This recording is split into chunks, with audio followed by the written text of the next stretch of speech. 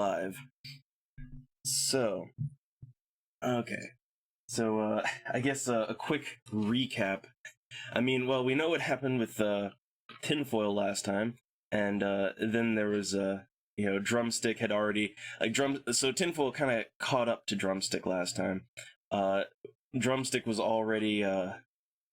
So I guess we'll just say where everything is right now. Both characters have kind of concluded their little story, and now they've pretty much been gathered together to have a little talk with Mr. Ellison and Mr. Palmer about this demon problem going on and how they are involved.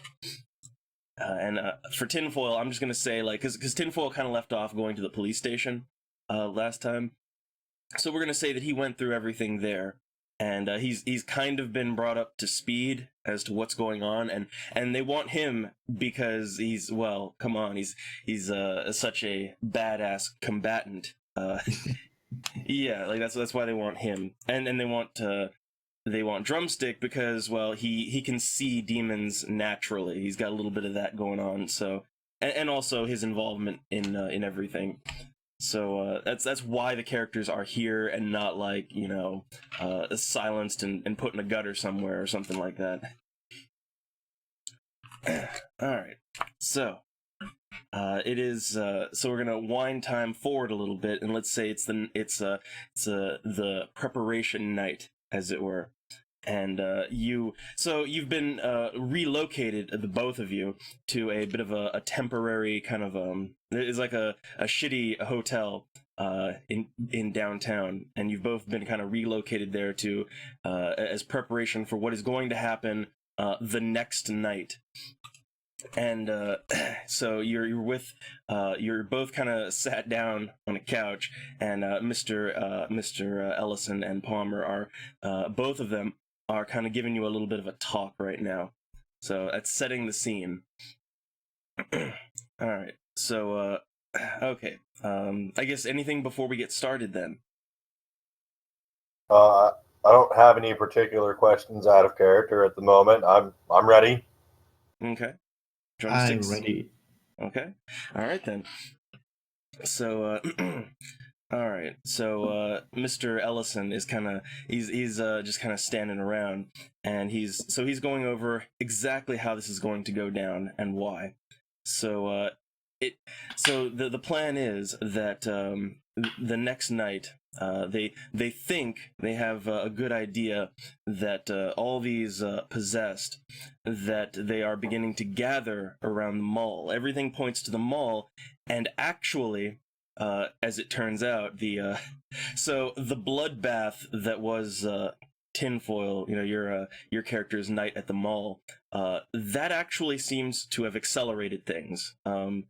The way that, I regret nothing. Yeah, so Mr. Ellison kind of explains that, like, the way this works is the demon that is trying to that John let out into hell, basically. It's trying to get here, and it needs desecrated ground in order to actually form a gate. And when Mr. Ashley went on that murder spree or self-defense spree in the mall, that helped to desecrate the grounds, all the violence. So yeah, good job. Yeah, so but they have a good idea that's going to be, they're probably going to make a move the next night, and they are ready. So they've got a plan, and they're going to offer you some assistance and equipment from corporate headquarters. They've got a whole team. They have a whole team ready to go, and they even have Mr. Palmer, who is the resident expert on demonology. He is going to he's got a ritual prepared to put an end to this, and it's all going to go down the next night. And he's asking, like, do you have any questions? I do. All right. If you have all these resources and a team to offer, I mean, I understand why this John fellow's here. He started this whole, whatever you want to call it, whatever you have been calling it. but I was just at my job. Well, Mr. Ellison kind of explains that they are just a little bit short-staffed because if you haven't noticed, the entire town is going to hell, and they're having to do a lot of damage control just all over the place. They need every good fighter they can get, and you have already been involved. You've shown that you are quite capable of handling these things, and you aren't possessed too. You managed to not get possessed, so you have that going for you. Okay, I'm comfortable with that. You answered my question. Yeah, because and I guess okay, like real quick, like out of character, I'll kind of explain. It's like so like the vampires, they've got their ghouls, right? But ghouls, because of the nature of their addiction and all that, they're kind of prone to things like possession. So yeah. Imagine that. Yeah. But anyway, so yeah, they kind of break this down, they explain it all, and it seems like they've got a good handle on it too. They're even gonna help to trick you out. So, all right. I guess the only other thing is before they conclude. So I'll ask you. Okay, do you want to try to, I don't know, persuade, negotiate anything, or Well, they're just going to give us gear and equipment, correct? I mean, yeah, not but I full mean candy like store, of course, but we can no, I ask mean for some like things. yeah, like you want to negotiate some kind of after payment or something, I don't know if you want to try your luck on that.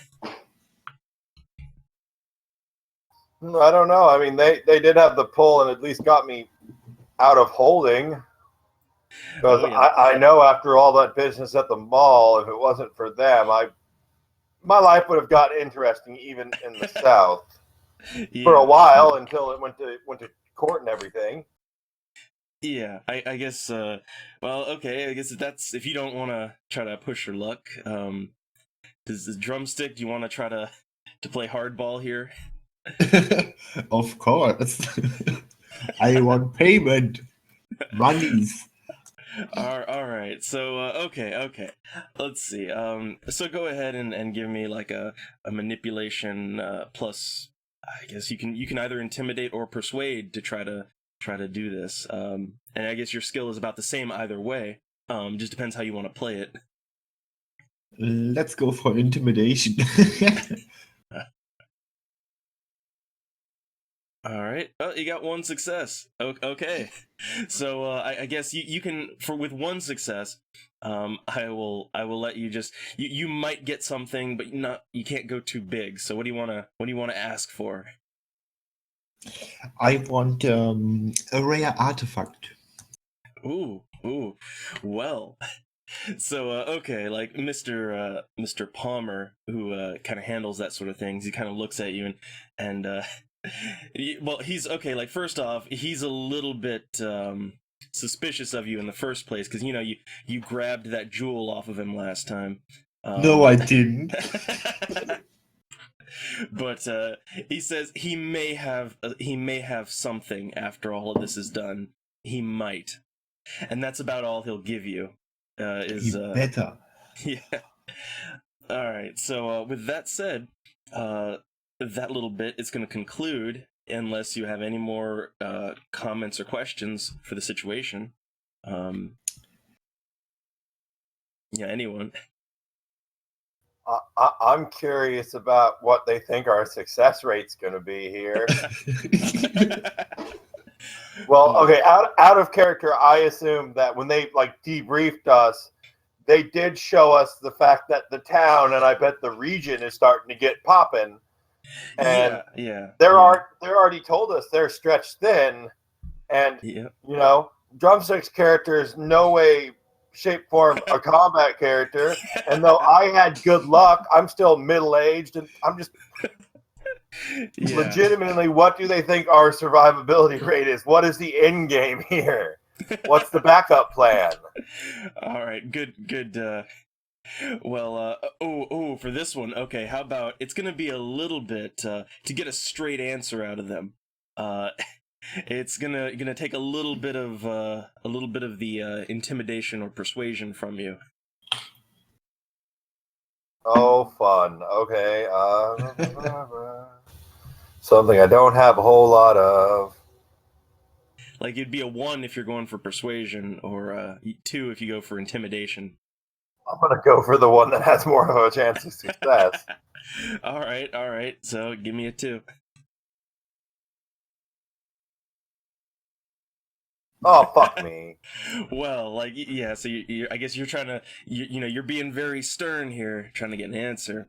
And Mr. Ellison just kind of looks at you and says, well, the reason that, one of the reasons that you're going to be coming along is that you are, in fact, just a bit expendable if we're going to be honest.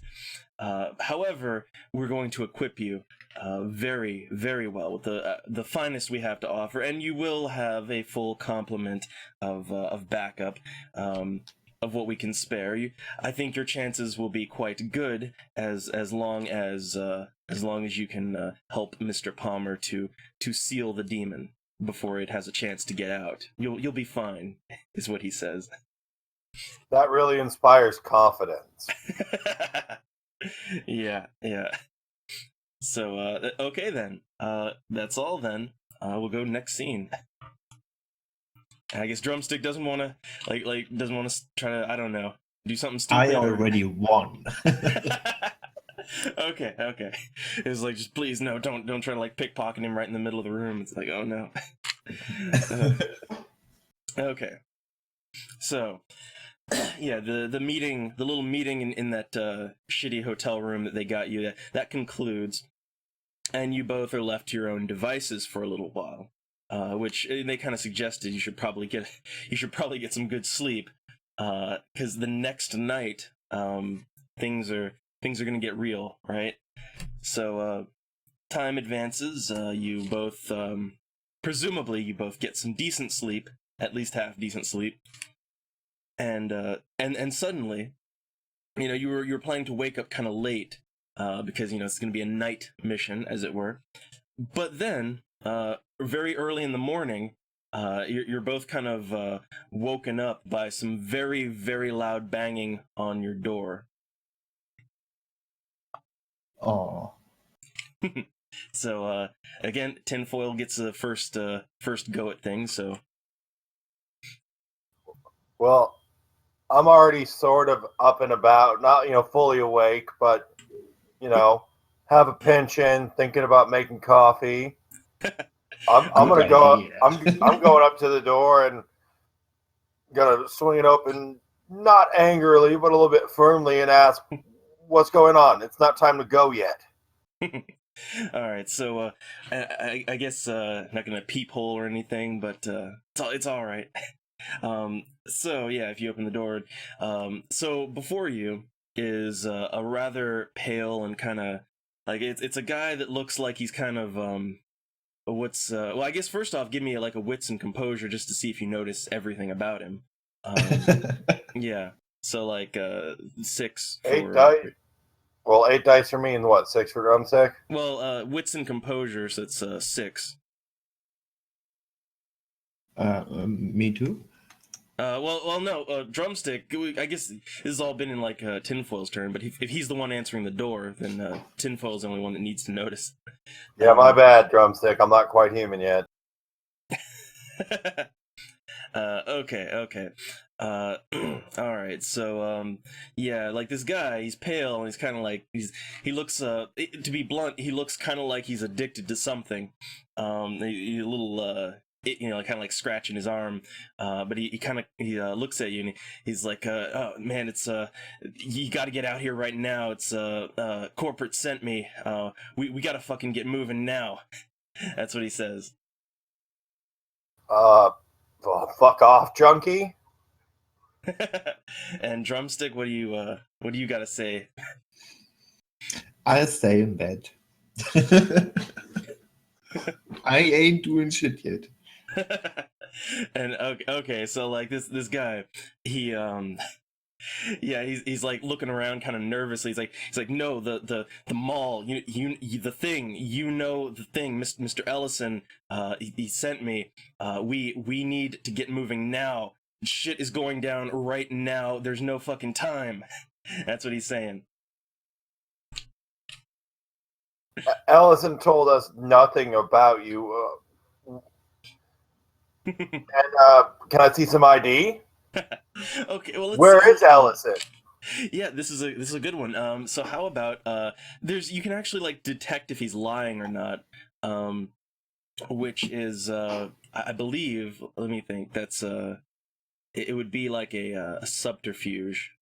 Yeah, it's like to detect the subterfuge, like wits plus subterfuge, and I think your tinfoil, your character's skill in that is the highest. So Yeah, that would be 5. I'm yeah. gonna see if he's lying. I think he's fucking lying. All right, all right.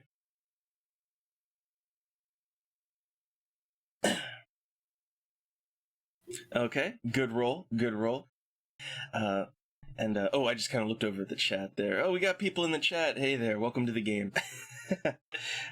Okay. So you look at this guy, and he does seem like, I mean, he seems like he's strung out, definitely. But he also seems to be very sincere in what he's saying. He seems like he might just be a little afraid even of consequences if you don't, like, follow along. So he does seem genuine.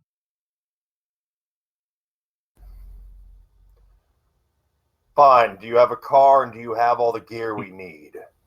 All right, yeah, he kind of like motions, down the hall. He's like, yeah, I got a van outside. It's I even got there's someone you got to talk to too. But we need to get out of here now. Like the mall is gonna get fucking burned to the ground if we don't move on this right now. Give me and John 90 seconds. We will be down. All right. So yeah, so okay, drumstick. I guess it's time to prepare and get moving then. Well, I get Mr. Ellison number from last time. I guess I could call him and ask if this guy is for real. Oh, good thinking there. Although, it's gonna, I guess, I don't know, Tinfoil, do you have any objections to that? Because it's gonna take time to, use the phone and call him. I'm gonna say just roll with it. I mean, he didn't seem to be lying. All right, well, Tinfoil. Okay. Well, I mean, we can actually we can to see if your character does it or not. Like, we can actually do like a contested roll to see if Tinfoil's character can convince John to just go instead of calling if you want. I'm okay with that. I'll do that. Yeah. All right. So, okay, then it would be like you'd be like kind of I guess use your intimidation there to just get him moving. So yeah, so okay, like Tinfoil, go ahead and manipulation intimidation roll too.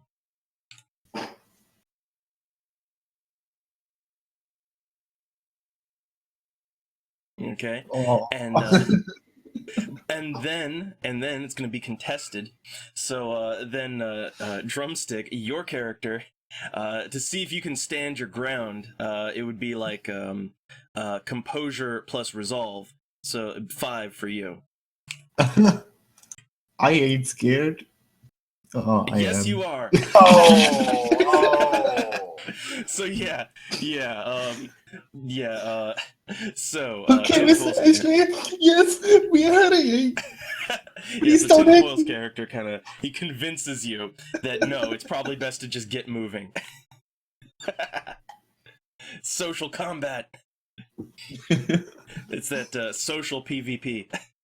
All right, so okay, I guess you both kind of get moving and you follow this guy, and so outside, and this guy he's putting his hand up to the light. He doesn't seem to like being outside a whole lot, or at least the sun kind of hurts his eyes a little.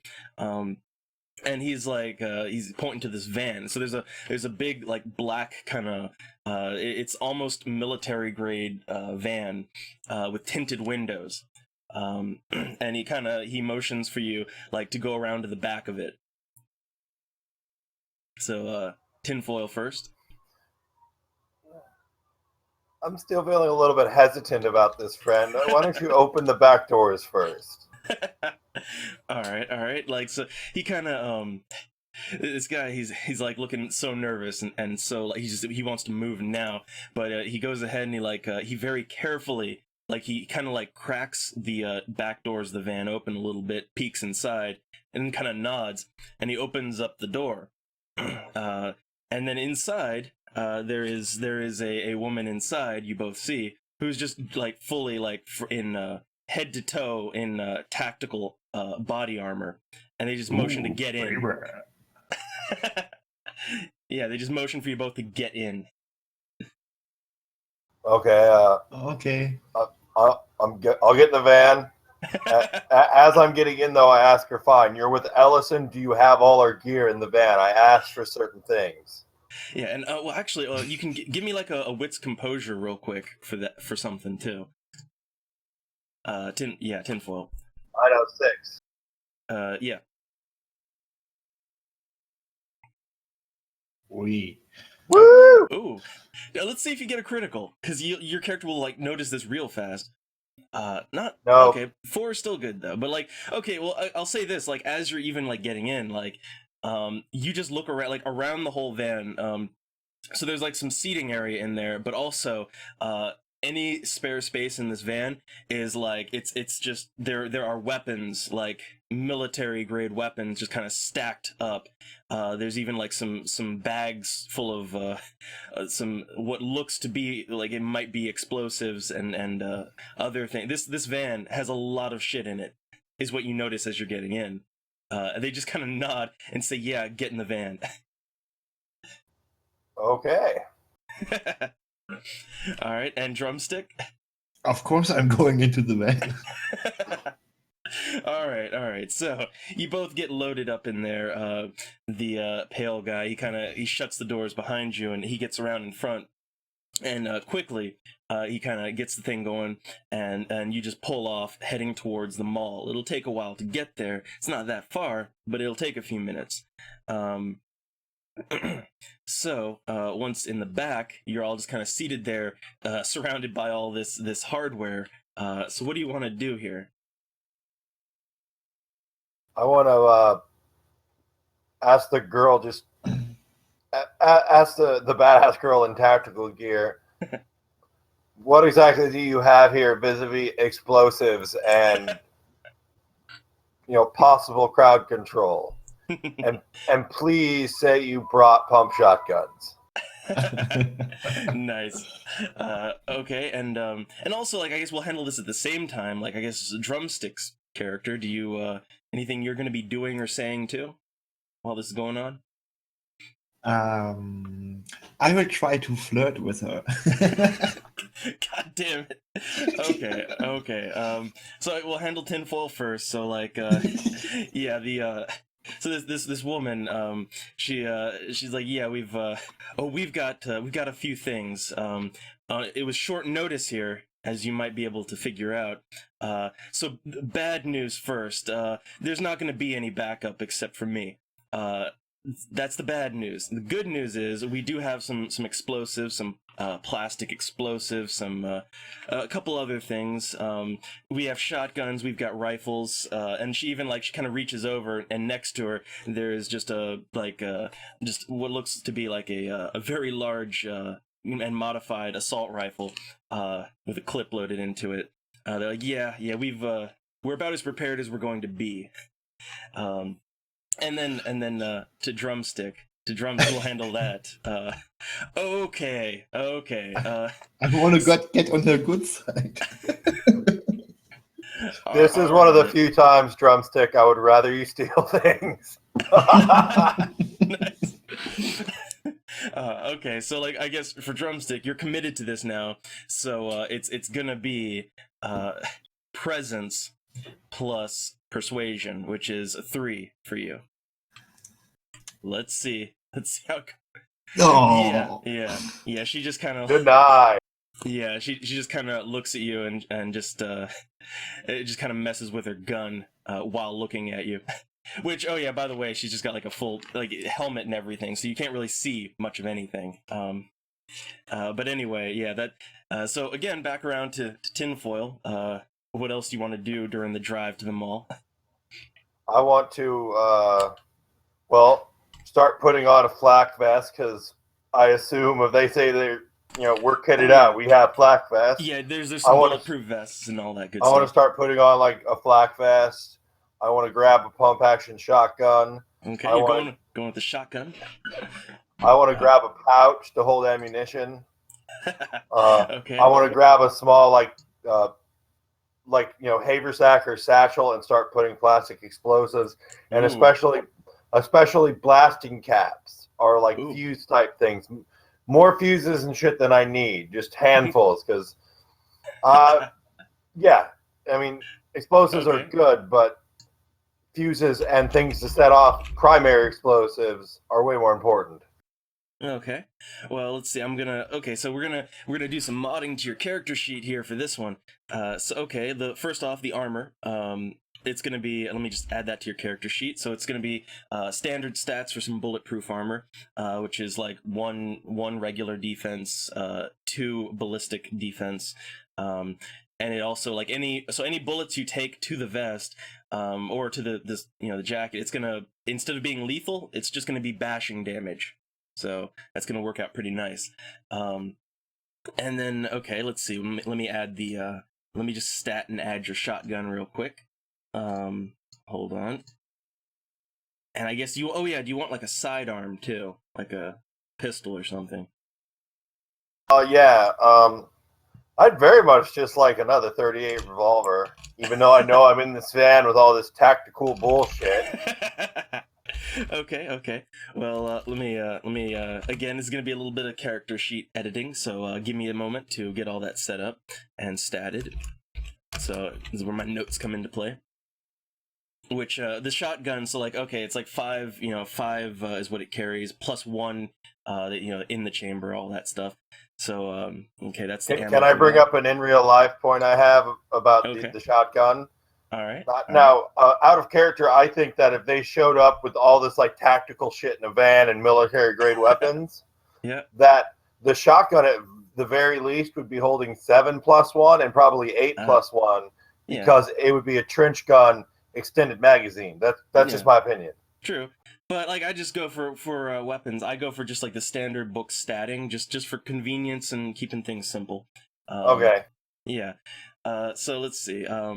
And I'm just kind of statting the damage on it. Which, oh yeah. Let me kind of make a note of this real quick. So okay, real quick. There's something about the shotgun. There's two little rules for the shotgun.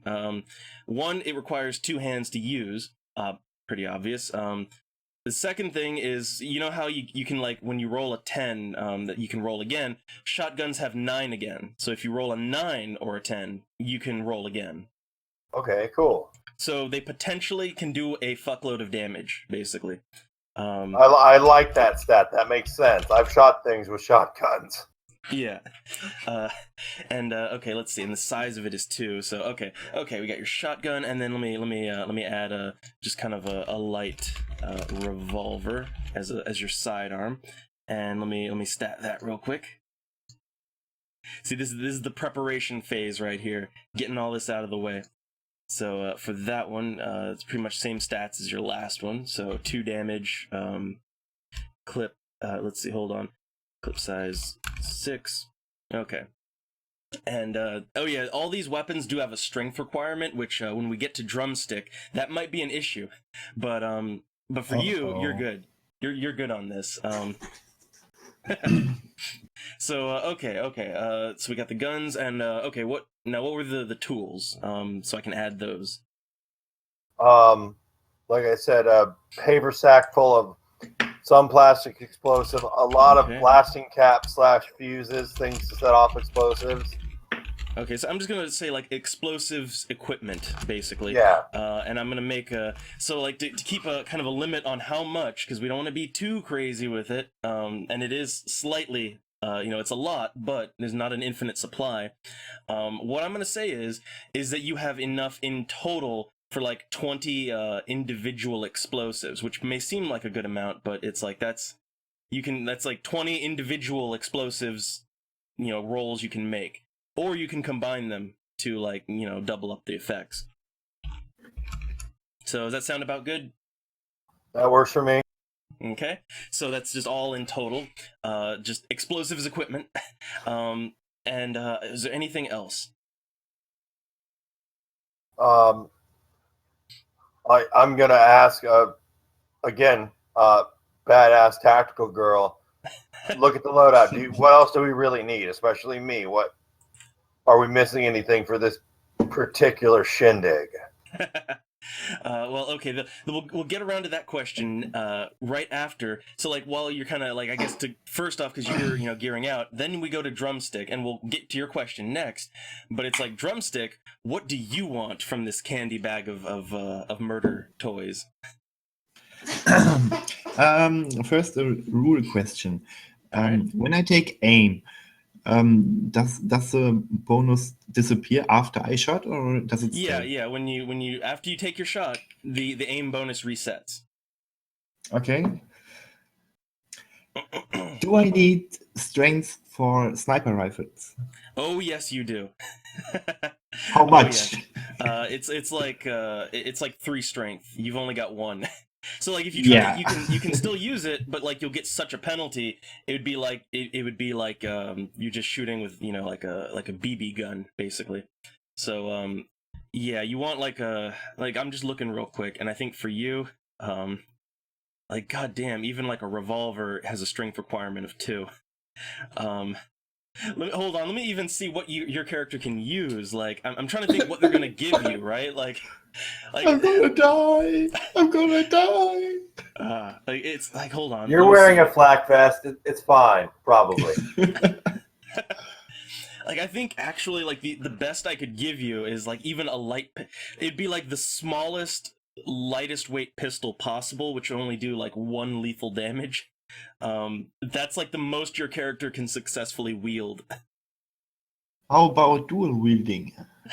That would have an even higher penalty. Damn it! Again, you're like you can't computer them to death, so it's like we're in a weird situation with your character here. But are you sure he can't bring a Commodore 64 with him and just throw it at people? I'd watch that. Man. So okay, like I guess the best we could really do for you. So I guess you're gonna ask for a weapon is what your character is gonna be doing, right? I would like a pistol and ammunition. And hand grenades, lots of hand grenades. I bet I can use them. Yeah, well, you can try to throw them. Okay. So yeah, she kind of looks at you, looks you up and down, and they just kind of like reach into a sack, and they hand you a very, very tiny like snub nose pistol. And it's like the tiny little lightweight thing, and this is about they kind of say this seems about your size. So let me go ahead and add that onto your character sheet here. It's a very light pistol, the lightest I can give you. So let's see, 17, but it has good lots of ammo in it. So 17 plus 1, and let's see. So the damage though, the damage is gonna only be like around. Well, actually, because of plot reasons, which I'll get to in a minute, I'll give you 2 damage on it. So that's like bare minimum. So okay, you got your weapon. Now your explosives. Okay, they hand you like kind of a sack. There's a like kind of, you can kind of drape it on yourself, like, you know, you can strap it to yourself like a kind of a sack to carry these things. And there's about like 20 again like 20 grenades, which you can and they're like fragmentation grenades. Let me just add that there, 20. Now, okay, like mechanically speaking, I'm gonna tell you. So, like, in order to throw those, you're gonna have to make like a dexterity plus athletics to just throw them, right? So for you, it's like a 3, and these things are explosive, okay? So you got to be careful with that. Okay. How about sharp, edgy weapons like swords, knives, daggers? Well, you actually like on your character sheet, you already have a knife actually. Yes. How about a bigger knife? Again, strength is the issue here. Strength is the issue. Damn it! I'll take a bulletproof vest and I'm ready. Okay. So we'll just and your character. Oh yeah, your character already had some padded hunting clothing, which I'll just replace that with the. You don't need the camo here. It's not really gonna do a whole lot of good here. So let me just add the bulletproof, which again, the handy thing is, lethal damage is just bashing damage as long as they don't shoot you in the head. Yeah.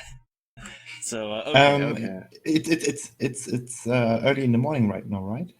Yeah, it's after 8 o'clock in the morning. It was kind of when you got pulled out of your apartment. Oh, okay. So is that? I'm good. Okay. All right. And oh yeah, just as a reminder, like you still have like your lighter and your multi-tool. Good. Okay. So to get back around to tinfoil, and which like all that distracted me. So again, what was your thing, tinfoil? Which one here? So like your question last time, I know I got distracted. I'm asking her, since you're obviously more well versed in dealing with these type of threats, should I add anything to my loadout? This is a little bit outside of my wheelhouse. All right. Well, they kind of so they pull out a big crate, like just a giant just a giant crate, and they pop it open, and it's full of bullets of various kinds. But they kind of like they hold one up, and they say these things. So I've been told these things. They're just what we need for this specific kind of threat. It should deal with the problem a little more permanently than what you're used to. So it's apparently a special kind of bullet. Okay, that does answer my question. Start loading up all my gear and my pouches with the bullets. Okay, and so let's now. I guess it comes down to okay, like both of you, like I guess how much extra. So like we'll say like how much you can, because with what you're already carrying, what you can comfortably also carry.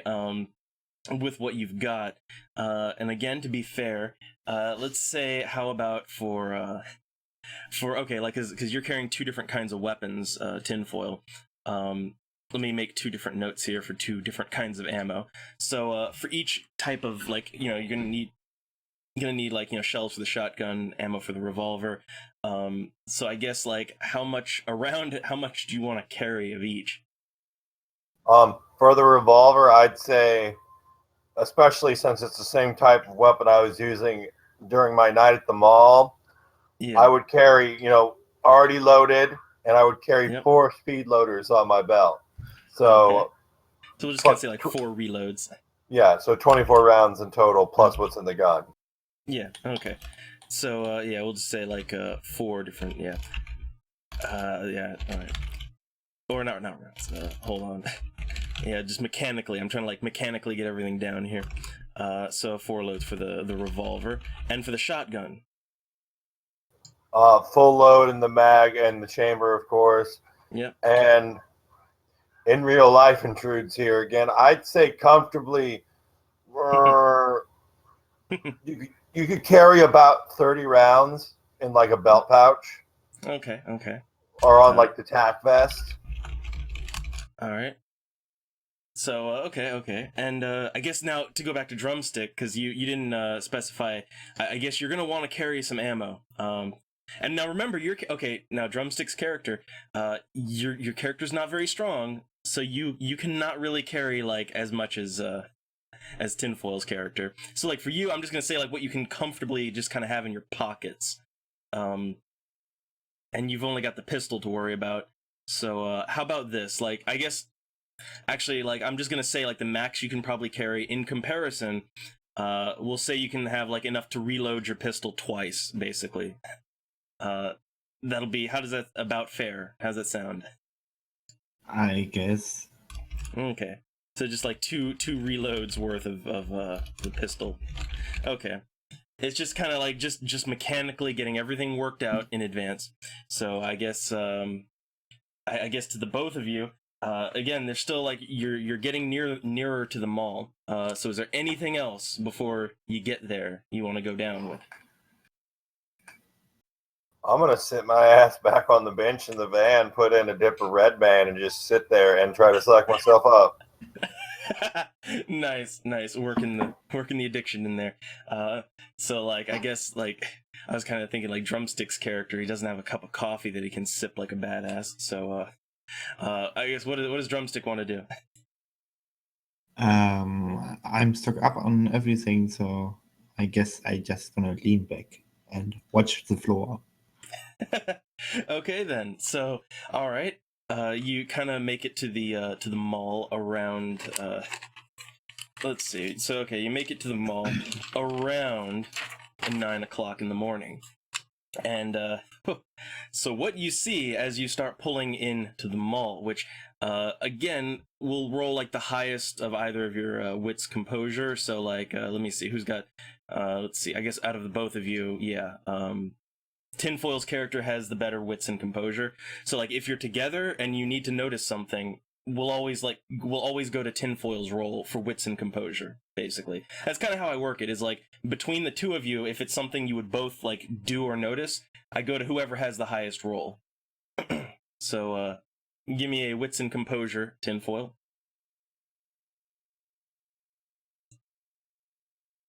Okay. So as you both pull into the mall, what you're noticing is and again, like this van, you can kind of see like out the front window, which is tinted, but you can still see that so the mall, it looks a little different than the last time you were here, Tinfoil. And of course Drumstick's never even seen it, but like the mall, like there's smoke coming from it. There are like just wrecked cars all over the parking lot. The gas station is just a mess. And so like there's it does not look good. There's also possibly like there's even I guess with a 3 you'll even notice there's even like a car just ran through the side of the mall, just through the wall. And there are people everywhere. Like there are just tons of people just out in the parking lot. That's what you notice as you start pulling up in there. I'm gonna tell the driver guy bang on the partition to do a loop first and see if there's as many people around the back. I still have my key ring. I can get us in a lot easier with less friction than just going in through the front. Okay, well that is actually smart too. And I guess you will kind of like do some rolls to see if you can get like a head count as you go around. But I guess Drumstick, I mean, while that's going on, do you have anything you want to do there or contribute to it, or? I guess not. Okay. Well, all right, and I did forget to add. So like, okay, I actually already added this to Tinfoil's character sheet. So I gave him like in advance. This would have been like given to him in the preparation. I kind of forgot it. You know, like that little red jewel thing that Drumstick stole. You were given that. So like Tinfoil, you've got the little jewel thing, so you can see these things now. Kind of like now I'm useless. Yeah. Well, you got some. No, you already have the power because you got butt touched by demons. It's fine. Yeah, and possibly other things too. Like there's some possible other plot things with Drumstick's character. But okay. Tentacles? So anyway. Oh no. But okay, so we'll say like the driver kind of like nods and he's like so he's gonna drive around the whole thing, and now while he's doing that, like again, wits composure between the both of you, like Tinfoil's is the highest, so give me a 6, and we'll see, like this is like to get a head count as you're going around the mall. Okay, roll again. Okay. Okay, like as your moderate success. So as you're like driving, as you're being driven around, and you're kind of like leaning up to like take a look out the front and see what's going on. So you can see that the front parking lot is a complete fucking mess. There is so yeah, like not only those glass doors at the front. I mean they're all just completely destroyed. but like there's a car just that has been there's a car like half sticking out the wall, like one section of the wall has just been completely busted down. There's smoke coming out of the mall, out of the roof and everything. There's these people, so there are no less than about like 50 people just milling around in the front. But there's also more. There's more like kind of just off to their own. Just they seem to just be kind of like wandering around the side of the building. There's about like 15 on each side of the building.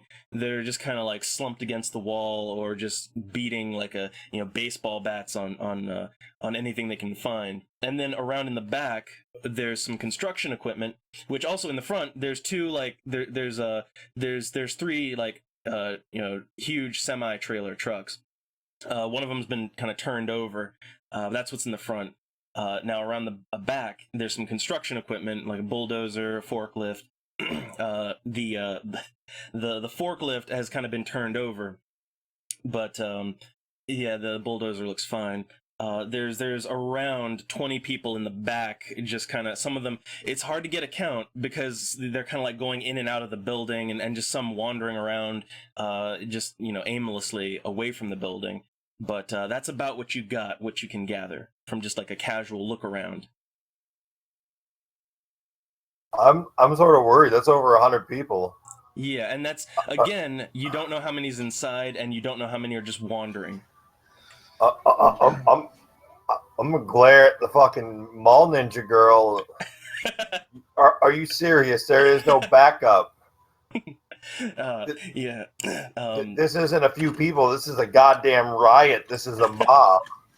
Yeah, they just kind of and also I guess to get even a more straight answer, you can again use your for this you'd probably want to use your intimidation.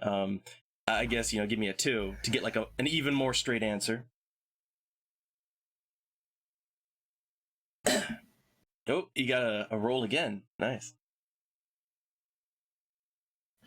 Okay, well, you got enough. So they just kind of look out the window and then at you, and they say that well, this was unexpected. We were looking to move tonight, which they had a whole plan, but as circumstances permit, this is all they've got, and this needs to be done. Like this is not this is something they can't hold off. It needs to be done now.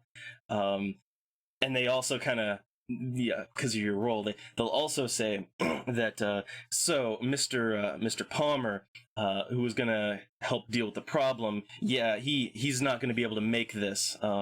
So I'm gonna have to do what he was gonna do. I've kind of been instructed on what to do. They kind of like they have like there's like a big satchel that they've kind of got like next to them. They say I got everything I need, so we're gonna make this work. That's what they got to say. Truly confidence-inspiring, miss. Yeah. And Drumstick, I guess anything to add before everything goes down? I would like to recommend the bulldozer to break in the mall and maybe kill at least some of the possessed. Ooh. So well, this is the planning phase now. So it's like, so Drumstick wants to use the bulldozer. So what do you think, Tinfoil? I don't really think we should lead with the bulldozer there, John. So I guess like it's at this point, between the two of you, you kind of got to figure something out, like how you want to go about this. I guess that's where we're at now. Over 100 people. Again, I have another question for Mall Ninja Girl. All right. What kind of collateral damage is acceptable and will your corporation cover up? Because shit may get real serious here. Well, so they just kind of, they just look out there and they say, well, if we don't do this, the entire mall is not going to be here, and probably most of this city is not going to be here. So we can do whatever the hell we need to do. This is going to be kept under wraps. That's what they have to say. Okay. I mean, you do bring up a good point there, but So I guess like mechanically, they're working to cover things up, and you can like I mean look, the shit has gone down so hard, like it's basically like I guess like out of character, like this would all be like chalked up to some kind of I don't know, mass panic, riot, I don't know, swamp gas, some kind of excuse, right? So you've got carte blanche to do what you want. okay. The bulldozer idea isn't bad. Now, and again, I guess if you're thinking about vehicles, like there's other vehicles too, but I'll let you think. This is true, but I've already noticed the forklift is rolled over, and the two semis are one of them's rolled over in the front. The other one is there's even more people out fucking front. Yeah. What other kind of construction equipment is there other than a bulldozer and the forklift? Well, okay, go ahead and wits and composure to see what you see.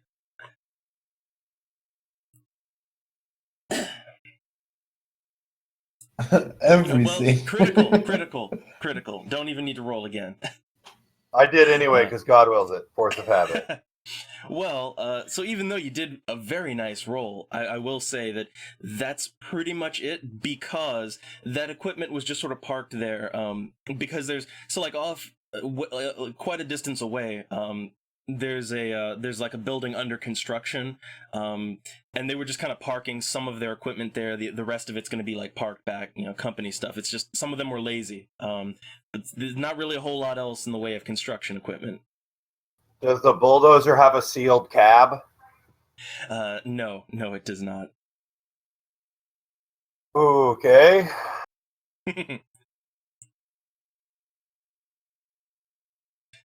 this is the hard part.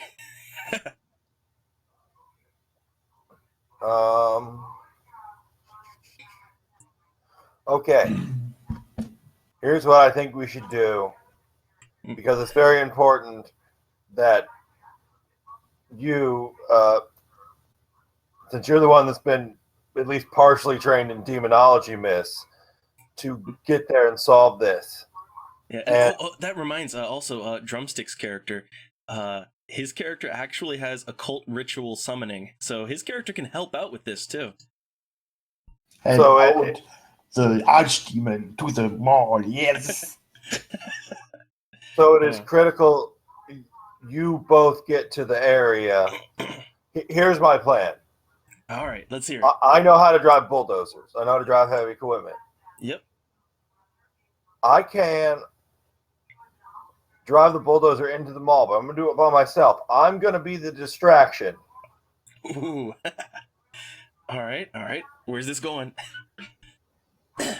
Well, I also have to ask Mall Ninja Girl, where do you want me to put the bulldozer to most distract the mob of people so you think you can get in and get where you need to go? All right. Well, they say that so from all reports, it would seem that they're gonna. So okay, in the middle of the mall, there's like a fountain in the food court, which I don't think you really got into when you were in the mall. But so okay, it seems like what's gonna happen is they're probably going to be doing whatever they're doing around that fountain right in the middle of the mall. That's probably what's going to be happening. So that's where you need to get to, is right in the middle. Okay. I mean, okay, here's what I'm thinking. Since we're at the back, the minute I drive into the back of the building with the bulldozer, yep, every head, every eye is going to be on me. Even the ones from the front are going to start streaming towards me. Oh, yeah. Give it a few moments, and when everyone is all focused on me, I want you all to drive around to the front, because things will be thinner there. Ooh, and also there's like just a hole in the wall because that one car, so... Yeah. Use your all's discretion on that. All right. I like where this is going. Give it a few moments, and I will get to you. Don't worry about me. I will get to you. Oh, I had not thought of this. This is going to be interesting. Oh god, this is gonna be interesting. That's my plan. That's like the best we can do with what we have here. All right. Well, yeah, the mall ninja girl will just kind of go with what you say, and it is important that they get there. So then it comes down to Drumstick. Is he okay with this plan? Because you're kind of the muscle, and you're just gonna send him in. I guess I'm okay with that. All right then.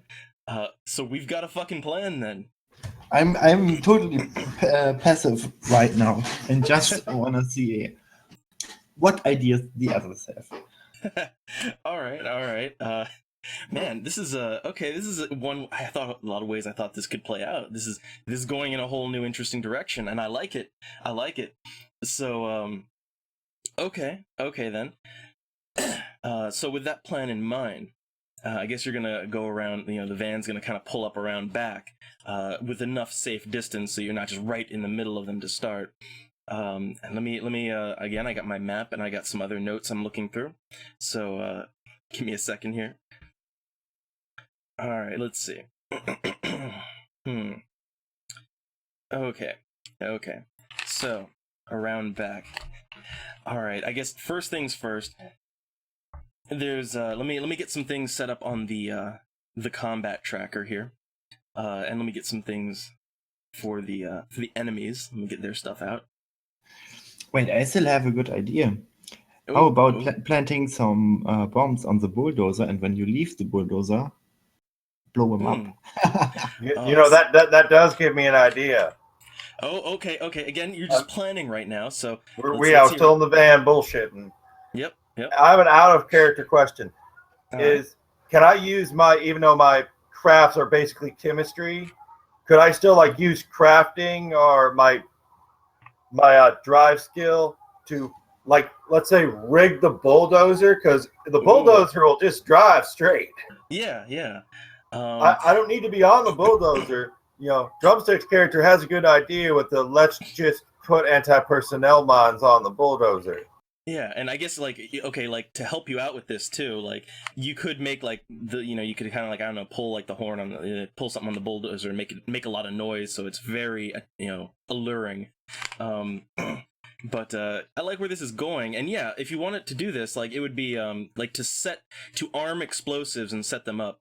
That's your wits plus crafting skill, plus equipment, which I guess I'll give you a +1 for all the shit you've got. And then you can willpower it or not if you want, but it's that would be to set everything up right with the bulldozer. Okay, and that I like that idea, because also in character I can notice John being a little bit, let's say, peakish. Yeah, to think about it in character, Drumstick's character, oh my god, is he in over his head? He's he's probably kind of yeah. And frankly, I'm not confident. I know the layout of the mall. I mean, yeah, I'm confident that they will make it most of the way, but I'm not super confident I'll get to them, because we still don't know how many people are inside the mall. Yeah, that's kind of, because see, I was already with your plan. I was kind of worrying, because I was man, you're half the muscle here, basically. So if you get, if you're all alone and oh my god, and also as an out of character thing here, if Drumstick's character alone with the companion character who has a tendency to freak out, that could go badly. Random number Jesus will look out for him. It's fine. His divine dice. Yeah. So it'd be with composure and what else? Because I'll roll to start crafting the bulldozer for bombs and to be rigged so I can just turn it on, drop a brick on the 2 pedals and it'll drive right towards the fucking mall. All right. Well, okay. So for you, out of character, mechanically, a mechanical breakdown of this. So once you're actually at the bulldozer, that's wits plus crafting, and your chemistry would play into that, so that'd be a 7, pretty decent roll on its own. Then plus the bonus, so 8. So that'd be an 8 roll. So I think you'd be pretty good once you get to the bulldozer, unless your dice really fuck up. And then, but here's the issue. So mechanically speaking, to do what you want to do, you have to like, so you basically have to get to it. All right, that's kind of the issue. And then it comes down to like, it would come down to how well they notice you, and like how they react to you, and then you might have to fight your way to it, possibly, or just run like straight, like run it. I guess you'd have to decide how you want to play that. But like that's, mechanically speaking, that's how things would go down. Okay. So if you're committed to this course of action, if everyone is good with this, and that's what you want to do, we'll start playing it out. I think rigging the I'm good with this. Rigging the bulldozer dead man hand into the mall with explosives on it will give everyone a chance to mob in through the front, or we can go in through the side by the car. All right. So okay, let me just get some things set up on the combat tracker here, and Drumstick, anything Drumstick has to add or protest, now's the time while I'm messing with the stats. Well, it's my idea. Why should I protest against it? Well, just okay then. I guess, and I guess also it comes down to what Drumstick wants to do. To like Tinfoil's got a plan here, and the companion character will help them carry through with that because they're kind of the muscle for this. So I guess then it comes down to like what Drumstick's gonna want to be doing while that's going on. But like I don't know if he's just gonna like stay in the van, or. So yeah, I stay in the van. Okay, I didn't know if you want to like provide some cover fire for him or anything. Yes. Let's do that. Okay. All right. So okay. I guess I got a vague picture of how this is gonna go down. So let me just give me a second to put some things on the combat tracker, get some stats up, and oh god, I have to think about all this. All right. Let's see. Let me get my things on here.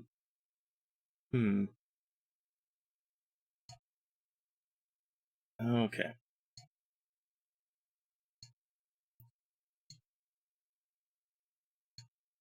All right.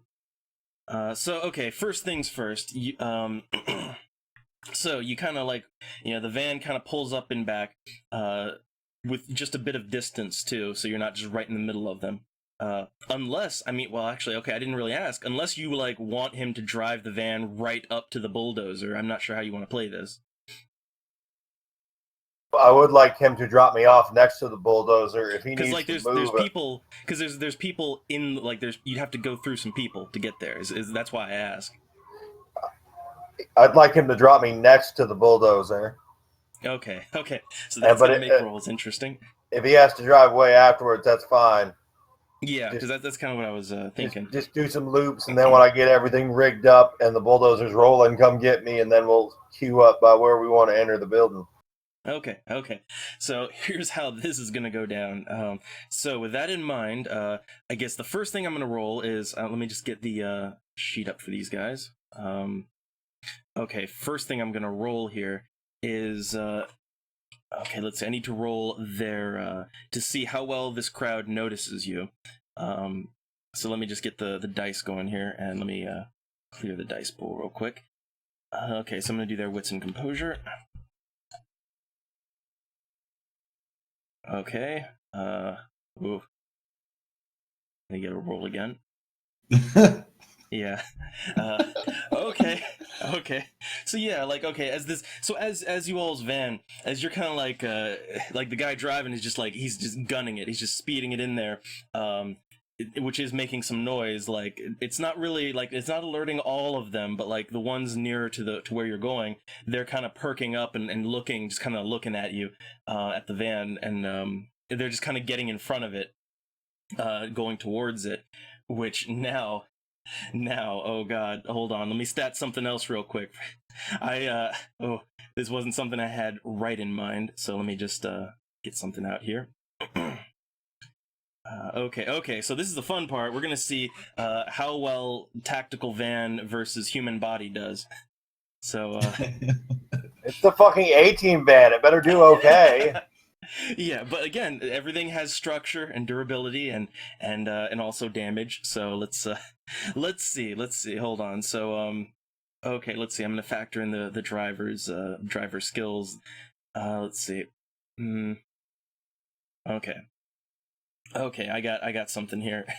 So I'm gonna do a simplified roll here.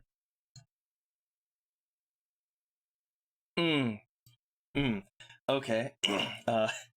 So okay, here's how it goes down. So this guy driving, he's going real fast. He's kind of swerving too. Again, he seems a little strung out. So the van is just kind of like, it's just like fishtailing, and you also hear some thumping as you're just kind of like slamming into these bodies.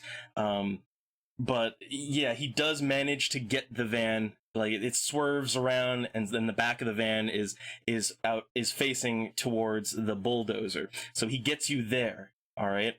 So now it's up to you. I guess. So at this point, we're gonna roll some initiative here, just a collective initiative. And again, I guess the only drumstick you're not gonna you're not gonna be getting out of the van. You're just gonna be doing cover fire, right? Yes, from inside the van.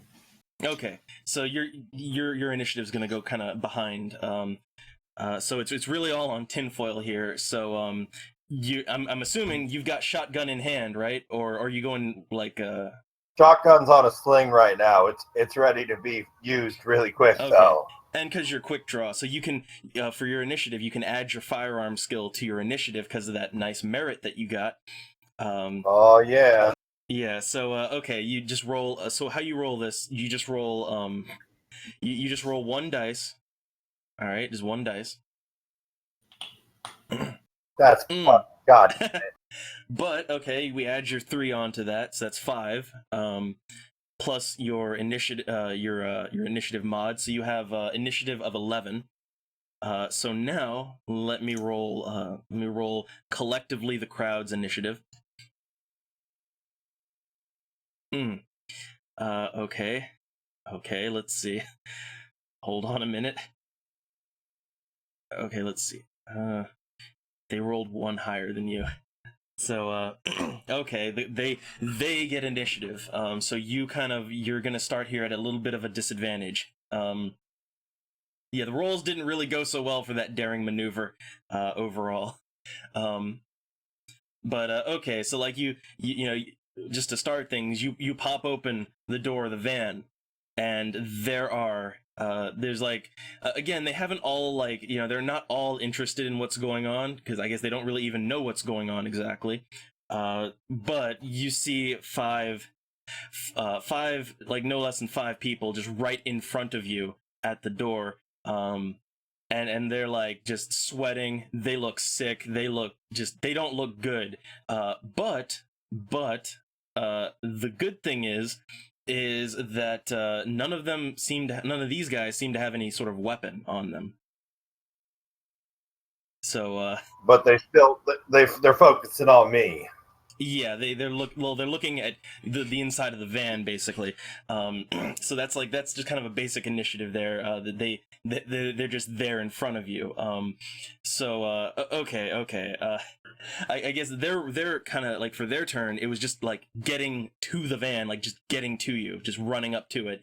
So I'll give you first turn. So again, like, it's how the order's gonna go here is which also, let me the companion character, I forgot, companion character has to make a roll too. So like, okay, drumstick's character is gonna go like the last of the player characters, then the enemies, but let's see if you or the companion goes first. Let's just see who gets action here. So let me roll for that.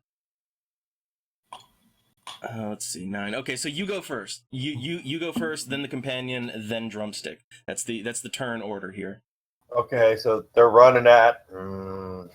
Yeah, like they're getting right up on the van. These 5 people. I'm gonna unsling my shotgun. Yeah, because you can do that in 1 turn. And no, yeah. Are they all about the same distance from me, or is there one in the lead, or? They're all kind of like as a group coming up to you. These are all in gameplay terms, these would be extras. They're all just like bum rushing the van together. So I'm just going to pick one at random and aim center mass. All right. Okay, well, let's see. So how I'm going to do this, actually, because the book has rules for like extras and collective combat, I'm just going to give them all like one collective pool, basically, because they're also all standing together. So okay. you're gonna go for it. So let me get your sheet up here, and let's see how this is gonna go down. So okay, it's gonna be your dexterity plus your firearms. It's 3 plus plus the shotgun, which is that's 3.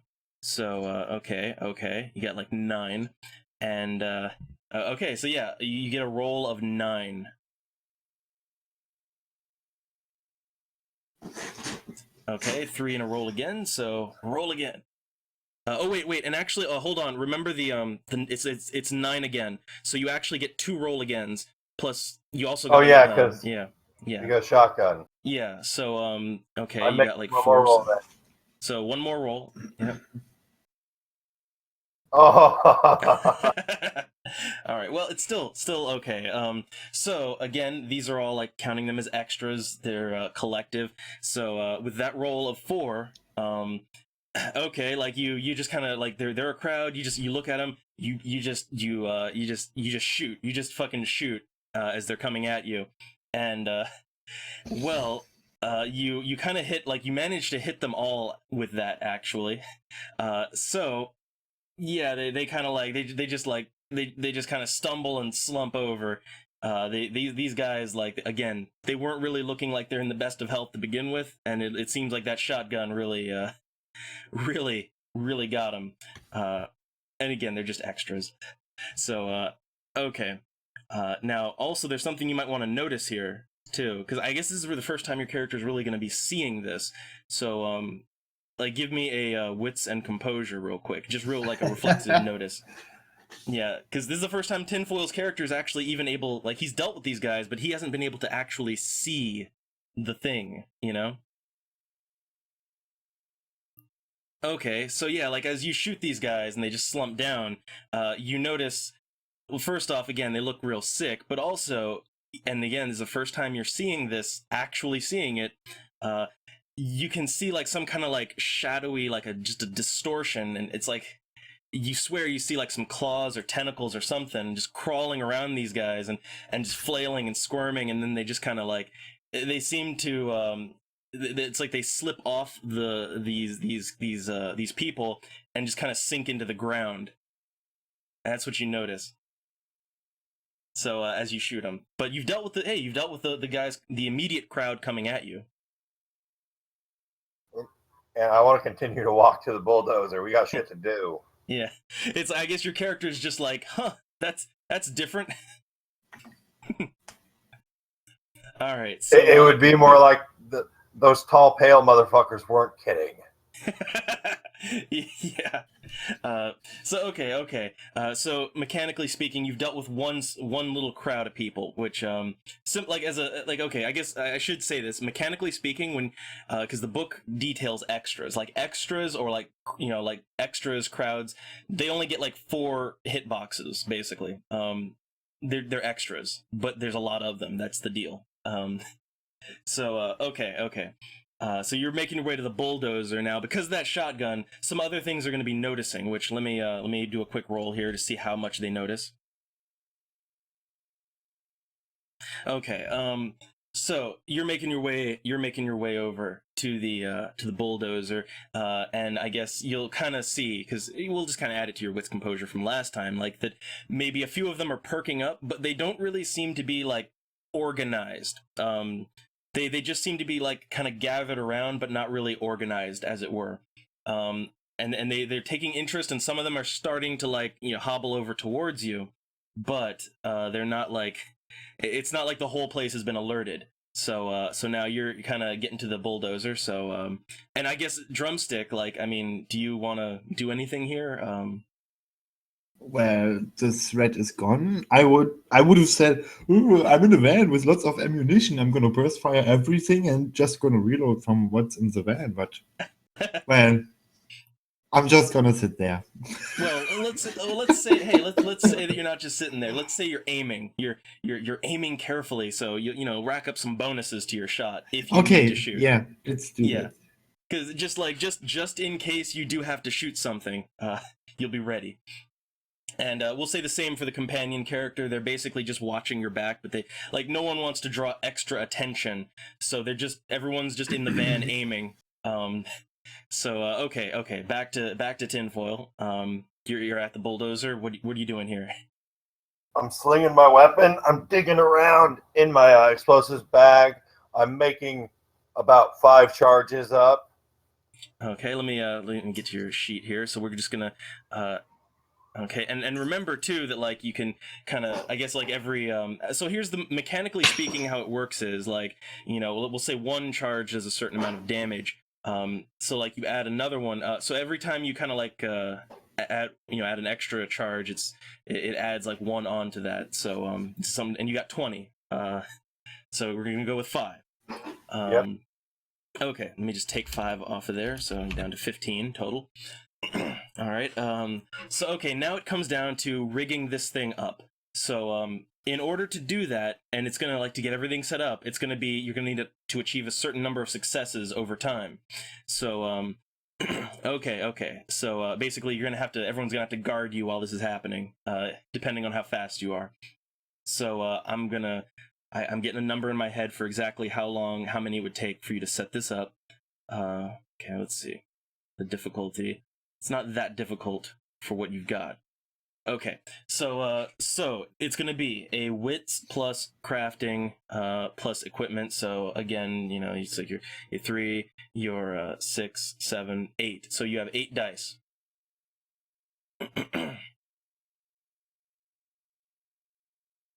Okay, you gotta roll again. Okay, so all right then. And let me just making some updates on the sheet here just for a few things. Okay, so with that, you got 3. So okay, you're kind of tampering around with this thing. You're getting everything ready. You're getting the explosives all rigged up. You know, wiring things as needed. And so it's going to take a little while for what you're doing. You think you've got a really good handle on this, but you're going to need a little bit more time. You know you're going to need more time. And again, as this is going on, the ones that have noticed you, another, let us say, 5, not moving as a crowd, but 5 individual possessed, they start kind of getting over to your way, and some of them do have like baseball bats and things like that. No guns, but they're starting to get towards you. So now combat's going to go again, and we'll use the same initiative roll as last time. Your action is just going to be rigging this up. All right. Okay. So now, again, it's going to go companion, then drumsticks character. That's how things are going to go here. So companion character, everyone back at the van. So yeah, okay, they're going to provide some covering fire while you're doing this. While you're rigging up these explosives, they see the guys coming at you, and they've got their they have their rifle. So what they're going to do is they're going to start burst firing. And they're going to try to hit like let's see, with a burst fire you can hit like they're going to go for like 2 targets. About the most they can probably do. So okay, let me calculate this damage here. Let's see, 3. Let me get their rolls here. Okay, 4. Okay, so they have a roll of 10. I'm thinking plus 3, so that's 13. They have a pretty good roll. Let's see. Okay. All right, with burst fire. Hold on. Okay, so let me do their roll. See, when we get into like big fights like this, the math. Okay, and some roll agains. At least it's all 10s. Yeah. Just get my sack of D10s out. So let's see, we got 3, got 5, and then another one. 6. Okay, so between trying to hit 2 targets. So okay. Well, actually, with that roll, okay, I've done the math. So the companion character, which you have, no one asked her name or anything, so you just know it as the badass mall chick. But But yeah, she starts just shooting at some of these guys approaching. She hits two of them just like with her rifle, and it's automatic. It just mows them down, just completely mows them down. But there's still three left. And again, they're getting closer. So now it goes to drumstick, and you've been aiming for 2 turns, so you get like a +2 if you're gonna shoot. How many bullets are in my weapon? All right, in your weapon, and hold on, let me just do a quick Okay, so in your weapon, you have 17 plus 1, so 18. You have 18 bullets in your weapon, and you've also got your grenades and all that too. The ammo is still in the van, and I could refill from inside the van, right? Yeah, you can totally reload and all that, but like you shouldn't have to just yet. I mean, because yours is not automatic. Just shoots 1 bullet at a time. But I can do burst fire? Yeah, oh yeah. Oh no, not with that weapon. Yours is only a pistol. You don't have any burst fire. For fuck's sake. Well, again, you don't have the strength for it. Like if you like, your character wouldn't even be able to lift an assault rifle. Oh, come on. In real life, I would have the strength to lift this stupid weapon, but... Yeah, but, well, it's more like your rolls. Like, you'd have such a penalty to it. It would be like, yeah, it'd be terrible. I guess I'm gonna try and shoot someone with a pistol. All right, you're gonna shoot one. Okay. It's like, I guess mostly you're just trying to you're doing cover fire here, and you have a +2 bonus. All right, because of the aiming. So with your weapon, so 2 is 4, 6, 7. So you actually have a roll of 7. It's a pretty good roll.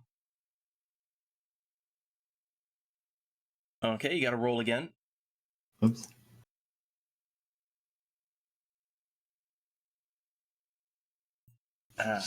Well, okay, so you do. Let me just mark off 2 lethal. Okay, so you start shooting, and you manage to hit one in the gut.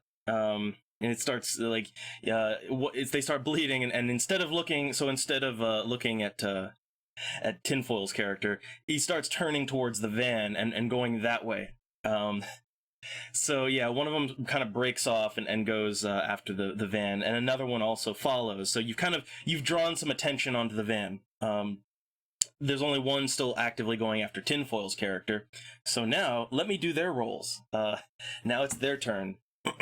But I think that was about as good as you could hope for with that. Thanks. You're being a good distraction. That's what's needed here. So okay. So the first one is the one you shot. He starts running towards the van, and again, this one, they have a baseball bat. That's what they're wielding. So their turn. They're gonna get up to the van, and they're going straight for you. And they're going for you with that bat. And now let me see exactly how this is gonna go down with the dice. I'm dead. You're fine. You're fine. Let's see. It's only bashing damage, and random number Jesus can love you. Yeah, and like bashing, it heals kind of automatically every 15 minutes. So it's not that bad. Okay. And let's see the roll again. So you always know you're in trouble when I say roll again on an NPC roll. Let me guess. He hits an eye out. No, not No, that I'm half blind. Great. No. So okay, this guy, like, and you've made him mad. All right. He starts running up to you, and he's like getting to the van, and he starts just swinging that bat around like crazy, just like beating on the side of the van, and one swing does manage to kind of to bat at you, to like, you know, kind of hit you in the side. It's not that bad, and your armor, which again, your armor is going to take some of this. So now we know what he's going to do. So how about your defense? Let's factor your defense into this real quick. With your armor, you've got a defense of 3. So let's roll your defense, and let's see if you can negate his roll. It's 3 dice? Yep. Okay. Well, actually, okay. Like, this guy's kind of flailing his bat, and yeah, he kind of hits you a little bit. But your armor, it pretty much takes all of it. Like you barely even feel it. That's some good armor right there. So yeah, nothing happens to your health there. You're good. And then okay, the other one. So the other one though, that you kind of attracted, that one was a little further away, and their turn is just going to be spent running to the van. So they're kind of catching up, and they're there now. But that was their turn. So now there's the one that was there's the one that was going after tinfoil. That one is going to be running up to tinfoil, and he has a so he's also got a bat, and let's see what he does here. And for this one, I'm going to factor in defense at the same time that that I do his roll. So let's see. Tinfoil's character's defense with the armor is like 4. So okay. Which, oh wow, that would only be okay. Let's see what this happens. See what happens here. Okay, so all total, this guy, so tinfoil, this guy, he runs up to your character, who's, you know, you're like rigging up these explosives to the bulldozer, and he's like, again, he's kind of like, I guess you're up on the bulldozer doing this, and this guy, like, he's just beating his bat against the bulldozer, and like one swing manages to kind of graze you a little bit, so you feel it, you feel a little bit, but it's just like a kind of like a hit maybe on your your leg or something. It's not terrible at all. So mechanically, just 1 point of bashing damage. So okay, that was that. Now it rolls back around to Tinfoil's character. So now it's your time. I'm still in process of rigging stuff up, though, aren't I? Yeah, well, I mean, I guess, do you want to keep doing that, or, I mean, do you want to, like, take your turn to instead, like, shoot the guy, or do you want to leave that up to Drumstick and the companion, and keep working? I know this, like, takes a while. Yeah, like, do you trust Drumstick? I'm gonna random number Jesus. I need to keep going. I need to get the bulldozer rigged up. All right. Your fate is in your companion's hands. So I guess keep on rolling, which was like 8. Well, let me think. It was 8. So give me that roll again.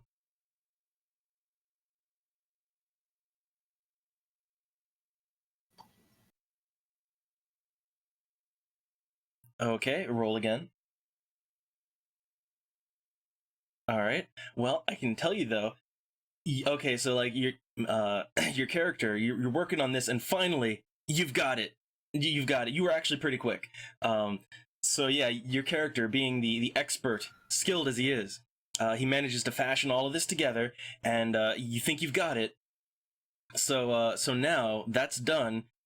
So you can move. You can do something and move now. No attacks, but like you can do something and move is what I'll let you do now. I need to fire up the bulldozer because I need to get it set up and pointed at the mall before I tie it off with a belt or a rope or something, just so it deadmans into the mall. Okay. Which all of that's also kind of counted along with your wits and crafting. So we'll say you've done all that, and now the only thing else your character can do is move.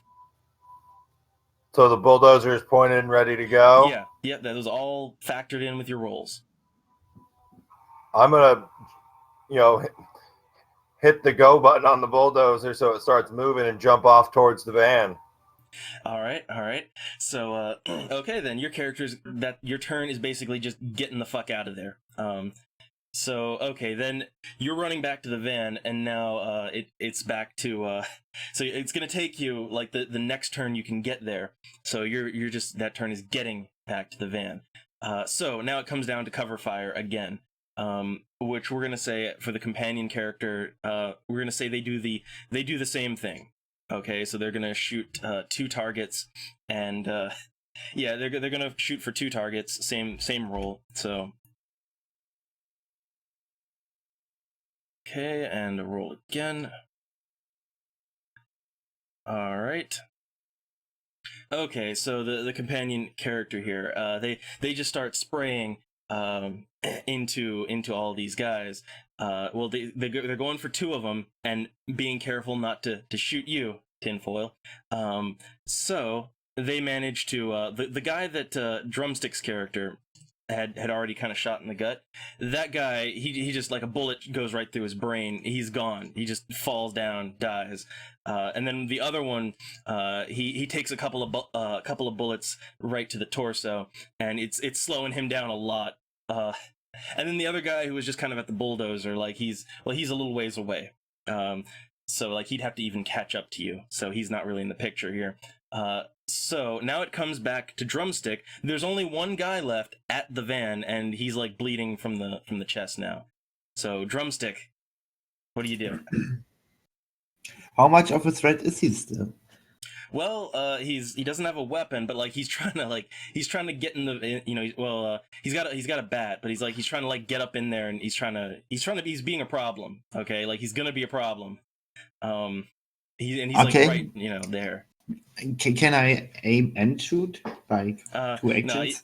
No, you gotta aiming is only kind of in advance, so you just want to go for a shot. Yeah.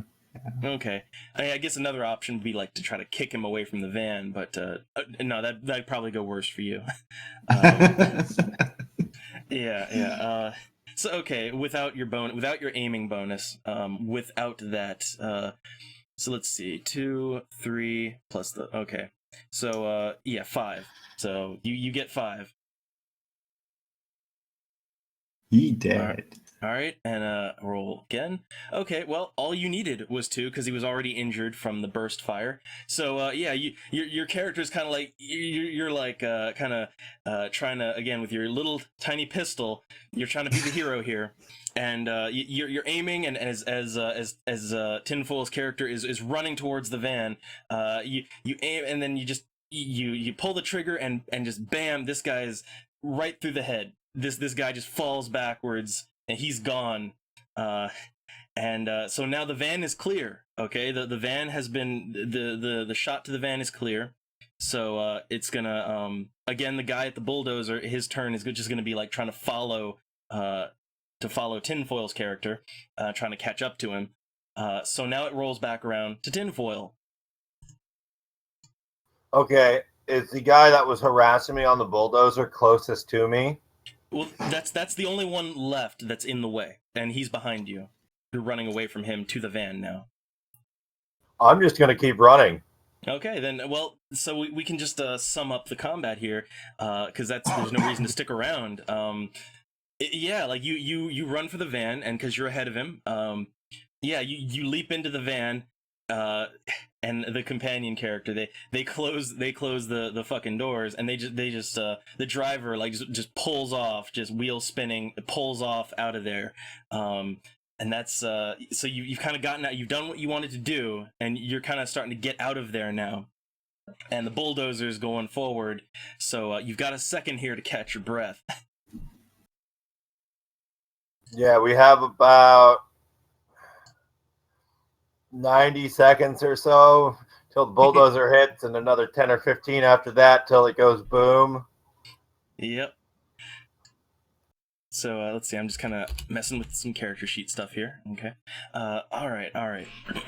So I guess at this point you're gonna be like, I guess you're all gonna go around to the front together now. Is how you want to play it. So the driver is gonna be working his way around to the front. While that's going on, I mean, and again, you're just waiting for things to go boom. I guess anything you want to do, say, etc.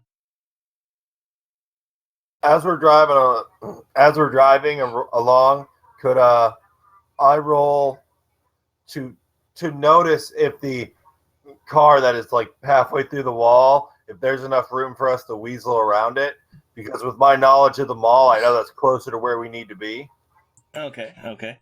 So we'll say that the van can get to the front before any explosion happens. So you're still at a safe distance, and again, no one's really like again, they don't seem all that organized. So we'll say wits composure, and let's see what all you can take in. So give me that wits composure.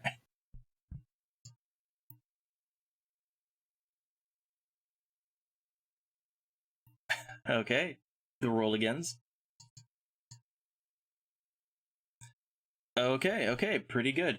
And also, I'm gonna say right now, so again, like time is advancing too while all this is going on. We'll even say, because I know it's gonna happen before combat. The 1 point of bashing damage that you took, it just heals naturally. It's not bad at all. So you're good. Everyone is like full health right now. And let me just make some notes here real quick. All right. So, okay, what you notice as you kind of get around to the front, and also, we'll say, because again, it's going to take a little bit to get there. So, you do hear a boom.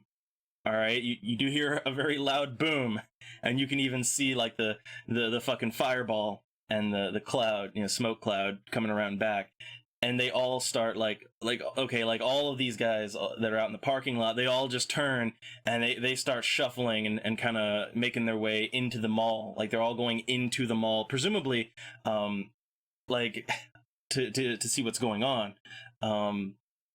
And what you do notice is the car that's like halfway through the wall of the mall, that it's knocked out enough of the bricks in the wall that there's enough space for everyone to kind of nudge through if you want to. Okay, and is my roll high enough to tell like what portion of the mall, like, did it go through and go into a store? Yeah. It went like, well, here's the thing. There's a lot of smoke. Like it seems like the inside of the mall is like filled with smoke. So yeah, like it's hard to see anything, but from where it is, and because your character knows the mall, so yeah, like your character knows these things, so your character's gonna guess that it probably went through a jewelry store. Like it would, I guess you No. can, like you can kind of guess that maybe like they were trying to steal some jewelry or something, and they thought it would be the best idea to ram through there and just go straight to it. Okay. A jewelry store. I say we try to go in that way. Just Okay. plus, So that is the plus game plan. once we get inside, the gate will still be down, so it gives us a minute to like listen and peep around with the gate up a little bit and see where all of the possessed are. Yeah. Okay. So we got a game plan. I guess Drumstick, do you have anything to add to the plan? I guess not. Okay then. I'm cool to roll with that. All right. So let me just look at my notes real quick, and I got my map too. I'm just getting everything all set up in my head here. Okay. Which okay, like I'm gonna tell you right now, mechanically speaking, so the mall is it's gonna be filled with smoke, so that's gonna some changes to the rolls. So basically, like anytime you want to aim, you're gonna get like a -1 penalty because of the smoke. But Okay. yeah, well, it makes sense, right? Yeah. But you're also gonna get a +1 bonus to your stealth, to any stealth rolls, and like anyone who's gonna notice anything, they're gonna get a -1 penalty to their wit's composure. So that just mechanically, that's what's gonna be happening. All right. So do with that what you will. But now let me story this out here. So okay. So and oh yeah, I guess are you gonna like try to wait till like everyone is kind of away from the front? You're gonna wait till they all like go inside. Yeah, I want to wait till it like thins out a little bit, and then we'll weasel in by the car and shit, and pop in through the jewelry store. Okay. So all right. So the van, the driver, he kind of pulls up there, close as he can get, and I guess it's time to get out now and get to get to that hole in the wall. So you're gonna be, getting out. Drumstick's gonna be getting out and all that. So I'm gonna say, like, as you're doing that, I'll say the companion character. Oh boy. So the companion character, and remember, it's daytime. So yeah, they are fully covered. Which I'll say mechanically, to anyone wondering this, because there's always like a point, like anyone I've ever had in like a game of Vampire, they always want to either try this or bring it up. Like they can go out in the daytime if they are 100% completely covered. That's the thing. Just anyone wondering. So okay, yeah, the companion character gets out, and they just like they're trying really hard not to look up. Like they're having, you can like you don't even need a roll. You notice they're having a hard time just being outside.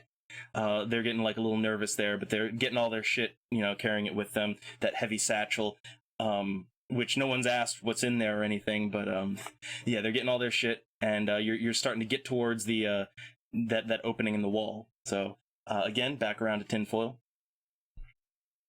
I get out of the van and like unsling my gun and cover everybody. And I'd suggest to her I'd like her to go in first, and she's the one with like the fucking goddamn assault rifle. Plus, John should be between me and her for safety. Yeah. So Of I guess course. like so even though like they're the they're kind of like the plot essential character, you're gonna send them in first. Got it. Okay. So yeah, they kind of they nod and they just they go forward ahead of you, and they're gonna be a little slowed down because of all the shit they're carrying, which is like just that huge satchel. So yeah, you get in.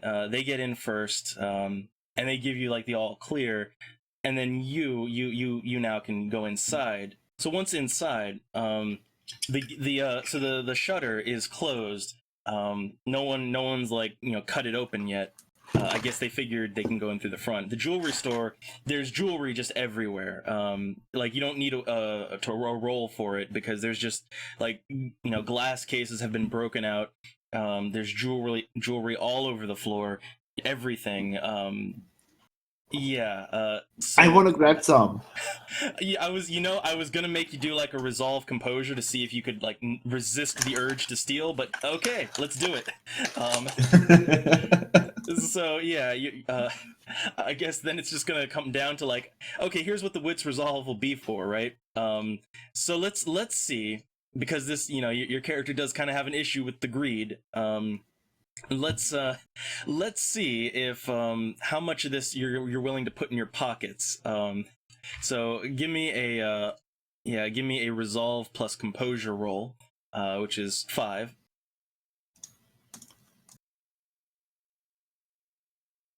Oi. Wow.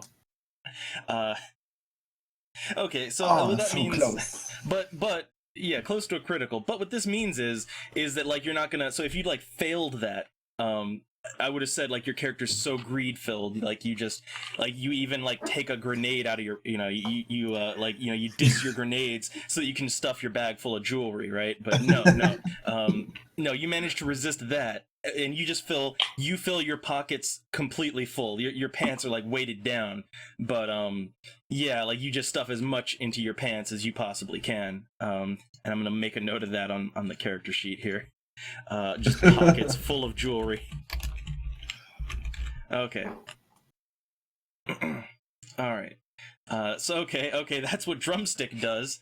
So what do you want to do, tinfoil? Can I roll wits and composure to see if I see him take this shit? Nice. Yeah, because I was kind of thinking, I was like, companion character's not really gonna care what you steal, but like wits composure, give me that. Okay, yeah, No! you notice him. Yeah, you see him doing this. I can give you 2 reasons why you should put that stuff back, John. One, just put it back. It's not fucking yours. I still technically work here. Two, your drawers are falling off your ass. Do you really want to meet demons or whatever the fuck these things are with your dick in the wind? All right. Oh, now here we go. So let's do a little social PvP here, and let's see how this goes down. Right? Let's put it to the dice. So yeah, just go ahead and give me like a manipulation, intimidation. Which wait, hold on, because you do like as again, I give you that like mall authority figure bonus. So because that still does kind of apply here. So yeah, you can give me a 3.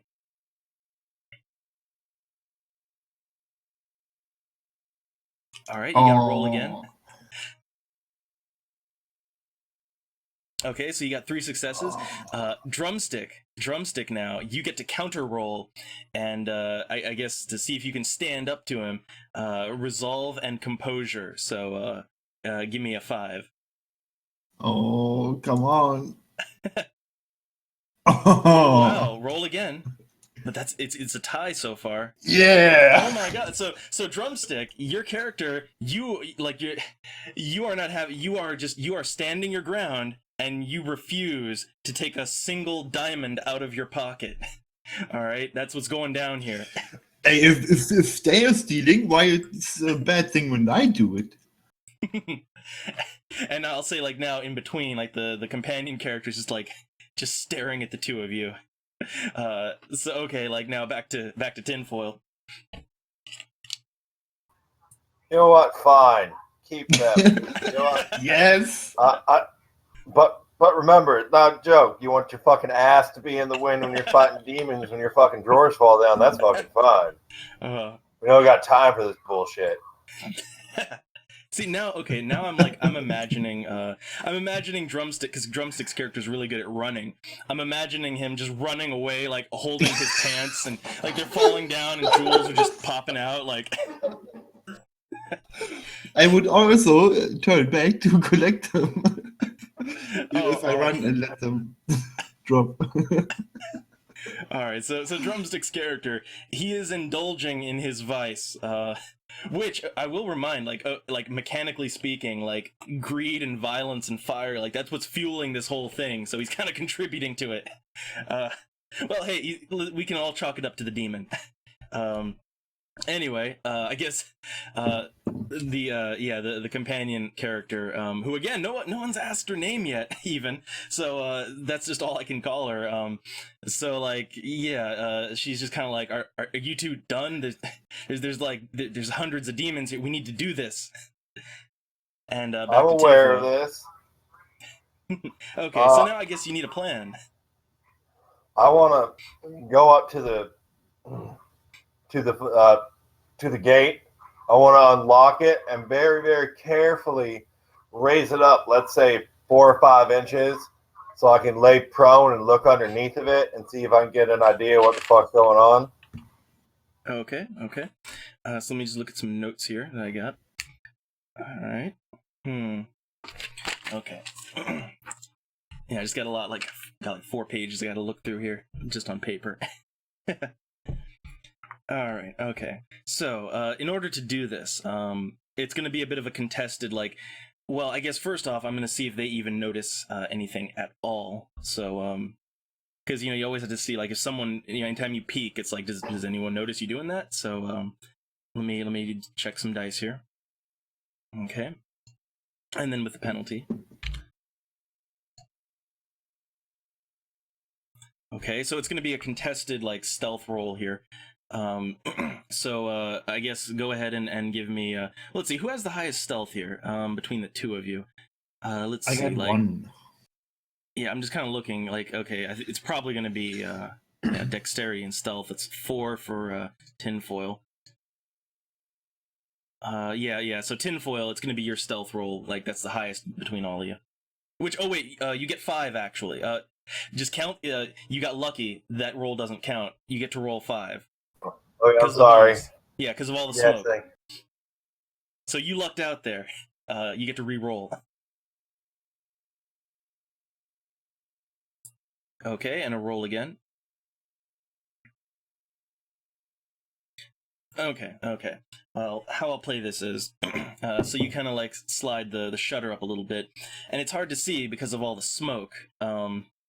But no one really seems to notice you, so that's good. So now, give me a wits composure, but with a -1 penalty because of the smoke. So, 5. Alright, now roll again. Alright, so you can still see what's going on a little bit. So okay, what you can see from how much you've rolled up the shutter, and you can look around, first off, you notice that no one has noticed you.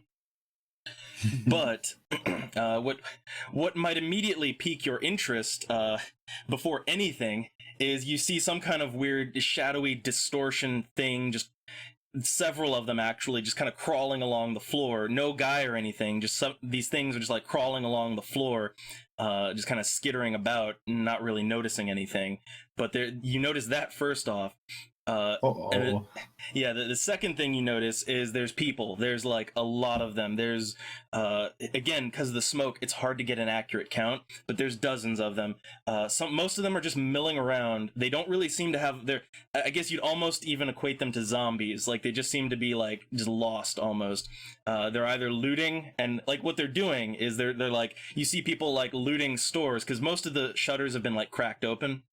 And they're looting, but they're not like doing anything with the loot. They're just grabbing things and kind of, dropping them, and they're acting strangely. There's only a few of them that seem to be focused, and they seem to be in the middle. There's some people in robes in the middle of the mall around the fountain doing something, and that's what you notice.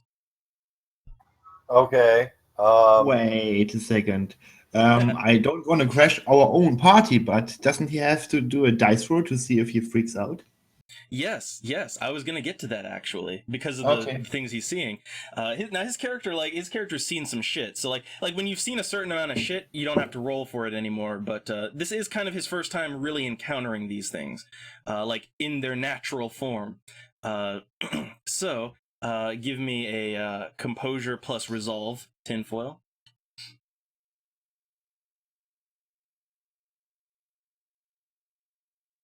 Okay, yeah. His character's seen some shit, I was in the Nam. Okay, we get it. Damn. It's like, what the fuck does anything have to do with Vietnam? So okay, like I said, what you see, tinfoil, and also how your character reacts to these things. So what do you got, tinfoil?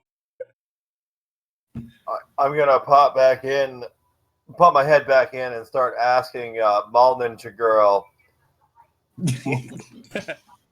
I take it. I see some interesting fellas in robes. I take it those are the ones trying to start this party.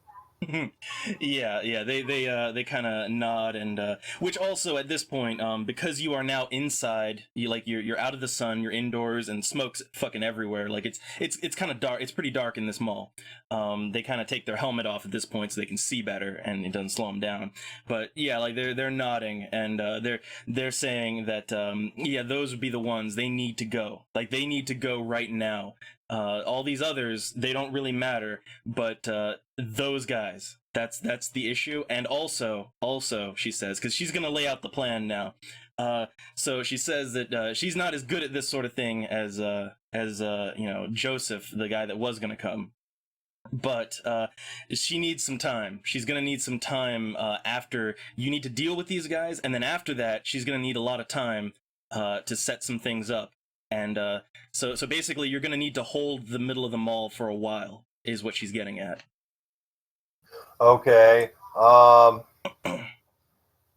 going to need a few of your grenades, John. Oh, here we go.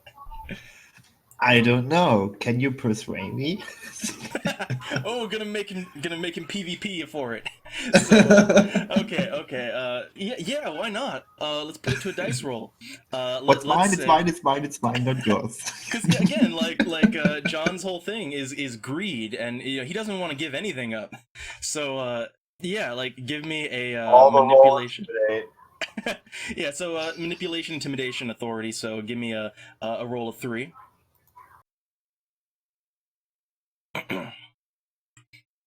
God damn it! Do you even want me to roll again? Or are you just gonna give me the fucking grenades? No, take them. Committed. Well, no. Like, see, here's the thing: you've committed. You want to do this via a roll. So look. Once you say it, it's in stone. So we're doing this. I'm rolling again. God rolled it. I can't win. See, look, like when you want to roll, you roll. You wanted this. So okay, now so drumstick, give me a composure and resolve of 5, and let's see how well you can resist this. Which let's see what you do. 5. Yep. Oh, It's a tie. Okay, we got a tie on our hands. So how I usually just settle a tie is the most simple way possible. Each person just rolls one dice, and the highest one wins. That's a simple way to do it. I'll go first, I guess. Yeah. That's the tiebreaker. I guess Okay. I'm gonna keep mine. So yeah, like John is just giving into his greed. He does not want to, like, his pants are stuffed full of jewelry.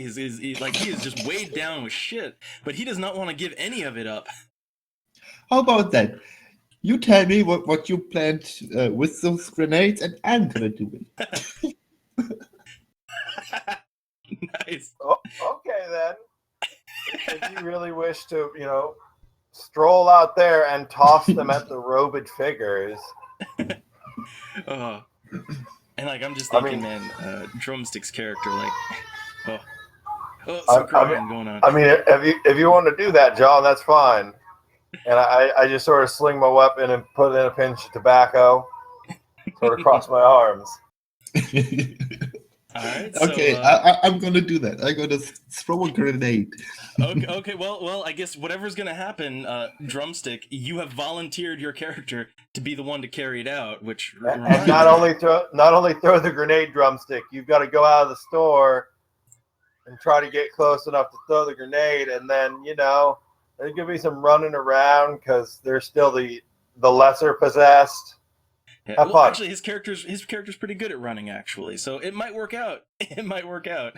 Let's hope none of the possessed have guns. It's hard to run faster than a bullet. Yeah. So okay, so now I guess you're getting your plans together, and I guess you got to finalize your plans and put them into action now. So yeah, figure out how you all want to do this. So I guess I'm gonna get there, throw the grenade, and run off. So like, what exactly is Tinfoil's plan here? Exactly. Well, I was going to toss the grenades at the the cultists or whatever the fuck they are, and back away and hide and try to come back around to set up at the center. Okay, but I know. So go on. It was going to be like a circle. You see what I'm saying? I'll take out. I guess you'd throw them at the you'd kind of like throw a grenade, then like run out of the mall and try to run around. More like just retreat, and since I know the mall, maybe like cut up upstairs and then come back downstairs, or basically just hide for a moment until everything calms down with the lesser possessed. I see. So just kind of like throw the grenade more as like a distraction and try to get them to follow you, and while the others do their thing, I guess is what you had in mind, right? And probably take out a couple of the robed figures. I mean, it is a grenade. Yeah. Okay, so that's the plan. So Drumstick, are you okay with pulling this off? I'm okay with that. All right then.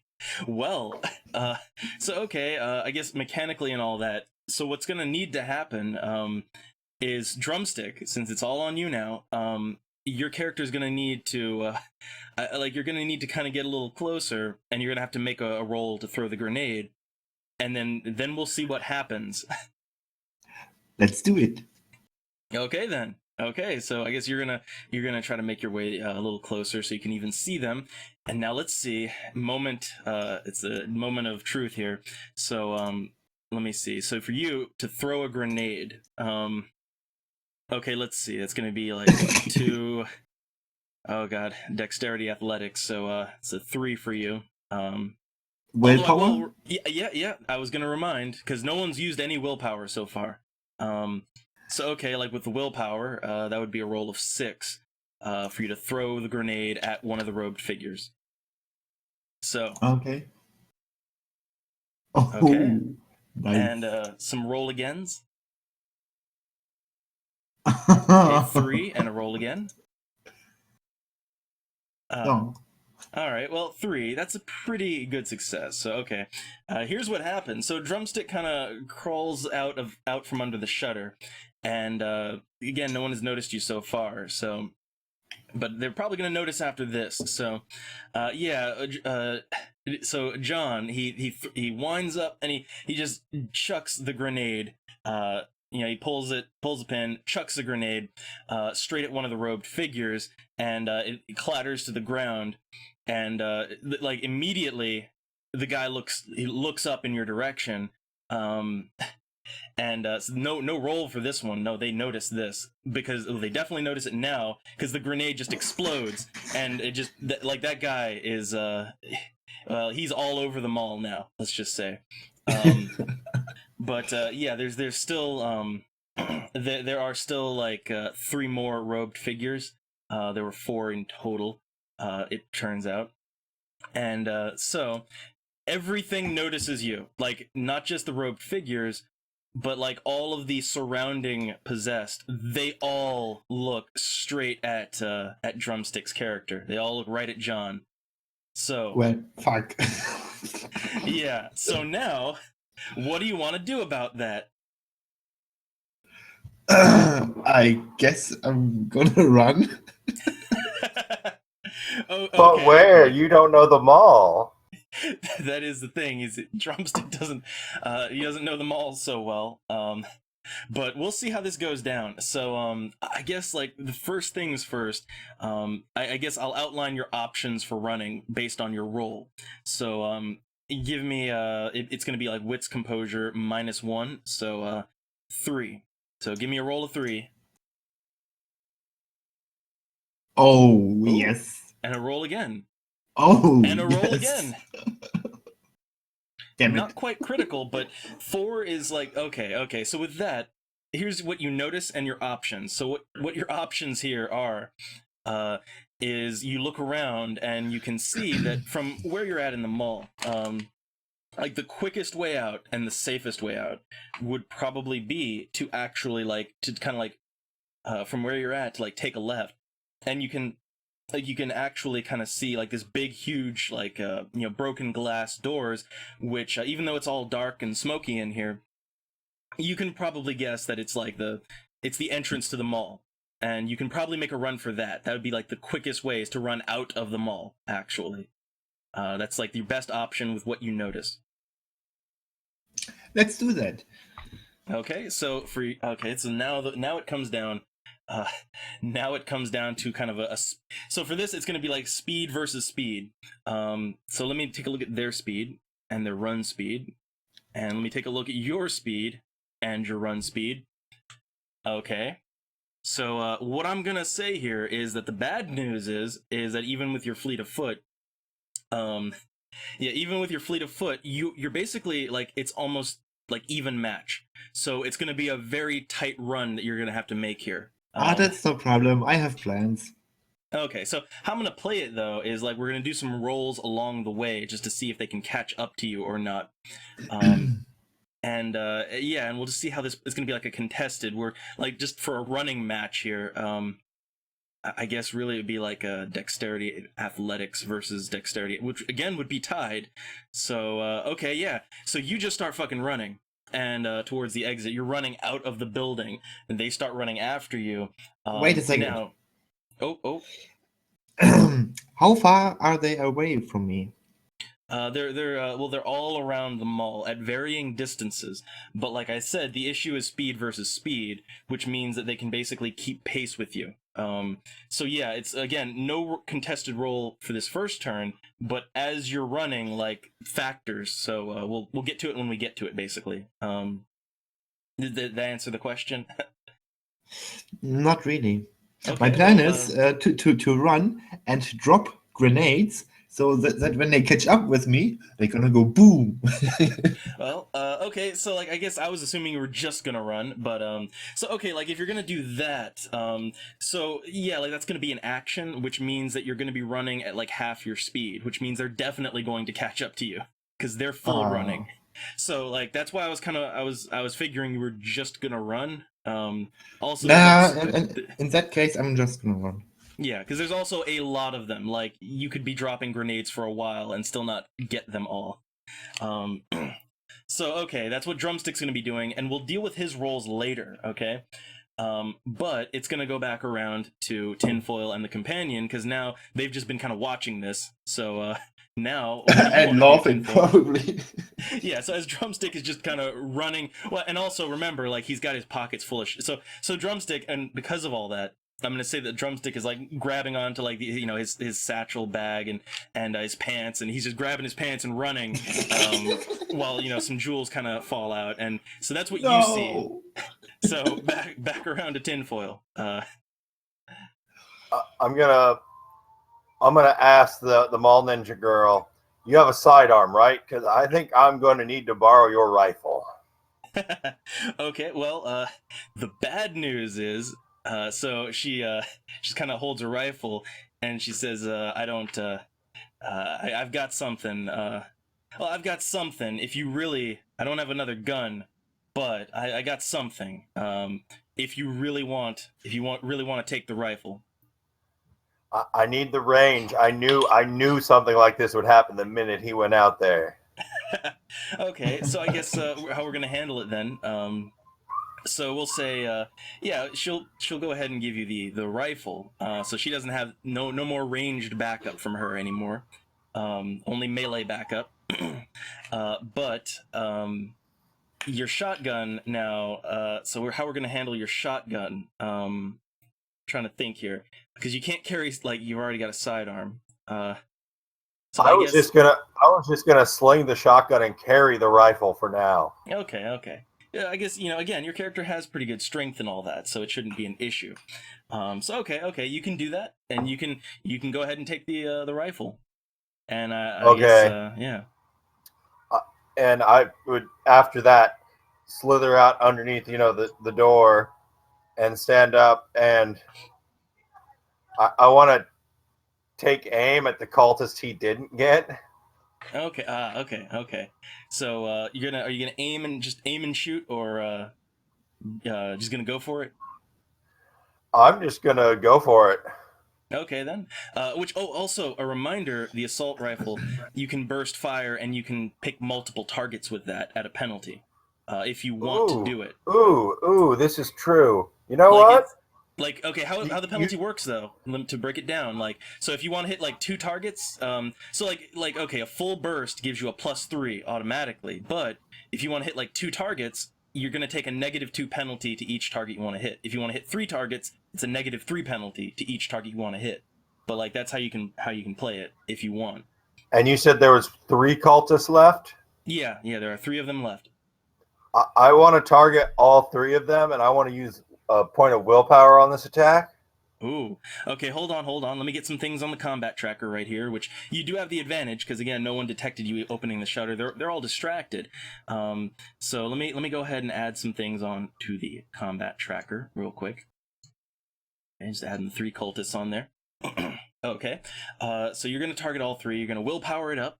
So let me make a note of that. So, okay. So to hit 3 of them, you're going to take a -3 penalty to hit each one, but you get +3 from the burst fire. That evens out. And then you get the +3. Oh god, the math.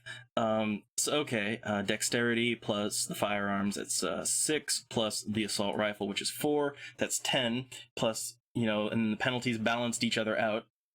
Which right. There's a penalty for the smoke in the area. Forgot about that. So you're like 10, 9. So it's 12. 12 in total with the willpower. You have a dice pool of 12.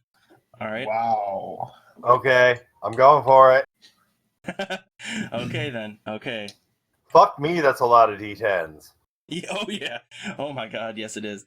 All the dice. Only 2 roll agains. Random number Jesus can be a cold bitch. Oh, and you've been so lucky until now. So okay. So how this is gonna play out? Well, first off, we'll handle the mechanics of this. So the full burst, that's like 20 bullets, and I'm still like the companion character. They've still got all the ammo for this thing. But you've just got what's in it. So let's see. Hold on. So it costs about 20 bullets to it costs 20 bullets to do this, and it's got 42 in it. So you can like do that twice before you have to reload.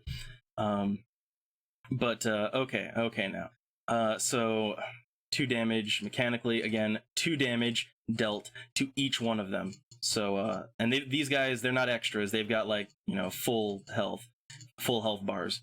So okay, so you deal 2 damage to each one mechanically. That's what happens. So story wise, you pop out and your character just you hold down that trigger and you burst. You put your army training to work. And you start shooting, and you pop off a few rounds into each one of them. You plug them in the gut, but like it's not enough to really phase them all that much. They seem committed to what they're doing, and in fact, they're not stopping what they're doing. What they're doing, they're not turning to attack you. They're just keeping on with what they're doing. However, some possessed that were kind of lingering around, they start heading your way. That's what happens. Okay. And, yeah. So now combat is actually going to start with. Let me put some of them on the tracker real quick. Hold on a second. So let's see. I'll put a few on there.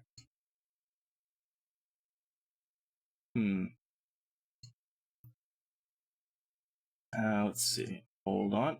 The combat tracker is getting so busy now. Okay. I think I got everything on here I want. Okay. So yeah, some of the possessed are kind of coming over there. That's what happens, and it's still, again, combat is just now starting. So now we roll for that initiative. All right, now it's time to roll for that initiative, and we're gonna assume Drumstick's character actually for now. He's just running. We'll get back to him in a while, okay? Because this is all happening like second by second. So, okay. Your initiative, you roll your dice. No roll agains on this one. It's just like a single roll. So, okay. I got a 10. You got a 10 plus your. Well, you know what? Actually, I don't even have, because I know the math on this. You win. You win that one because your bonuses. So you get to go first, and then we'll do then the companion, then them. That's how it's gonna work. So you've already you've put some bullets in them. You notice you're already you're seeing some other of them starting to gather and head towards you. So now what do you want to do? Okay, you said I had one more burst left in the magazine. Yeah, that's you got enough bullets for that. And you can do smaller bursts that cost like a medium burst only takes 10 bullets, and you got like 20 still left.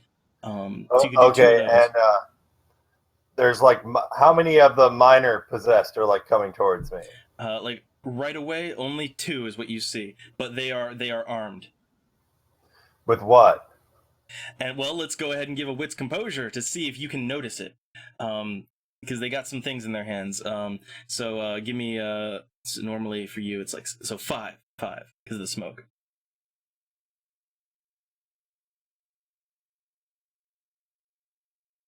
All right, you gotta roll again. Okay, moderate success. So yeah, you see two guys kind of starting to come towards you. One of them has a bat, and the other one, you're kind of like, at first you think it's a bat, but then you look and it's a shotgun that he's got in his hands. And they're making their way. Yeah, they're making their way towards you, about equal distance. Okay, I want to target the guy with the shotgun. What's a small burst, since it goes small, medium, and large? Yeah, a small burst can only be done to one target. It only gives you a +1. Or like I said, I mean, you can like medium burst, and that's like +2. If you're only doing it to one target, there's no penalties for that. So I want to medium burst the guy with the shotgun. Okay, so hold on, let me just math bullets, all that. So okay. All right. So for the medium burst, okay. So let's dexterity firearms 6. Plus the medium burst, which is 2, so it's 8, plus the gun itself, which would put you at 12, then -1 for the smoke, so 11. So yeah, it's going to be 11 dice that you get to roll. Big rolls now. Okay, and roll again. Which, oh yeah, actually that is a critical. That is totally a critical. Yeah, okay, so for what you got, which is a fucking critical plus, plus some, Yeah, critical success means so the guy with the shotgun that's kind of he's already like kind of getting it up and ready.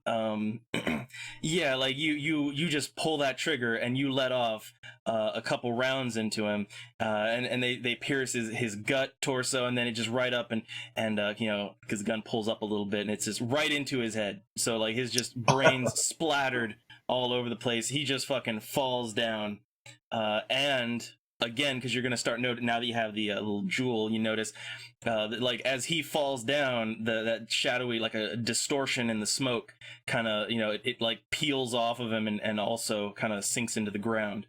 So you've taken that guy out. That guy is gone. And for the rest of your turn, like you can move if you want to. That's what I'll say. I'm good with moving at the moment. If I get an action, you said the cultists were still up trying to do their thing, right? Yeah. Can I take aim at them in preparation for the next turn? Well, no, wait, no, that was like the shooting. That was your action. That was your action. Well, so I'm just gonna chill then. I don't want to move. Okay, all right. So then it'll come around to the companion because you do have that backup, which I guess you also could have given her the shotgun, but but since they don't have a gun right now, they're just gonna go for it. So because look, everyone knows you're here at this point, so there's no more being stealthy or sneaky. So companion character, let's see what they do. So okay, let me factor some things in here. Let's see, just getting some dice. See, the only issue with this story is like because of the numbers and because of the equipment, like every roll is so big, all the math. Okay, let's see. I got like 3 character sheets I'm looking at. Let me see how this is gonna play out. Okay. So I'm gonna factor their strength, their brawl, and this character also has a bit of a specialty for dirty tricks, which I'll think about how that'll play in. So let's see. Okay, 7 plus 1, 8. Okay. Here's what we got. Let me spend a point here. Okay, so here's what's gonna go down. They're gonna start rushing forward, and now let's do their dice roll. Versus defense roll, which these things, how much defense? They've got like 2 defense. Okay, so.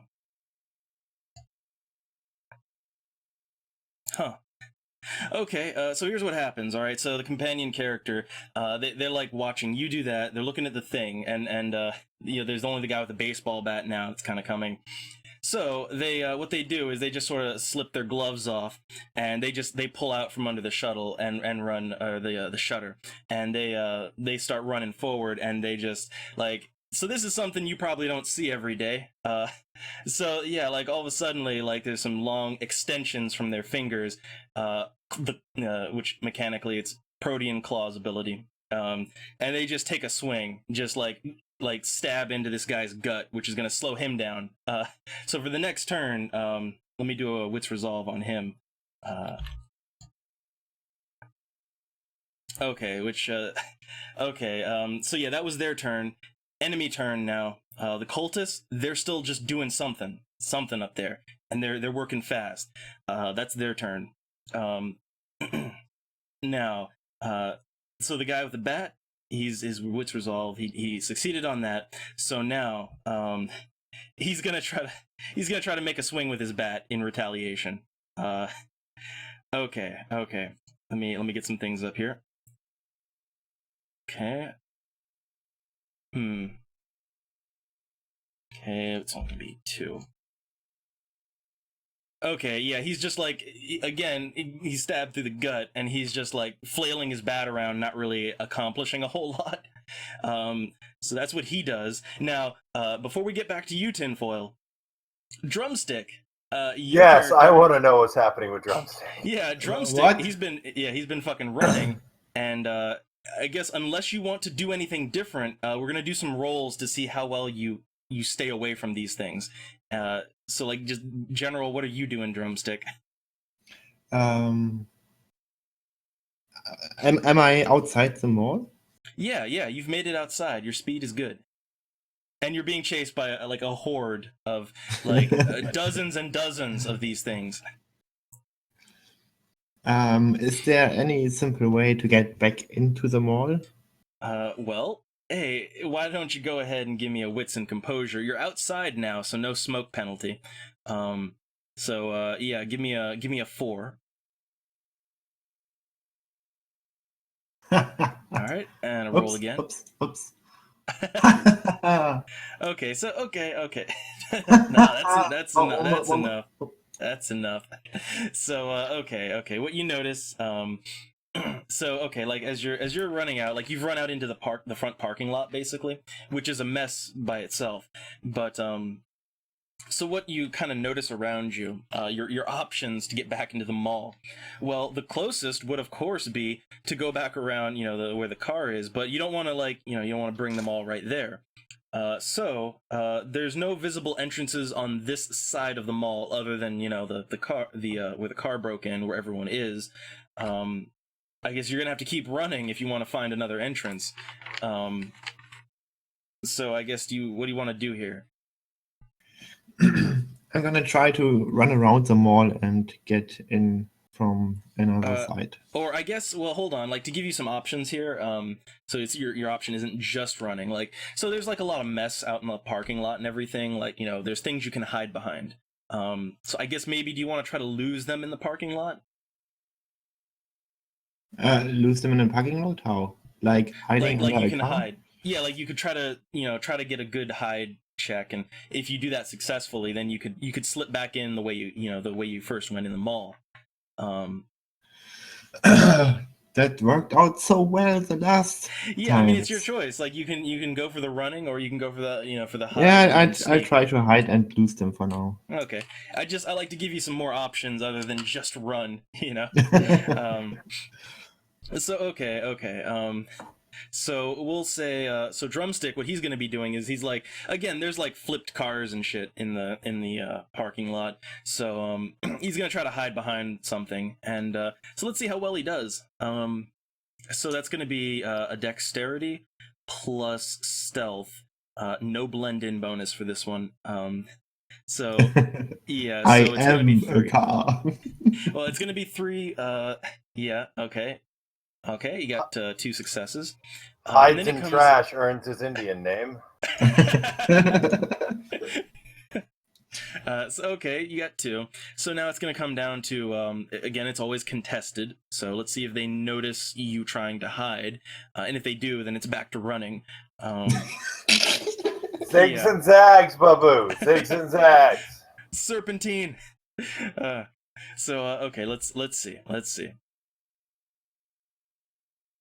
All right. Good news. So Drumstick's character, he's just like running for his fucking life, because there's just like a horde of angry people behind him, and so like Drumstick's character kind of like zigs and zags through all the fallen cars and the trash fires and everything and all the shit in the parking lot, and he eventually hides behind like let's say one of the semi trailer trucks, one of those big trucks. Maybe the one that had been turned over, and so like he's kind of, I guess he's, to give him a good spot, he's like between 2 semi-trailer trucks, one that's turned over and one that is not turned over. So you're successfully hidden for that turn, so your turn is basically just hiding. You've lost the mob for now. That's what Drumstick's up to, okay? So then, if all's good with that, we're gonna roll back around to Tinfoil. Okay, I'm gonna go AFK for 1 minute. I need to pee. Okay, it's gonna take him a minute. So Tinfoil. Indeed, my body is ready. All right. So she's just out there doing her Wolverine thing then? Yeah, she's just impaled a man through the gut. Again, something your character probably hasn't seen every day. But yeah, that's what's going on. Not with the claws, but I reckon I saw a few people get stabbed. Yeah. So no wits resolve or anything for that, because you've seen some stabbings in your day. I think I would shout at her, "Are you done doing what you needed to do? I had this on lock."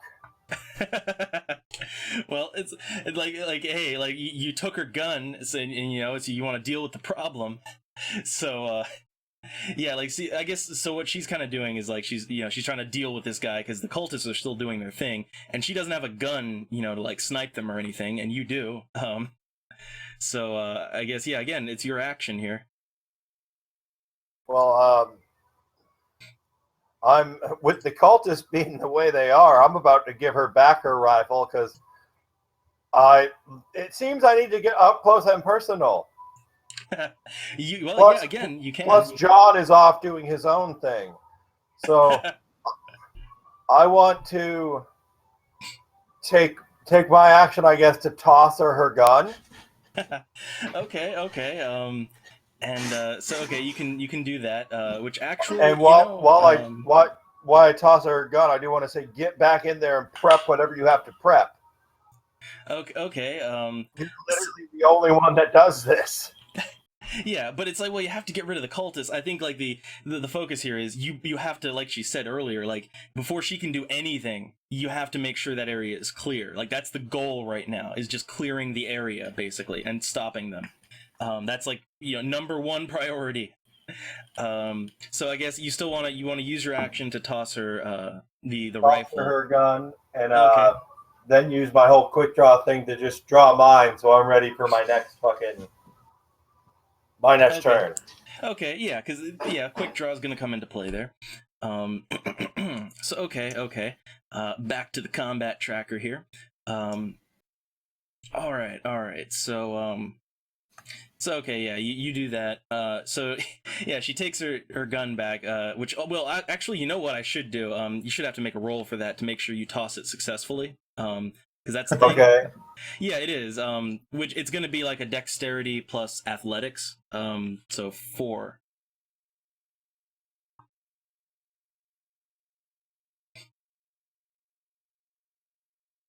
Okay, good enough. So you successfully managed to, because it would have been embarrassing if like you tossed it and it just miss. Oh yes. But okay, so yeah, you do that successfully.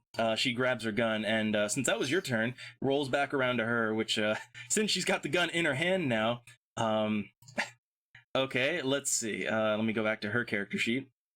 So yeah, since she's dealing with this possessed guy,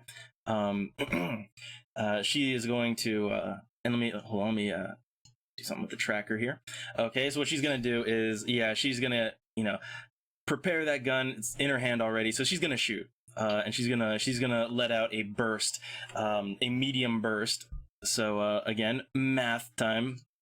Let's see here. Dexterity, 3, 6, 4, 10 plus the medium burst. Okay, it's 2. Okay, so 12. Okay, so 12 dice. Let's see what we got here. All those dice. Wow.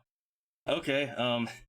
So yeah, she just starts unloading into this guy's torso, just plugging bullets into him. And he's like just bleeding. The noise, the bleeding, the shouting, but this guy is still standing. Now, I mean, he only has a baseball bat, but I mean, yeah, he's taking some hits here. But he's still standing. And I will say he's also bleeding. He's been bleeding too, so extra damage there. So now it's his turn. So let's see. Again, because of what's happened to him, gonna do a wits resolve for him. Let's see, hold on here. Okay. So yeah, this guy he manages to not freak out or panic from all the blood loss, and he takes his bat and he's trying to defend himself here. So oh, wait, damn dice, ignore that roll. Okay, now let me math again. Let me do some math again. So okay. Okay. 2, and let's see what the roll does. Oh, huh. Let me roll again. Okay. All right, so this guy, like, he's flailing his bat around, and this time he actually does manage to, like, he's just kind of whacking her on the side. Doesn't really seem to have a whole lot of effect, but the armor recovers a lot. But that's what he's doing for the turn. I'm just gonna add a point of bashing there. So okay, that was his turn. Which I guess is Drumstick here still? Is he here Yes. yet? Or okay. So you're out in the parking lot. And you've successfully hidden. You're between two of these huge semi-trailer trucks. Yeah. So what do you want to try to do here now? You for the moment you're safe. I want to try and notice if everyone is possessed. Okay. That's gonna be wits and composure. So yeah, again, it's like what's your 4? Yeah. All right, roll again.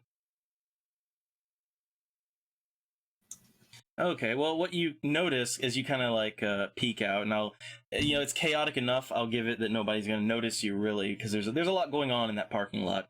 But what you can see is everyone is just stumbling around, and again, because of your natural little ability, you can see like it's almost hard to even look at them because like all you are seeing is just a bunch of shadowy distortions, just like squirming around in the crowd. Like it's actually so much that it's like you see that more than the people even. So you can fairly safely assume they've all been possessed. Okay. I got a plan. I'm gonna pull a Walking Dead. Drumstick has a plan. I'm gonna try and pull a Walking Dead and try to blend in with the crowd and act like a possessed one. Oh my god. This is a bad idea for so many reasons, but your character doesn't really know this. So, oh god. Oh god. Oh god. Like, this is the moment, like, where... This is the moment where your DM is just, like, freaking out. Okay. Okay, so... I guess, let me put this to some rolls here. So, first thing, you're gonna have to... So, for this plan... To work the crux of this plan here, you are going to have to make a like a stealth roll. So dexterity plus stealth, so that's 3, unless you're going to willpower it. Of course. All right, and well, actually, hold on. The blend in it applies. So yeah, 4 plus 3. Okay, so you get 7. You get 7 dice total. Don't disappoint, dice. Oh. So now, let's do a counter roll. Oh dear God. I'm dead. Good luck.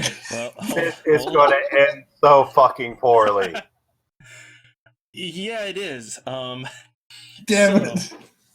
So, like, as you're trying to, like, I don't know, blend in, so what happens is maybe, like, I guess you're trying to, like, you're, like, zombie shuffling towards them, even though they're not really zombies, but, the thing is, so they like, again, the people, they're just, like, shuffling and stumbling and just kind of milling around now since they lost you, but, as you go shuffling into them, they don't so much notice you, but, like, the distortions, they're like crawling around and they start like going up to you, and the distortions seem to be noticing you more than the people they're attached to. And so your plan, while it was an idea, all right, yeah, no, they notice you, and at this point you're gonna have to go back to running. Yeah. So so the result of this here is Drumstick is back in the running loop, as it were. And that's just, we're gonna say that's what happens for him right now, is he's back to fucking running. So now, and again, the speeds are like kind of even, he's a little ahead, so we can handle that next turn. So back around to Tinfoil. That is the least worst way that shit show could have ended, by the way. I was being generous there. But yeah, like that. Oh god. So yeah, back to Tinfoil. Okay. My shotgun's out. Am I close enough range-wise to make good use of my shotgun? You can move forward and shoot, which will do that'll handle it fine. Okay, I'd like to move forward and I want to roll a wits and composure? Shit, no, fuck. Well, what were you gonna do? I sort of want to see like if there's one particular cultist that's in charge. Well, okay. Yeah, noticing things is a reflexive action, so you can do that in addition to your action. So it's gonna again with the smoke penalty. It's Yeah, like 5. Yeah.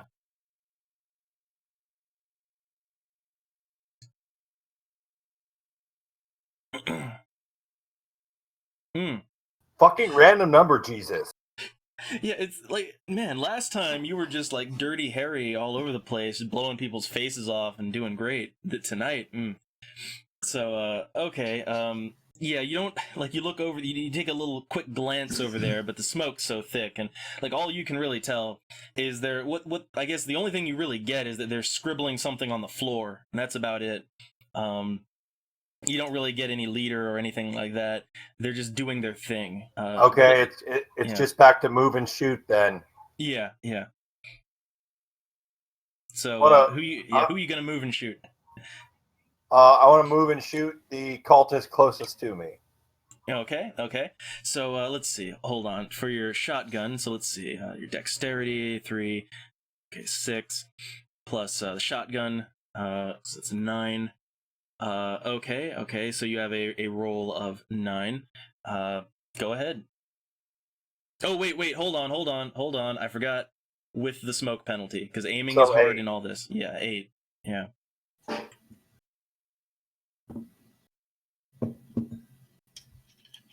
Oh god damn it, the dice.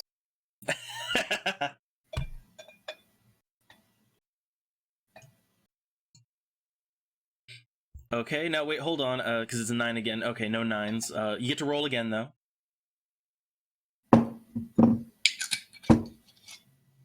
That was an unlucky shotgun blast. So okay, what you do manage, okay, like mechanics wise, I'll just put I'll say, let's see, the closest one was the one that had taken quite a bit of damage so far. So okay, hold on. Me just working things out here, just working things out. Okay. And so I'm gonna change that over there. And also, this has been like 2 turns, so all these guys that got shot, like they are bleeding. So they're like extra point of lethal damage over these last 2 turns. Okay. So yeah, grazing shot. You go to shoot, but it's like you're just kind of, again, it's hard to see, so you just get like maybe a grazing shot on one of them. Not that great. Yeah, that's what happens with your turn. So now it's gonna roll back around to the companion who is still dealing with that guy. They've been shooting and stabbing and all that, which they've taken a lot from that. So okay, their turn. Since you gave them back their weapon, unfortunately, because they used their last of their bullets to shoot last time, they're gonna have to reload. So okay, they don't have your good gun skills necessarily. So instead, what they're gonna do is they're just kind of gonna like just hold on to their gun for now, and they're gonna go for the claws again. So because this guy has to be dealt with. So let's see again. Let me just factor some things in here. Let's see, strength, brawl. Okay. So, Okay. So 8 minus 2. Okay. The math. God damn it. Okay. So yeah, they're like kind of slashing around, and again they're cutting into this guy, but and he's getting really bloody. But this one guy with this bat is fucking persistent. He doesn't want to go down. So yeah, that's their turn. And now to the enemies. So cultists. Again, the cultists, they're really getting excited over there. and they're like scribbling things. They were doing something like I guess you would notice this no matter what. Like they're kind of like doing something around the fountain, and now it seems like they kind of like they were doing one thing, and now they're still scribbling things on the ground, but they're doing something else, and they're chanting. So they're starting to chant now. That's what's going on now. And so then it goes to the guy with the bat, the guy who's almost fucking dead. So let's see. Does he have it in him to stay on his feet? God damn. So okay, this guy who is probably most of his blood is on the floor right now. No, he is committed, and he is desperately trying to wave that bat and do some fucking damage. Like he seems to have no sense of self-preservation whatsoever. So again, he gets a little roll here. So okay. So yeah, he's flailing that bat, and he's really like the mall ninja girl, as it were. Like he's just wailing on her, just like bashing the side of her head, bashing her arm, like everything. Again, though, doesn't really seem to phase her all that much. So yeah, like a couple points of damage there. Okay, and then so now it rolls back around to Drumstick. Yes. So you're fucking running right now, still in the parking lot. Yeah, what do you want to try to do here? And remember your scenery, like the scenery here. There's flipped cars. There's like trash can fires. There's shopping carts all over the place. There's the semi trailer trucks parked.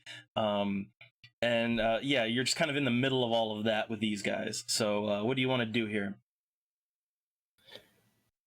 Is there a possible way to drive into the mall with a car?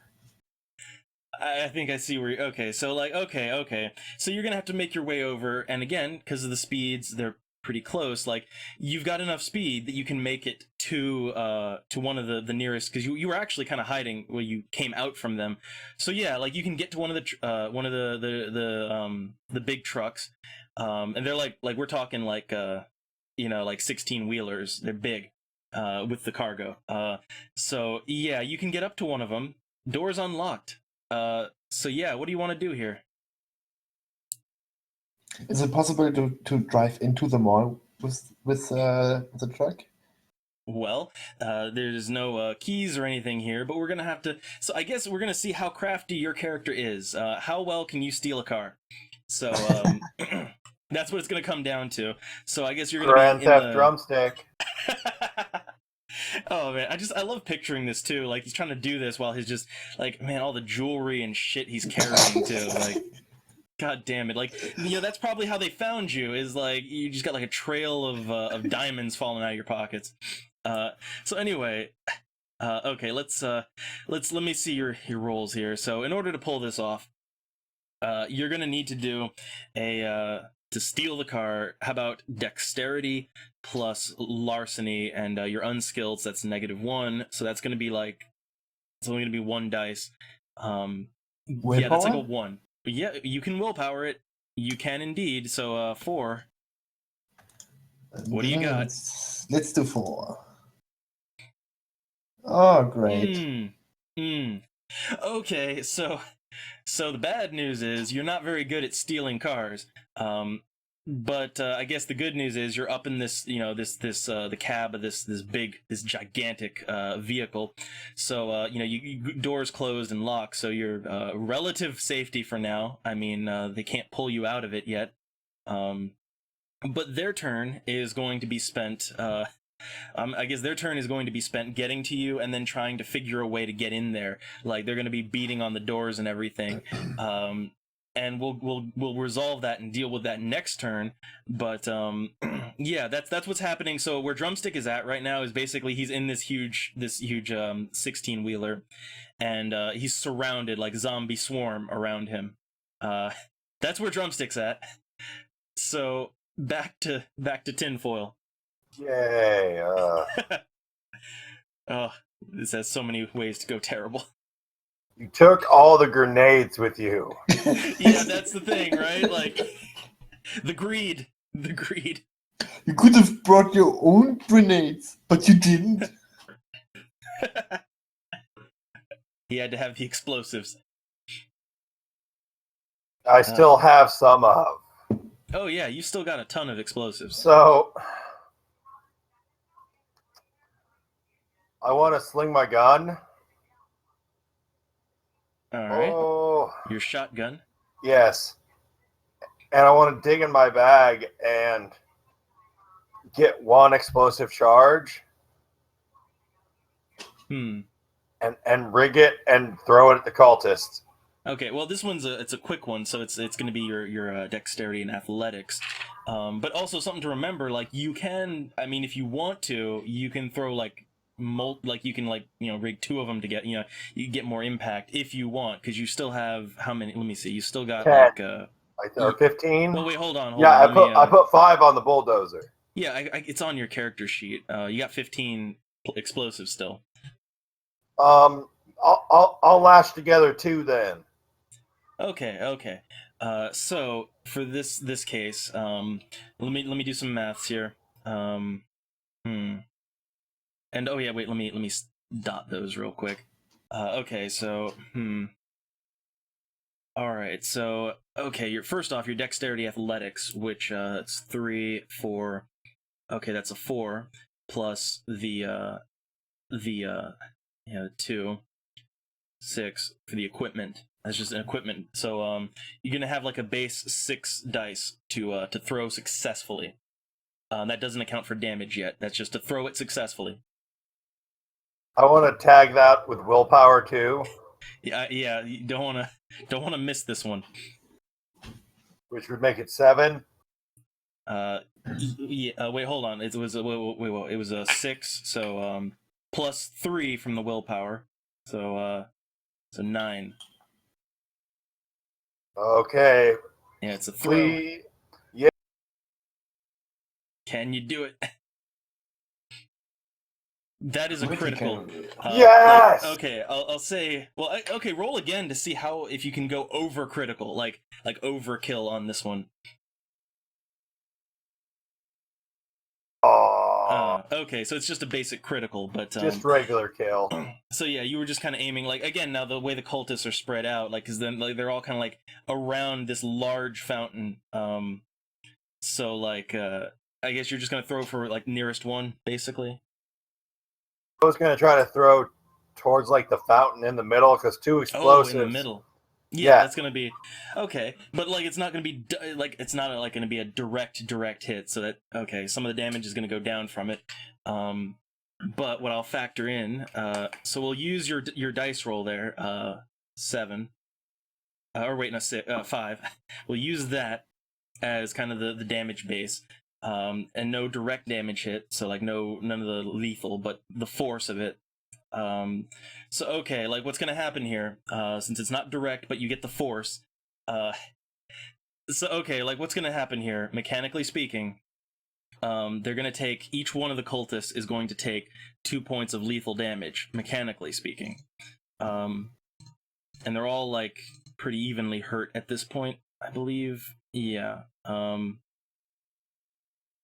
Yeah, okay, there we go. Okay. So yeah, the cultists, like they kind of get they get blasted back, and now I need I'll have to do another roll on their turn, but like that's what happens is you throw right into the middle of the fountain, splash, boom, and explosion just knocks everyone around it back onto their ass. They take some damage. So that was your turn. I guess you can also move too if you want. I can also redraw my weapon. Yeah, again, because you're I want to move. I want to move closer as I redraw my weapon in preparation for next turn. All right, so like after the explosion, obviously. Yep. Yeah. Okay. So that's what you're gonna do. So you're getting right up on them. So now, again, I'll figure the aftermath of that with them in a second. Back to the companion. Again, they just don't want to. Man, they're kind of like, they do not want to reload. They don't want to waste time reloading. They got to kill fast, and bullets too slow. So, okay, they're gonna try the claws again. again, like the defense, and also hold on, let me factor in some damage from that. Okay, so claws again. See any? I wonder if they're gonna willpower, because they have willpower too. Everyone, even the enemies, have willpower if they want to use it. Let's see.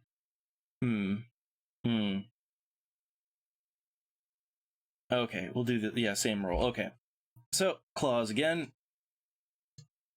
God damn it! God fucking damn it! This character is like, they're a very strong character, but the rolls. So okay, yeah. Random number Jesus tells you how strong you are. Sometimes the character sheet means absolutely fuck all. Yeah, that's the great thing, like with the dice pool system, is like you can be rolling like 20 dice and they all come up ones, you know. Okay, so yeah, like again, they're trying to claw this guy, but it's just like this guy is just like laughing like crazy. He's bleeding to death right there, but he just doesn't seem to fucking care. Like he's just like getting beaten up and he doesn't care. So he's still going.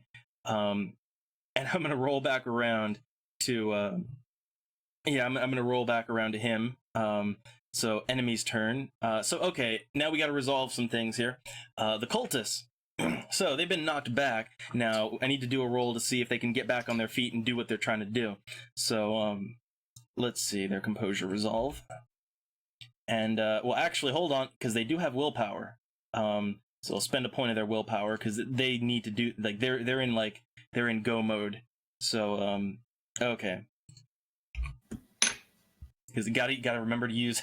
I always have to remind people about it. So okay, they get back up on their feet. They are determined, and at this point, it seems like they're no longer drawing on the floor or anything. That's done. What they're doing now is they're chanting. They're just all chanting rapidly some language nobody understands. That's what they're doing right now. And they're like raising their hands up. All of them, and they're all like kind of around the fountain, different locations. That's what they're doing. Now, the one guy who's, again, he's still bleeding, which at this point he needs to make a stamina roll to see if he's gonna pass out from loss of blood. God damn. So this guy, the one guy with the bat who's been shot, stabbed, intestines are hanging out. He's just like laughing like crazy, and he's still on his feet. He's not attacking, but he's just kind of like on his feet, just like just bleeding there, and just standing his ground, as it were, not attacking, but he's not passing out either. He's not dead yet. Eat your Wheaties. Yeah. So okay. That's what's going on in the mall. So back to Drumstick. So you're still in the big truck. So now you're kind of like trapped in there. What do you want to try to do with your turn? I'm wondering why no crowd is running to tinfoil. Well, again, it's because you're right there, and they know you're there. They see you. Okay, let's try again to steer the truck with willpower. Okay. Oh man, this is gonna how is this gonna go? So hold on, let me mark off another willpower. All right. So yeah, again, the dexterity, the larceny. So yeah, -1. So, yeah, 4. So okay, give me a 4. Let's see if you get lucky. 1 success. That is all you need to hotwire this thing. So you've got control of the vehicle. All right. So, and because you're in a car, it's gonna count as movement. So what do you want to do now that you have control of this giant vehicle? Great. I want to turn on all the lights so I can see through the smoke in the mall. Well, you used your, I guess you can do it as a reflexive, so you can see where you're going. And go with full velocity into the mall. Okay, so you can use your action to move the vehicle. Well, yes, also, what's his drive and stuff? Because it's a big vehicle. Yeah, that's gonna factor in, but like we're just kind of checking to make sure he can get the thing going, basically.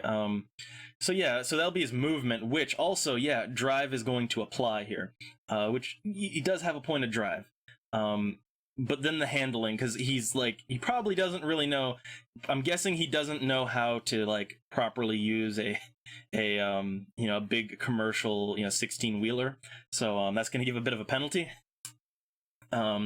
So yeah, like, okay, your skills, that'd be like 3 minus 1, so we'll say 2. So you got 2 dice to safely maneuver. This is determining if you safely maneuver. I don't. Okay. All right. So how this is gonna play out is you can still drive, you can still move.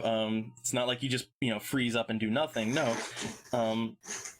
But like you're just like you're slamming on the gas, and you don't really quite know how, like, there's all these levers and things, and you don't know what they all do.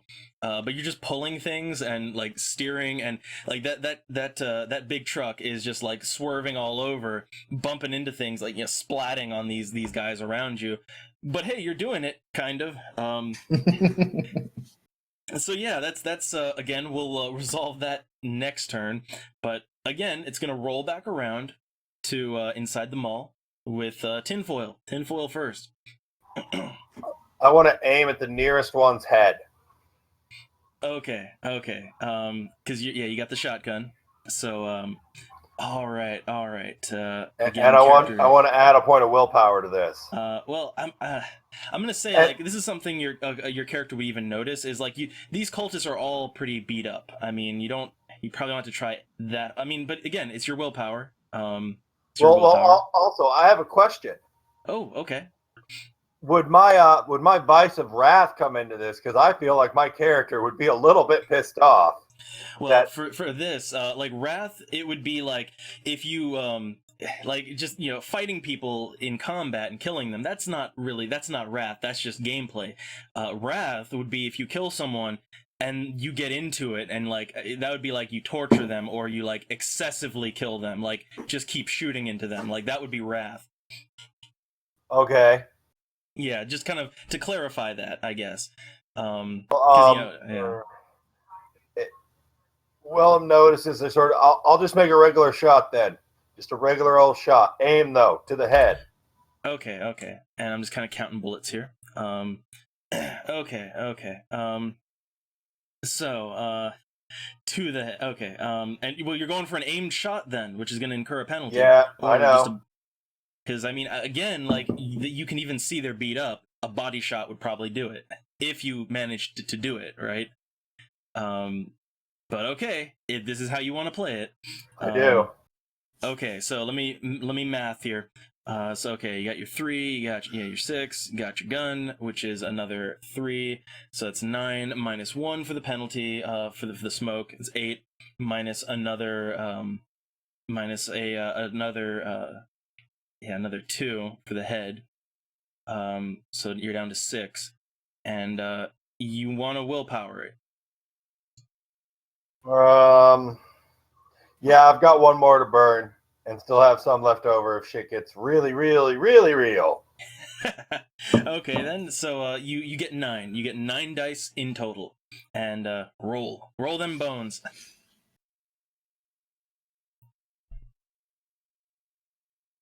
And remember, 9 again, so you can roll again. For all the good it did. All right, so you're going for the nearest one, which, I'll say you're lucky on this one. So just mark some damage. All right, okay. So you go for the nearest one, which also happens to be the one that was most badly injured. That one, you aim for the head, you shoot, you pull the trigger, and just his again, he's wearing like a robe with a cowl over it. Like, yeah, no, that just blows out, like, out of the back of his robed head, like brain matter all over the place. All into the exploded fountain, which is like, the fountain's just a crater at this point. Like just a crater with some water. Yeah, no, he's dead. He's fucking dead. But there's still there are still 3 of them left. Or wait, hold on. Wait, no, there's still 2 of them left. There was a little extra thing on the tracker. Okay, so yeah, there's still 2 of them left. And again, I guess you have a move action if you want it. I want to move closer to the next nearest in line. Okay. So you're just getting a little closer there. And let me hold on. Let me get some things up because oh goodness, things are happening. So let me just get something ready real quick. Let me just get some things ready. Oh yeah, I feel the demon butt tickling incoming. Yeah, because it's like you've been taking a while here, all the distractions, and I was kind of hoping Drumstick would have been back by now, but then he I'm had to go and pull trying. that. He had to pull that Walking Dead maneuver in there. So okay, let's see. Again, let me. I gotta find something here. At least shit's really interesting. Yeah. So okay. All right, and let me pull something else up here. Like, man, you know you're in trouble when the DM's like just pulling things up constantly. Okay. All right, so okay, it's gonna roll around to the companion, which I'm gonna say it right now. Like the guy she was fighting, even though he's like laughing maniacally and all that, like at this point in time, no amount of stamina rolls are gonna save him. Like no, he's just falls over. So he's out of the picture now. So what she's gonna do is she's gonna take the turn to reload her rifle because it's empty right now. So she's just gonna take the ammo from one of her pockets and put it back in there. So she's back up to a full clip. Let me take some out of her ammo pool. Okay. So yeah, she's gonna reload, and what she's gonna do is like she's gonna start moving closer to the fountain as well. And also, I'm gonna do a little something here. So let me spend one of her blood points here, because she's taken some damage, and she's gonna use that to heal up the bashing damage, basically. Which does also go on its own. So there we go. So no damage. Everyone's got clean bill of health. Okay. So yeah, that's what she's doing. And also, she's because like she can see what's going on. She's saying it's there's no time, there's no fucking time. So yeah, now it rolls back around to Drumstick. Yes. Will Drumstick save the day? Let's see if I can get a roadkill or two. So okay, like you're in the vehicle. I guess where are you gonna take this? Where are you taking this? I want to drive into the mall and over the cultist. All right. Well, let's see how well that works out for you. Let's see how well that works out. So, okay, let's see. Your like I'm factoring some drive in here. So, like again, yeah, the dexterity, with the penalty. So you're down like 2 dice. Are you gonna willpower this or not? My last willpower, yes. Okay. So yeah, the base roll at 2 with the. Okay, so 5. You have 5 dice for this. Let's see what happens. All right, roll again. Okay, well, with 2, and with what you've got, so okay, let me factor some gameplay stuff in here. Okay, factoring the truck's damage. Okay. So here is what happens with this roll. So to set the scene here, with what's all going on, Tinfoil and the companion character, they're like, fighting it out in the mall around the fountain, and then all of a suddenly the smoke kind of clears, and like there's some headlights, and and so all of a sudden there's just a really fucking loud smashing sound as Drumstick's character driving this 16-wheeler, swerving around because he doesn't know how to drive a 16-wheeler. It just barrels into the mall, just like nobody knows what the fuck is going on. And it just like slams right over one of the cultists. One of them, he's a pancake right now. Road waffle. Yeah, but again, because of how this is set up and how it's working, you hit the cultist, but the truck gets like, because remember the fountain is basically a crater at this point. Yeah, the truck, like the front of the truck gets stuck down in the crater, so that's out of commission for right now. That's okay. That's Drumstick's roll. So, which by the way, oh yeah, the to the enemy turn. So like yeah, all those guys that were following him, like the ones that didn't get run over, are still like they're kind of running behind the truck. So that happened, and so now enemy turn, and so you're not gonna like this very much. So the last cultist, they they were hands raised up.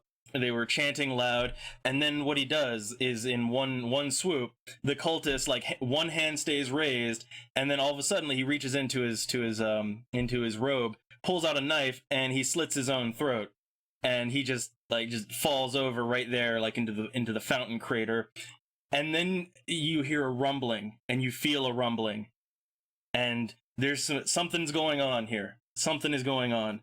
That was their turn. So the whole place is like earthquake shaking. So now it's gonna roll back around to tinfoil. Okay. Upon seeing all of this and feeling the rumbling and seeing what the last cultist did, I vaguely know what's gonna happen here because of the debriefing. Yeah. How much explosives do I have left? Okay, let me just check your sheet here real quick. Because you used how many? You used was it 2 or 5 you used? I'm trying to remember. 2. Okay. I used so 2 yeah, for the cultist. you still got 13 plastic explosives. I want to lash 10 of them together. Okay. So we're gonna take. You only got 3 left.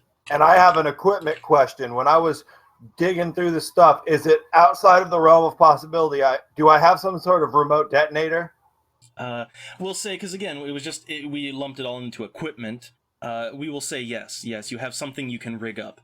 Okay, I want to rig that up, and I just want to. And drumstick, I'm gonna say I'm sorry, bud. I want to rig it up, and I'm gonna throw it towards the truck, but not explode it yet. Okay. So I guess that would be dexterity athletics to see how well you can throw it over there. Which is what 3? Just looking, it's 4. So yeah, plus your equipment too. So we'll say for all of what you're adding on to this thing, I'll give it like a max of like maximum of like 3. So that's like 3, 6, 7. So you got 7. I have a question. All right. Just for fairness reason, since I was driving the truck and kind of crashed it, wouldn't I take some damage? Well, we'll get to that in a second here. But like, see, here's the thing. Actually, so the driving roll that you made, that's actually part of like but what the drive roll is basically, do you do what you want to do safely, and you lowballed it, but you didn't fail, so you're not gonna we'll assume you're wearing a seatbelt and it's all good, basically. Okay. Yeah, it was all accounted for. I think I rolled high enough. Yeah, so yeah, you got it enough, tinfoil. So basically, yeah, you throw the explosive over there. You do what you want to do. It's good. It's not blowing up yet. And I guess you want to move. I want to move back, and that shit's not going to blow up until I flip the button.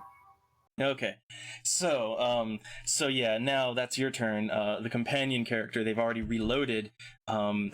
They're kind of they're just a little bit worried right now, which I'm gonna have to do a composure resolve roll for them. So let's see, they got like 4. We'll willpower it, so 7.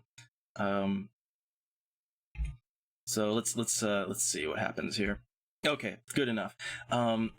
So okay, they're starting to panic. The companion character. They're just like, oh god, this is oh no. They know what's coming here.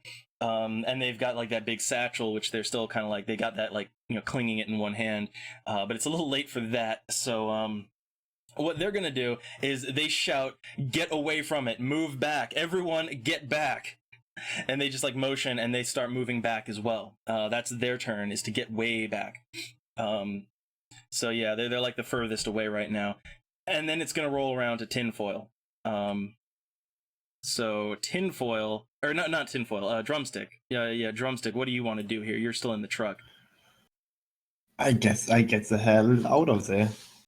Okay, so I guess your turn. I guess you're gonna be like full. Well, I mean, Le- well, hold on. leaving First leaving off, the truck and run as yeah. fast. Which again, we'll assume you're seat belted in and all of that. So you're gonna be an action just to again, like it's a big truck, so an action just to like unbuckle, get out from the truck, and also crawl out of the fountain crater.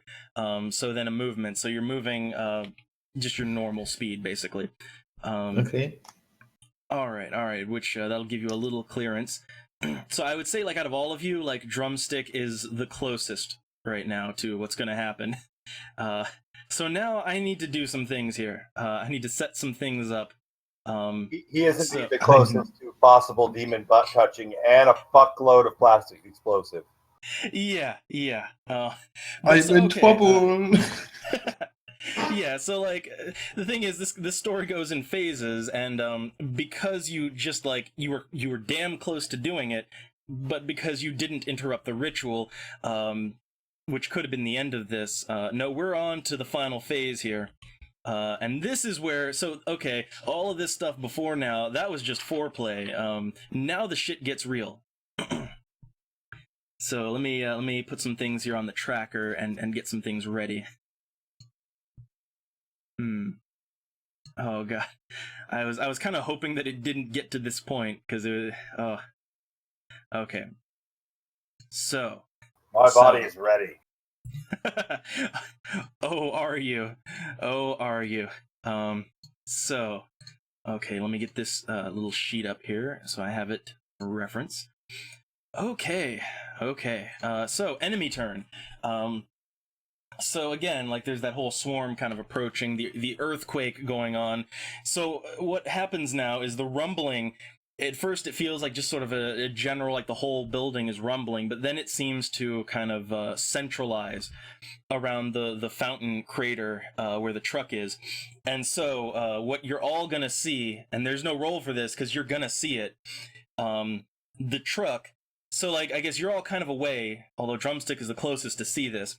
The truck starts sinking into the crater and sinking, and then like the front goes down, then the back of it like just goes up, and the whole truck just starts sinking down into that thing. And the smoke in the whole area, like that's the smoke is actually what you'll be seeing is the smoke is starting to like it's being like there's a vacuum, right? And the smoke is starting to get vacuumed down into that crater, and it's getting deeper and deeper, and it just opens up. The earth has opened up right now at this point, and the crater's getting bigger. So now things get a little bit interesting because okay, so like it's gonna roll back around to you all's turn. So this thing is open like that. We're past closing it. That's past. So normally Tinfoil would go first. However, Drumstick is going to have to make a bit of a reaction here because he's so close. Yeah, so Drumstick, your character needs to make. Oh God, my hand is on my face now because I'm looking at your sheet. So you need to make a strength roll, just strength, which is 1. You need to make a strength roll right now. Do I have to win the roll? Yes, you do. I did. But it's a contested roll. That's the problem.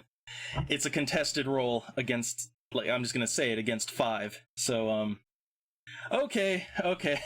So like that's a reaction. So before it's your turn, Tinfoil, here's what happens in reaction to this thing opening. Drumstick is like, because he's so close and because he's so weak, and because he's got so much shit bogging him down, like he just falls to the ground and starts sliding backwards like some kind of like again like a vacuum. It's like he's being pulled into the crater, and he's real close to it. Like all the shit in his pockets too, like his grenades are starting to fall out, all the jewels, like everything's starting to fall out and get pulled in. That's what's happening with Drumstick. The last turn. So now it's back to you, Tinfoil. Quick, shoot me in the face. Okay. I'm gonna talk to. I'm gonna yell at Mall Ninja Girl about what's the contingency plan for this. What is the contingency plan for this? Okay, well, at this point, well, fortunately she didn't freak out, but like she's just kind of standing there staring, and again, like all these other like the zombie possessed, they're actually not attacking you, which is a good thing. They're just kind of there, but like she's just standing there, just staring, just like kind of like she's dropped her gun at this point. She's just standing, kind of frozen, and yeah, like you're gonna have to make a little bit of a roll here to snap her out of it. So yeah, let's I guess for this one, to get them back to attention, try to make like I guess a manipulation, intimidation, see if you can snap her out of it. So a 2.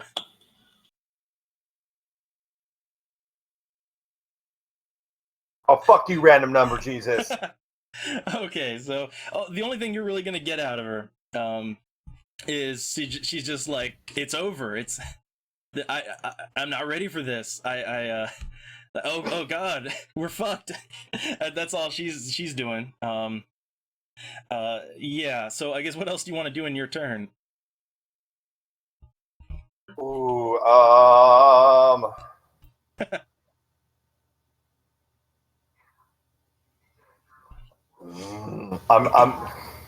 damn. I'm sort of in between, like running away for more cover, or also my character, but it's like fortitude, and we all showed up here, and John's about to get sucked into the hole. Yeah, but you have to also remember, like, if you get any closer, you're gonna start having to make those rolls too every turn to not get sucked I know in that, as well. and if I try to pull John out, I have to make like probably penalty rolls too. We're trying to drag him out fucking with me. It's gonna be fucking hard. That's all I'm gonna say. That's all I'm gonna fucking say. You're in again, like I said, I was really hoping you'd have killed the cultist by now, but yeah, because Drumstick, shit went sideways. Yeah, like I was factoring that Drumstick would have been with you by then. It's fine. This is fine. This is fine. Yeah. So can I use my action to try to roll and talk to her again, but like shake her, fucking snap her back? What is the fucking contingency plan? Okay, and yeah, like, and right now, like, I'll say, you're not quite, like, the combat is kind of over, kind of not. I got the tracker already, but it's like, the previous combat is pretty much over. We're in whole new territory right now. So, okay, let's see. So let me do a composure resolve for her, and let's see what she's got, like, at this point. Let's see if she can kind of snap out of it. Barely. Okay, so yeah, like as you're like grabbing and shaking her, she's just kind of like, which also I'll say is not an easy thing to do. But yeah, like so she's kind of like slowly snapping back, and she's just like, well, this wasn't supposed to go like this. There was supposed to be like, I barely know what I'm doing. The only people who know what they're doing here, they're not willing to come out here during the day. So they're like, I've got this. I guess you probably would have, no roll necessary. You would have noticed that like they've been carrying this giant satchel. They're like they've got some equipment here that I mean, I guess it would still work, but like, man, they're freaking out still. But they might be able to do something, I guess, is what you get. But like, it's gonna be tricky. I would have to say, well, hold your shit together and start setting it up. We aren't dead yet. Okay then. So yeah, I guess again we'll say that. So what she's gonna do then is she's going to start getting to work, keeping distance. Yeah, keeping some distance. There's a little bit of a ritual that's gonna have to be done here, and it's gonna take a few rolls. So let me factor some things in here. The total number needed and what they're going to be working with. Okay. Okay, this is going to be a tricky one, especially now. So, okay, hold on. Let me get some things ready. And let me factor what kind of is going to be needed here. It's going to be a See, this is okay. Like, this is another thing. I was really hoping Drumstick would be not like, getting sucked in right now, because like this is gonna require some wits and crafting and demon knowledge and all that. So and Drumstick has that, so he could have helped. This is fine. This is fine. This is fine. Yeah. So okay. I'm factoring roles here. What's gonna be needed and what's gonna have to do before I do the story. Oh god, and this character again. I just go with what's on this sheet, and it's like they're not good at this sort of thing. Okay. So what's gonna need to happen here, mechanically speaking, they're gonna need to meet a pretty high roll over time. It's gonna be like an extended roll, and they're gonna have to be alive for this. Obviously, it's gonna be like a wits plus occult, which also anyone that isn't getting sucked in, I guess, can help with this too. But it's gonna be like a wits plus it's gonna be wits plus occult. Which I don't know. Does your character have occult? No. Yeah, mine does not. Yeah, again, like this is why like Drumstick's character has like he's got all the occult and a specialty in it in ritual summoning. Like that would have been nice, right? But okay. I'm just thinking how I can make this work in the story now. Okay. Getting back to story. So what's decided is that things can be done. All right. It might not be too late. They tell you to stay away from it, but you're gonna have to. There's maybe you can even help with this, but there's some symbols that need to be drawn around this giant hole in the ground, this hell mouth. Keeping your distance, maybe you can help with it. And they've got so what they've got is a cheat sheet, basically, like a piece of paper with a diagram on it. And they show that to you, and that's the plan, I guess. That's the plan. Okay. give me the chalk. Let's fucking get on this. Yeah. Okay. So they say, no, not chalk. It's not chalk. So what they pull out, and they got this huge satchel with a couple of things in it. What they pull out is there's one big item in there which you can't see. That's for later. What they pull out is a knife, and so there's a knife, and there's like a vial, and they've got a few vials. So they get one out, they hand you the vial, the little flask, and so they go ahead and like their glove is already off from the claw stuff, so they cut their hand, bleed into it and into one of theirs. They're like, okay, take that. You're gonna need to draw with that. That's what they tell you. And also, let me say, while this is all going on, wits composure. Give me a wits and composure, because there's some other things happening while you're getting ready to do this blood magic ritual.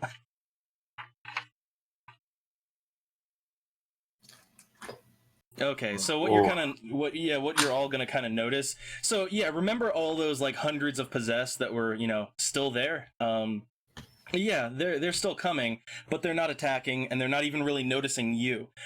What you're gonna be seeing now, as this is happening, is like they're just kind of like walking forward and actually just falling, like free falling into the hole. They're just like walking into it now, and those distortions, like as they walk in, the distortions are just like flying out. There's also a lot more of those shadowy distortions just like coming out of the hole at this point, like clawing out of the hole. That's what's happening right now.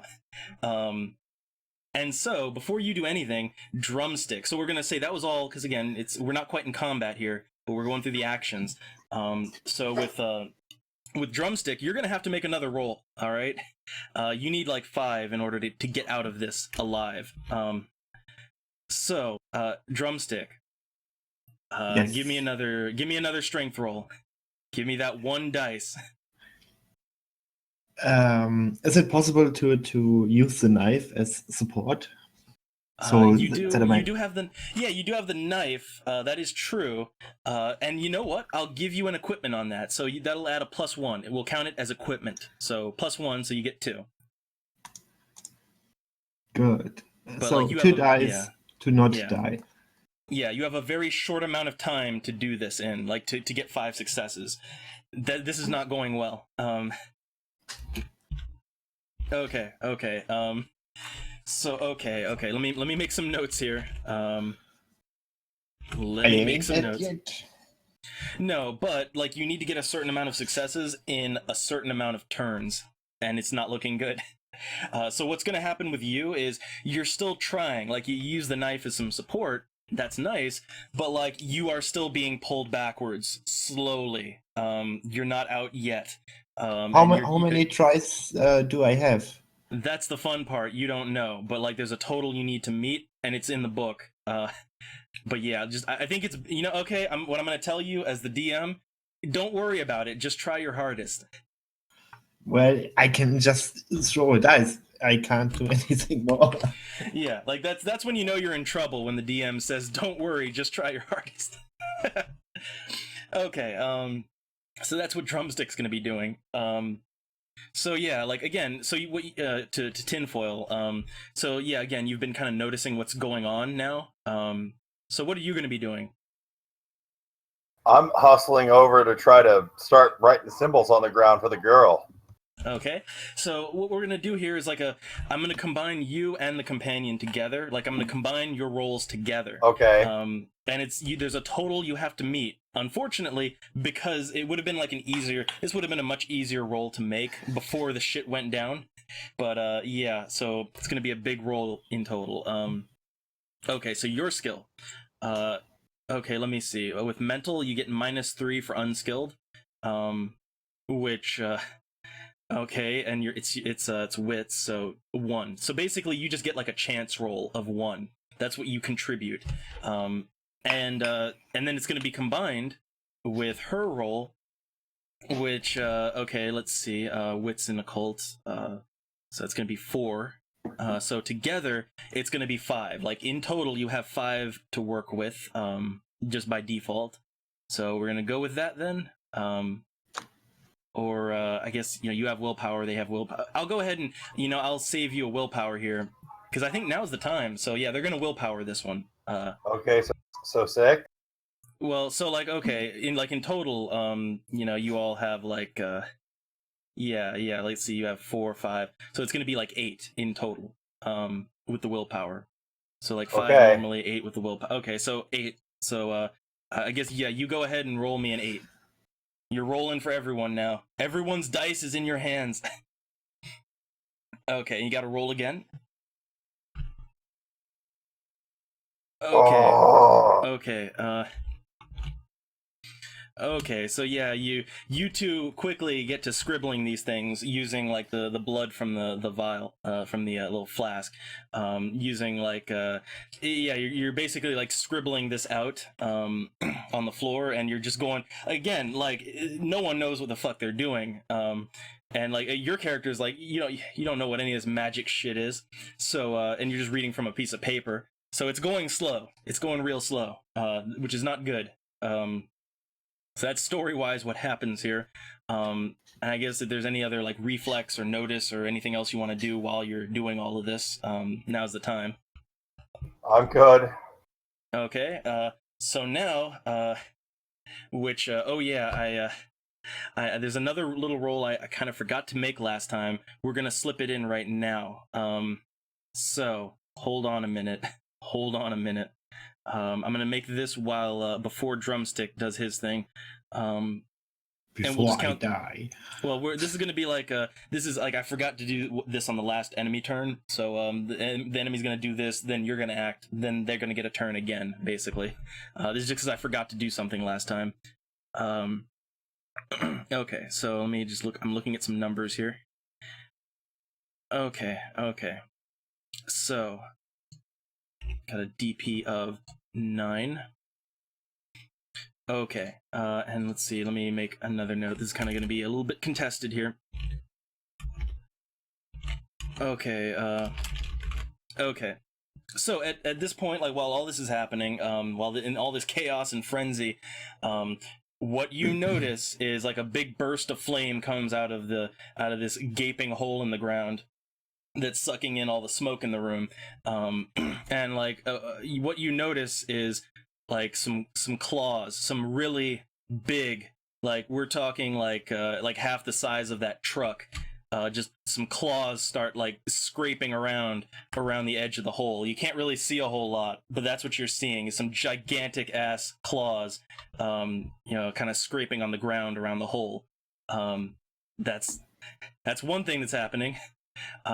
Now, Drumstick, you get your turn to try to not die. Well, let's say not die, because you don't know what'll happen here. So okay, like, yeah, again, you're gonna have to strength plus your equipment, so 2. Try to claw your way out. There's no way to use more willpower, like lethal willpower. Like, you have all of your willpower has been spent doing that truck maneuver and all that.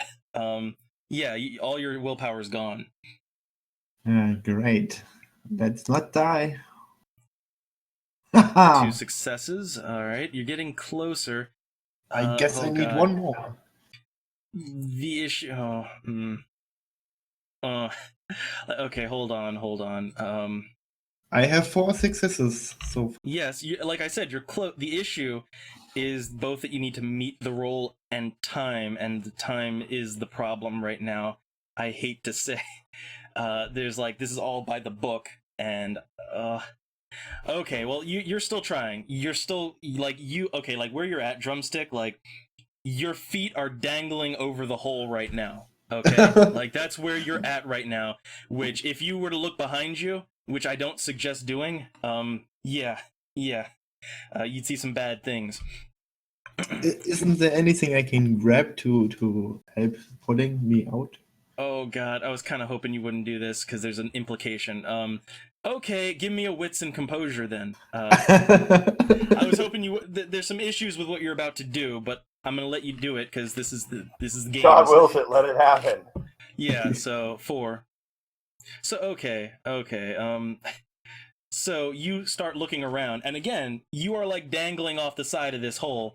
So you're gonna have to, as you're looking around, you look back into the hole, and what you see is something indescribable, gigantic, just trying desperately to claw its way out. Also, behind it is both an inferno, like, it's again, like, there's just horrors going on down there. There's weird distortions, and you're also seeing things in there, things that shouldn't be, which I'm gonna say right now, let me bring a note up here. This is why I was hoping you wouldn't look around here. I was hoping you'd just be... Oh, God. Oh, God. So, okay, what you're gonna need to do now is, because you did that, you need to make, and your character has morality 6. So you need to make a dice roll of 3 or suffer a moral failure right now. Because staring into hell, it's so unspeakable. The book says that you have to make a moral check on this. What you see is like, this is like, we're getting into Cthulhu territory here, where you are staring into the void right now. So you need to roll 3 dice and make a check. Oh! Okay. Oh. Critical failure. Shit. So okay, you are now down to you're down to morality 5, which I will say right now, morality 5. So where you're at, like, to go lower, like, your character is at a point where grand theft is a-okay. Stealing and grand theft are fine. The only thing that'll really make you go lower is, like, killing people and like mass property damage, like, like setting things on fire. That's the only thing that'll make you go lower here at this point. But now you have to make another roll, and that is a derangement roll, because every time you fail at a moral, you have to also do a derangement check. So give me 5 dice. It is your morality. So 5 dice to see if you suffer a derangement from this. I guess I do. God damn. Okay. God damn it, Drumstick. Okay, so all right. So I'm gonna write here. It's my call what you get, but I'm gonna do something that is relevant to your interests, and also it applies to this. So yeah, you suffer pyromania from now on. Your character just loves fire. That's your derangement. Sounds good. So okay, that happened. But also you don't really see anything. There's nothing really to hold on to, and you are being sucked like a vacuum. Phrasing, but yeah, like it's not looking good. Is all I'm gonna say. So now it rolls. So that was drumstick, and now again that last one. I have to do the enemy again because now it's their proper turn. So I need to roll their dice again. Okay. Which also I'll say. Well, I'll get to it when after I do this one. Okay. No roll agains. Okay. I'm just gonna add that on here. Okay. So at this point, so what you all are seeing, so like all the possessed, like they're still like they're just kind of walking, like they're letting themselves get sucked into this hole, and again the bodies are just like falling down there, and the shadowy things are crawling out and escaping, and again there's just like shadows, like at this point there are shadows just rolling out of this hole, like things are escaping this hole. You don't know what they are, but they're escaping like crazy. And this giant claw, it starts like another claw comes up, and again each one of these claws is like damn near like the size of like like half a truck, and another claw appears and starts pulling, and something starts pulling itself out. You can't quite see it in full, but like you can see some gigantic arms, and also some tentacles and things that you don't really want to look at. But that's what's going down on the enemy front. I guess now to roll it back around to tinfoil. So I'm just gonna be blunt here. What you're seeing, you're gonna have to make a little bit of a check to not freak out. Okay. Understandable. So yeah, I think this is about that time. So yeah, composure plus resolve.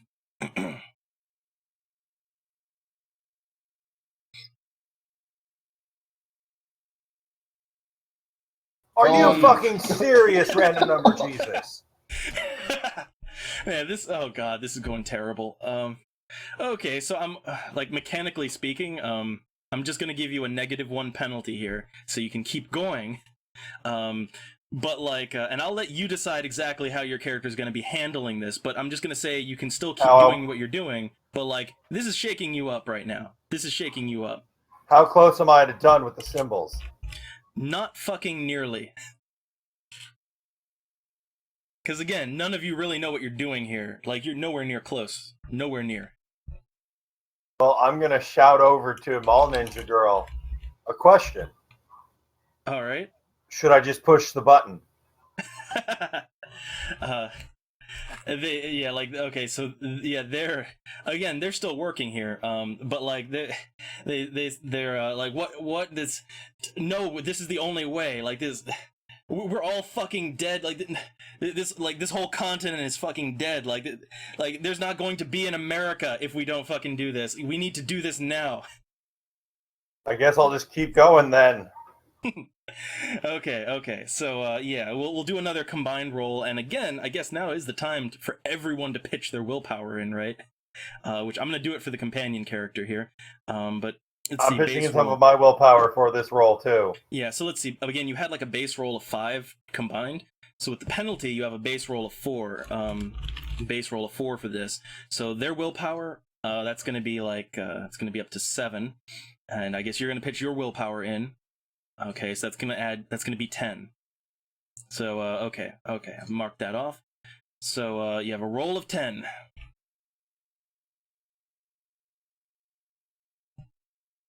Alright, roll again. I was hoping you'd get lucky with the roll agains. Oh dear God, you're nowhere even near what you need. Okay. So, we are all fucked.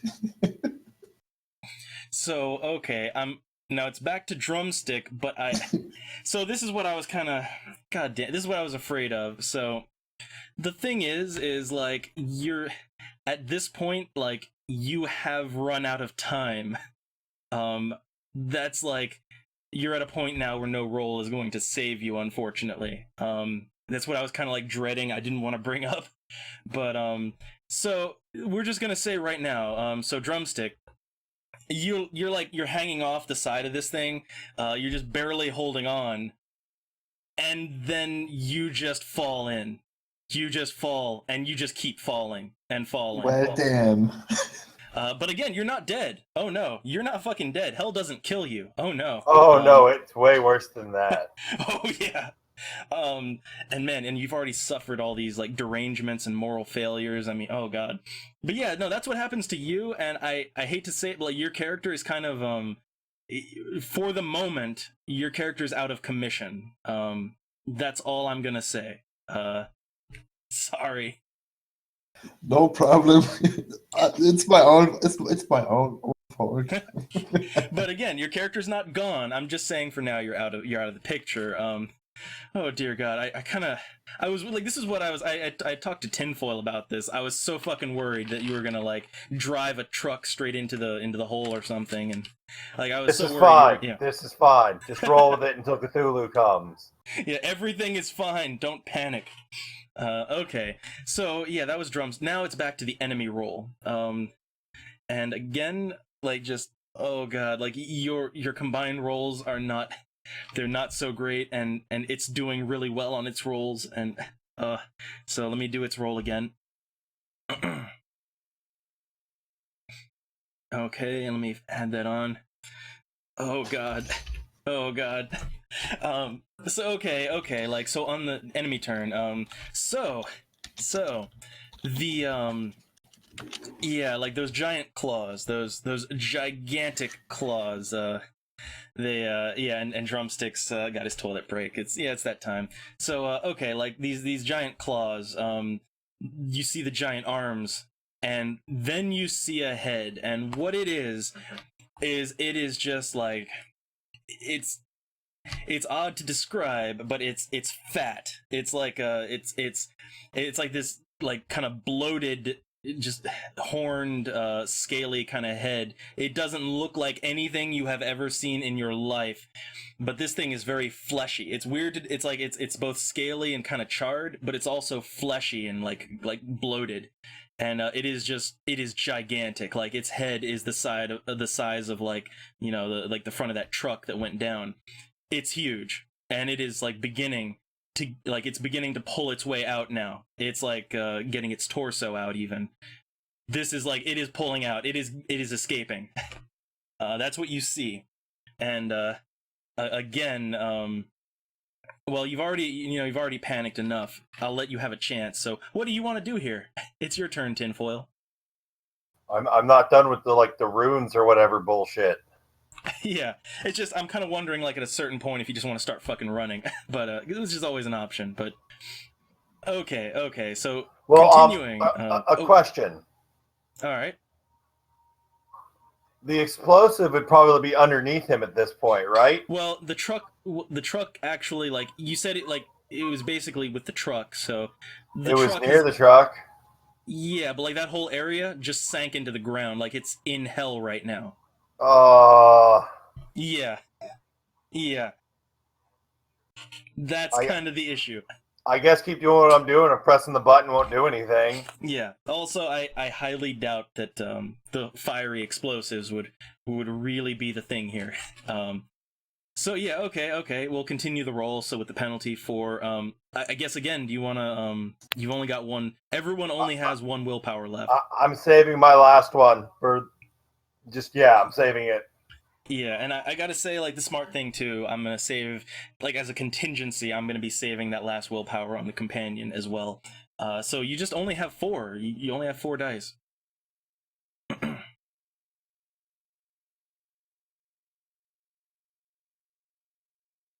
Alright, a roll again.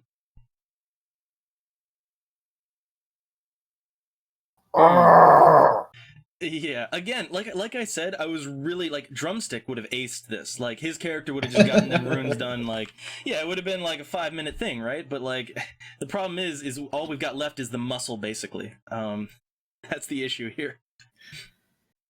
All right, so yeah, so okay, like where your progress here, like you're about like at this point you are almost halfway done with the runes, the blood runes around this giant hole. You're maybe halfway around, like like you're kind of making a circle, and you've kind of we'll say that you had started like maybe where the front of it. Yeah, no, you're only like maybe halfway through. That's where you're at. And again, I guess I'll give you before it's the enemy's turn. Yeah, like I'll go ahead and give you like a. Do you want to anything else you want to do, like notice or move or? No, I just have to keep doing what I'm doing. Okay, so yeah, just keep on it. Then in that case, all right, like back to the enemy's turn, and let's see how they do.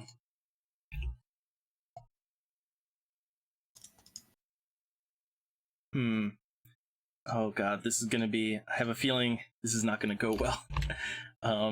Okay, so yeah, this thing, like, it starts clawing. It's already like got up to its torso out, and it's starting to like at this point it is beginning like it's fighting against this like vacuum effect. But like it is beginning to start crawling, like it's starting to claw and crawl its way like out of the hole now. It's starting to like fight back against the vacuum effect, and it's actually like physically starting to get out of the hole now. And yeah, like it is so like the size of it, I guess, for an idea, like, so that giant, like that 16-wheeler truck, it's like maybe like 2 or 3 times the size of that. It's huge. That's what's happening right now. And it's starting to get out. So like it looks like whatever it's doing, it's getting damn near close. So now back to you. I'm gonna keep doing what I'm doing. All right, I guess no last ditch willpower, or you still gonna save that? Last ditch willpower, because he's most of the way out of the hole. It's last ditch willpower time. All right, so yeah, I'll go ahead and I'll add their willpower to it as well. So I'm just marking some things off here. So again, base roll of 4 plus 6 in total. So you got 10 dice.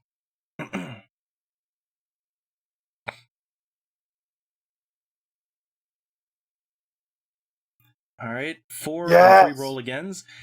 Let's see if you get lucky with the roll agains. God damn. So let me mark some progress here. Okay. So as you're scribbling things around here, you're getting it. You're starting to understand these strange runes, and like the circle is over half complete. It's like, man, you only have a little ways to go now. Only a little ways to go, and you might be able to close this thing up and do whatever it is you need to do. So yeah, that's where you're at. And now back around to the enemy's roll.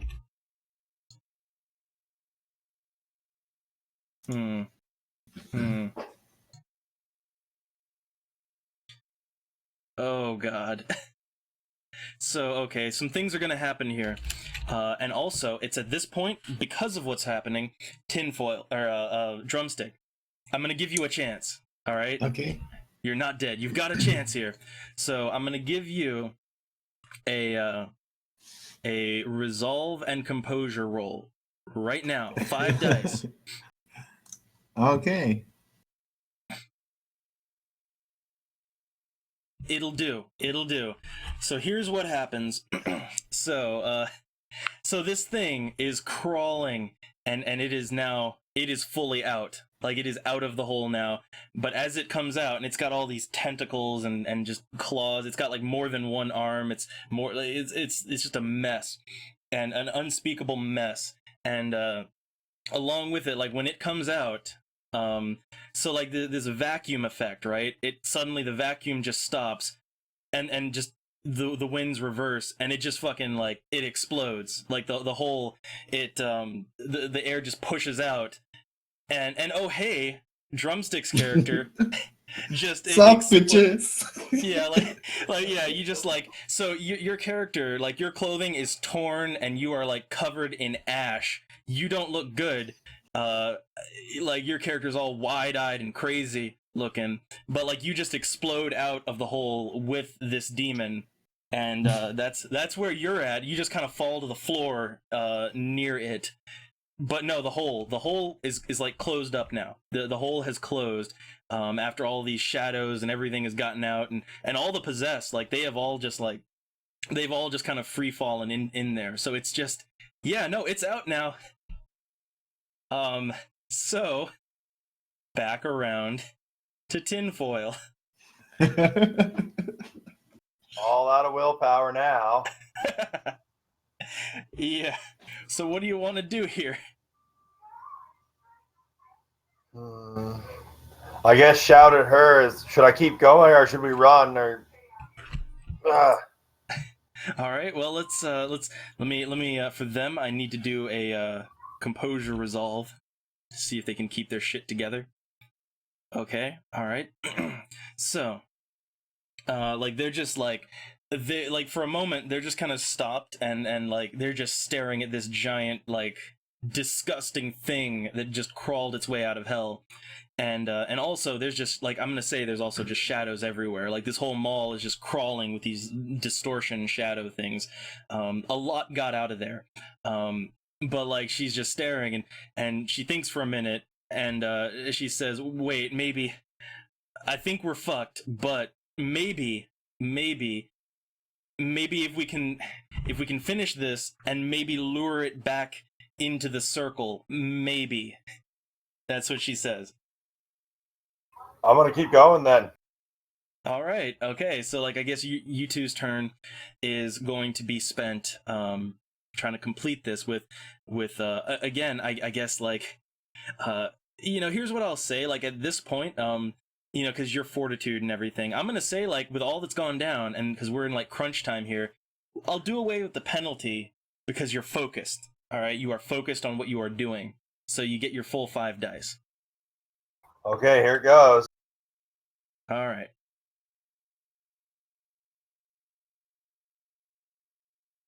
All right, that's all right, that's good. Okay, well, I'll say, so here's what I'm gonna say. So what happens is, you finally you complete this circle, right? And it seems like everything is done according to the diagram. There's only one finishing touch, and the companion's gonna have to deal with that. But that was like your combined action for the turn. Okay. So yeah, like, but everything is ready more or less. Now what they're gonna do, what the companion's gonna do in the same turn, like getting things ready.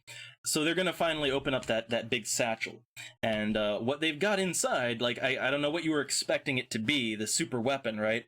But what it is, like as she pulls it out, you see like a golden frame, and it appears to be a painting. That's what she pulls out and kind of puts on the ground, which Drumstick's character knows all about paintings. So yeah, now it's back to Drumstick. Well, fuck. So where the fuck am I? Well, again, so like what happened is, okay, like I'm gonna say what happened to your character here, so you know, like you were in hell, like, and hell time doesn't necessarily, it works different, like, so you've seen some shit down there, and your morality's already pretty low. You've seen some shit, all right, like your character is going to be a little shaken up from that, but you're here now, you're recovering from kind of getting out, and I'm gonna say, like, first off, you're gonna have to make another composure resolve roll just to make sure you're here, you know. So yeah, give me like a 5. Oh, I'm Okay. here. Okay, yeah, you're good. You're good. So okay. That means you can take an action and move and all that. So yeah, I guess decide what you want to do here. I'm not sure. What about the demon? Is he now It's out. outside? It is outside fucking the. out. Yeah, it is out. It is standing. Like, it's starting to like get to its feet. Its action. It gets to do its thing next turn. But yeah, like it's kind of getting ready to do something. Like, is it inside the circle or? No, it's out. Like it crawled away from it. But the circle area. So like to give a description of what's the scenery, when the hole closed back up, it's now like it's still a crater, but like it's solid now. Like you can walk across it even. but you're outside of the circle right now. It would be interesting to know on which side I am from the You're circle. basically you're on the opposite side from Tinfoil and the companion character. And compared to the demon? It's right fucking next to you. Oh, great. Yeah.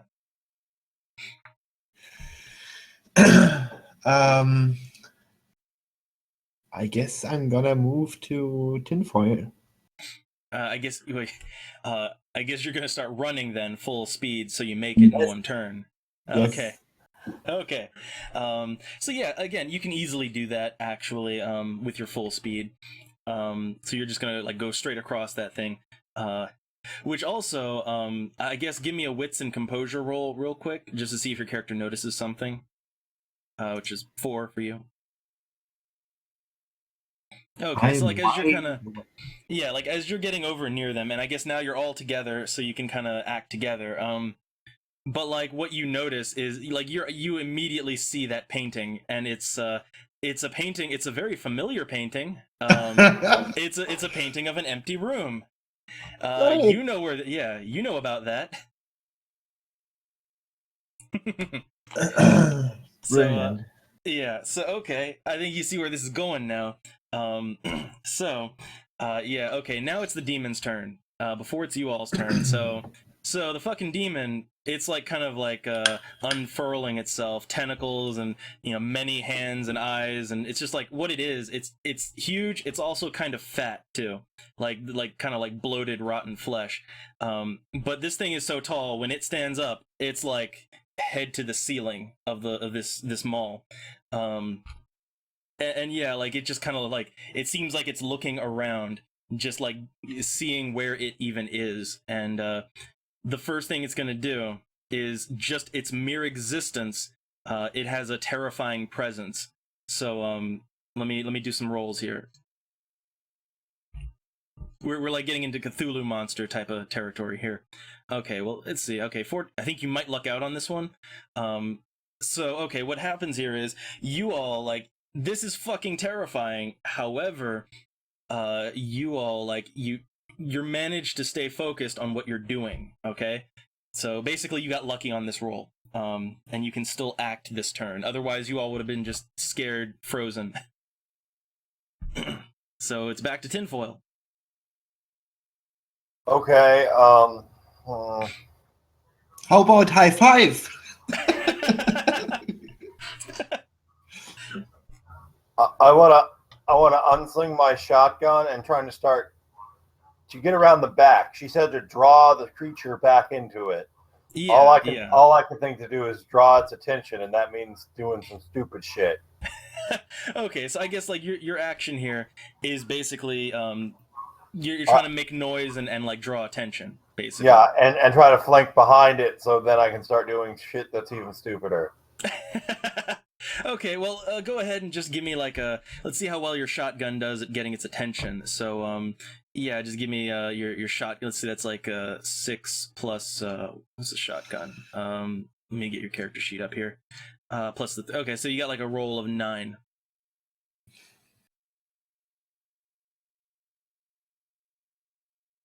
Okay, and you got 9 again as well. Give me a sec. All right. Okay, well, 2 successes, so let me mark some things off here. So here's the effect that has. So, yeah, like you're just like shooting your shotgun into this thing, just, spraying as much as you can. And it's like the bullets, some of the bullets actually seem to bounce off of it. Some of them maybe go in, but like this thing, it doesn't really bleed. And it just sort of slowly starts turning around. Which takes a while for it to do because it's so huge. That was the reaction to what you did. Now, okay, the companion character, they've got everything set up, they're ready, and I guess what they're gonna be doing is, I guess they're gonna help you. I mean, why not? They're the muscle too. So they're gonna just like they're gonna take their rifle, and let me see here. So let's see, 3, 6. So it's 10, and they're gonna full. Okay, so they're gonna full burst. They're just gonna unload with their rifle. And let's see. Let's give that a good good dice roll here. Wait, hold on.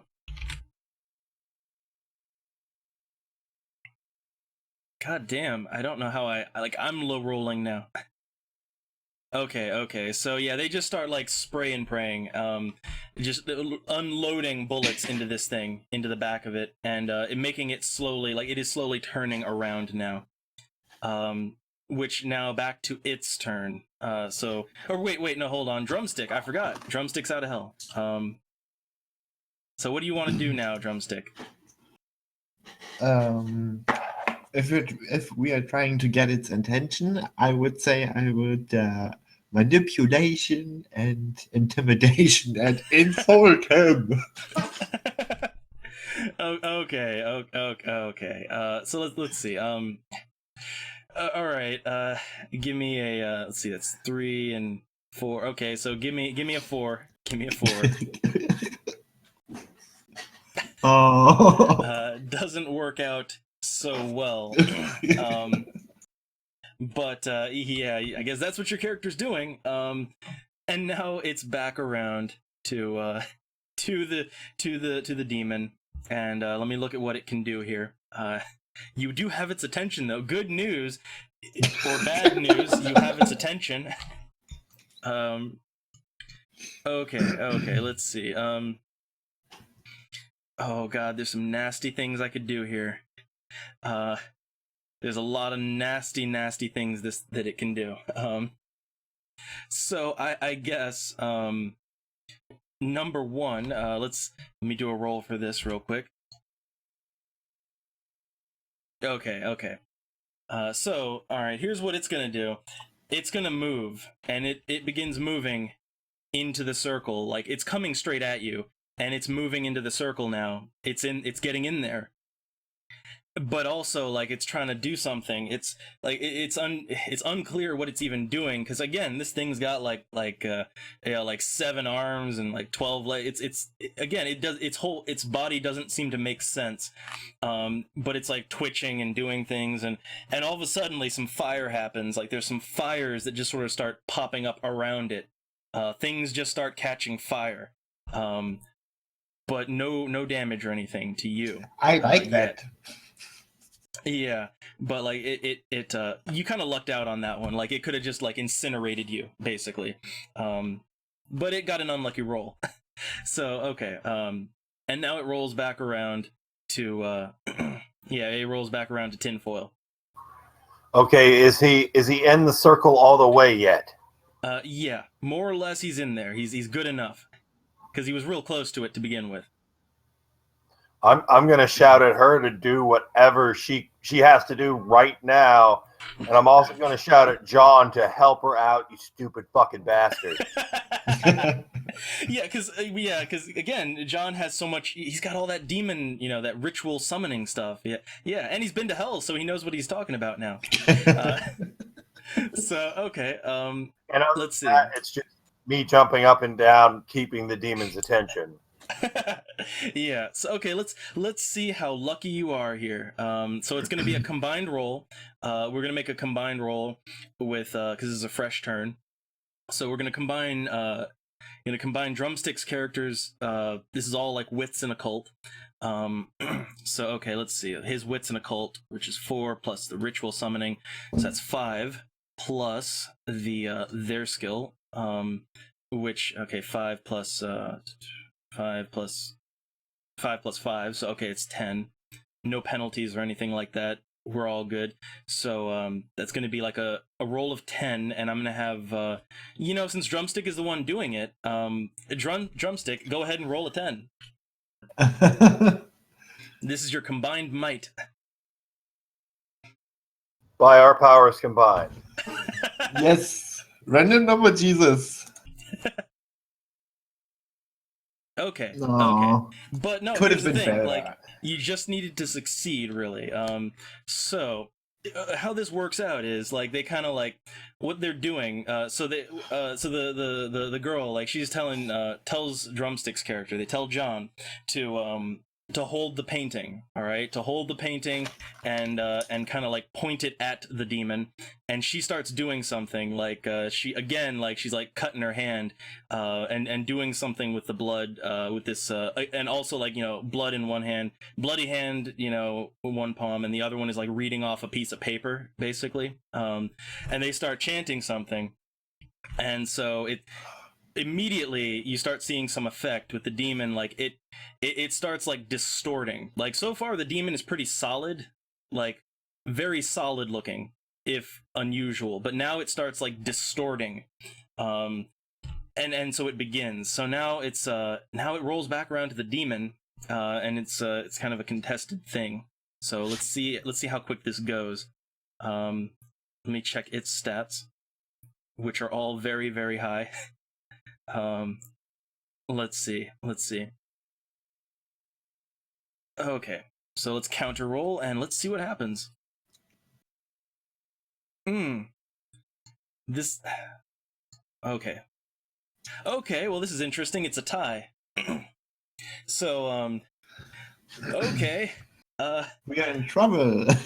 Yeah, it's a tie. So here's what I'm gonna say mechanically happens. The demon is like just distorting and flailing its tentacles and arms, and it's like roaring now. Like the building is starting to shake. And again, the fires, like the fires, it's like things in the mall are just like bursting into flames at this point. Like this mall seems like it's gonna go down.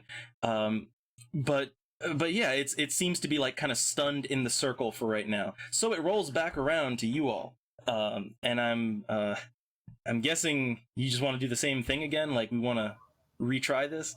Yeah, let's let them keep shouting and chanting at him, and Right. I'm across from him and trying to keep his attention still. All right. So okay, it's going to be the same roll for Drumstick, which is 10. Okay, and a roll again.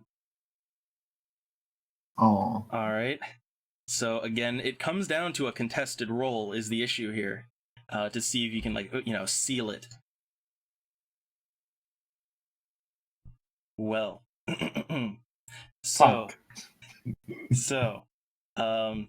so you got lucky.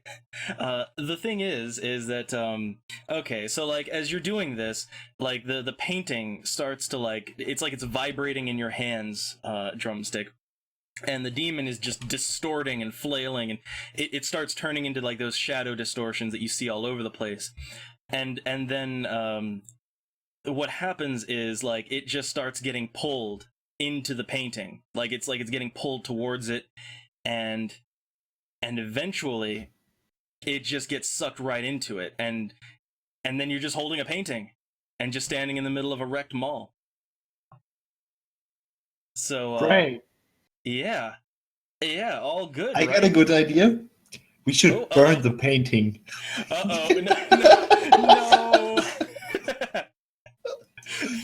Let me get my lighter. It's like, oh god, no. All right, so we'll again take things in order here. So Drumstick has saved the day here with thanks to his summoning knowledge. I mean, he's kind of gone a little bit crazy in the process, but that's okay. So we're back to me. Yeah, back to you, Tinfoil. I'm gonna tell the girl to take that painting back from him before he does something stupid with it, and let's get out of here before this place collapses around us. Okay. And, like, as an aside, because of Drumstick's pyromania thing, and because he still does have the lighter, like, if he's left alone with that thing, he might actually have to make a roll to, like, not do something stupid with it. Oh, cool. Hence why I told the girl to take the fucking painting back. Yeah. So what she does is, like, she kind of, like, goes up to John, and she just takes the painting out of his hands, and very neatly kind of just slides it back into that big satchel, that reinforced satchel that she's got, and kind of takes it back and just looks around and says, like, well, that didn't go as planned, but I think we might just not be fucked now. Yeah, that's a pretty accurate assessment. There used to be a saying in the army about this sort of thing. You piss with the cock you got. Now let's get the fuck out of here.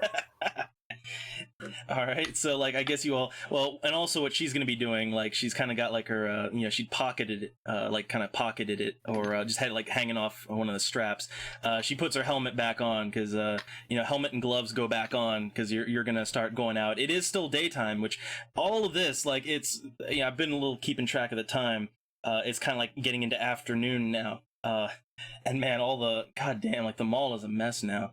Not to mention, all those demons that got out, but let's not worry about them. So, we put Cthulhu back. That's the important part. Yeah, I guess you got the important one.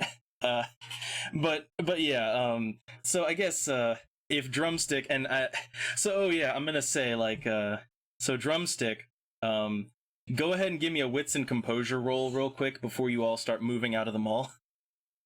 So like a 4. Okay. All right. So okay, like here's the thing, right? Like as you're kind of going out, Drumstick, at first you don't really notice it, but then your pockets, like cause of that vacuum effect, like your all those jewels and things you shoved in your pants, they've been sucked out. They fell out. No. Yeah. Someone in hell is very wealthy now, but yeah. So okay. It seems like things are wrapped up. And I guess like as you all are going back out to the parking lot, which so at this point, like all the I guess because again like Tinfoil's character has the higher wits and composure. There's a few things you might notice as you're leaving. I'm rolling. Yep. Give me that 6. All right. Roll again. All right. Okay.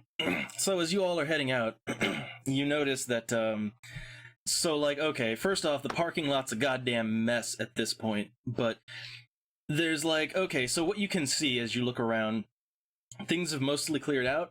However, there still are a few stragglers, like you're seeing, well, I guess what you're seeing is like some of those shadowy distortions. They're just like they're not really paying any attention to you, but they're like kind of crawling along the ground, like just it seems like they're just scampering off to wherever they can go, but they're not really minding you. And there's a few people with the few possessed still hanging around, just like they at this point they seem completely lost as to what to do. But that's and also so your van, right, the van you came in, that is like that is nowhere to be seen, but what you do see is a pickup truck. So like at the far end of the parking lot there's a pickup truck that's starting to pull its way in. That's what you're seeing right now. Okay. I want to have my shotgun out, but not necessarily pointed at just ready. I want to be ready. Okay. So now let me get some things statted and ready here. But although I will say, like, congratulations, you didn't slay it, but you got rid of your first demon. Awesome, your first arch demon. But let me set some things up here. Let's see. I gotta bust into this. This is another one of those events that so there. When I said there were like 2 timers, this is the other thing. So give me a second here. I didn't have it ready. Okay, let's see what I want to do here. I'm setting some characters up. I'm clearing the combat tracker, getting everything reset and good. Because there might just be a little bit more to this. Just a little bit more. And also, let me take a sip of my drink, because, oh god, thirsty.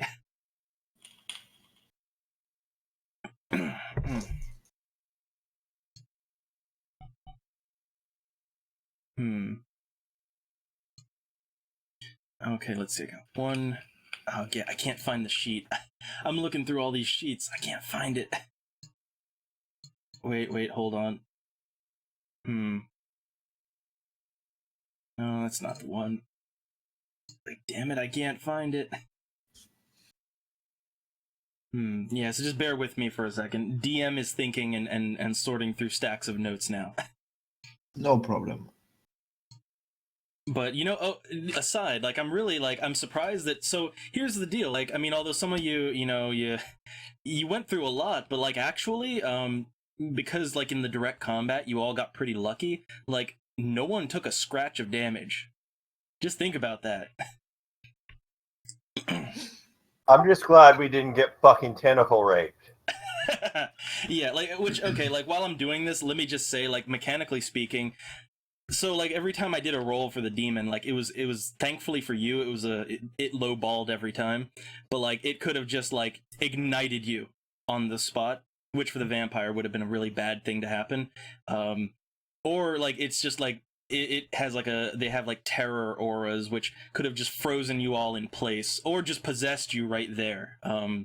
Yeah, so you lucked out on that one. Vampire? What vampire? I don't know any vampires. Yeah, I forgot. Drumsticks. Everyone's still in the dark. I guess only Tinfoil saw the claws. I did, but I didn't know what the claws were in character. Yeah. And I know not the metagame, or at least metagame in a way the DM doesn't notice.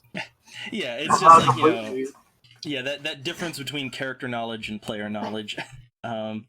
So yeah, like for this one, I have to find something it's buried in my notes. Okay, wait, I think I got it. Okay, here we go. Okay, I got everything ready. So okay, like as you all are kind of like going forward, which I guess again, let's do a quick wits and composure because they're getting closer now. Yep. So let's see, it's 6, yeah, from. Okay, gonna go for the crit.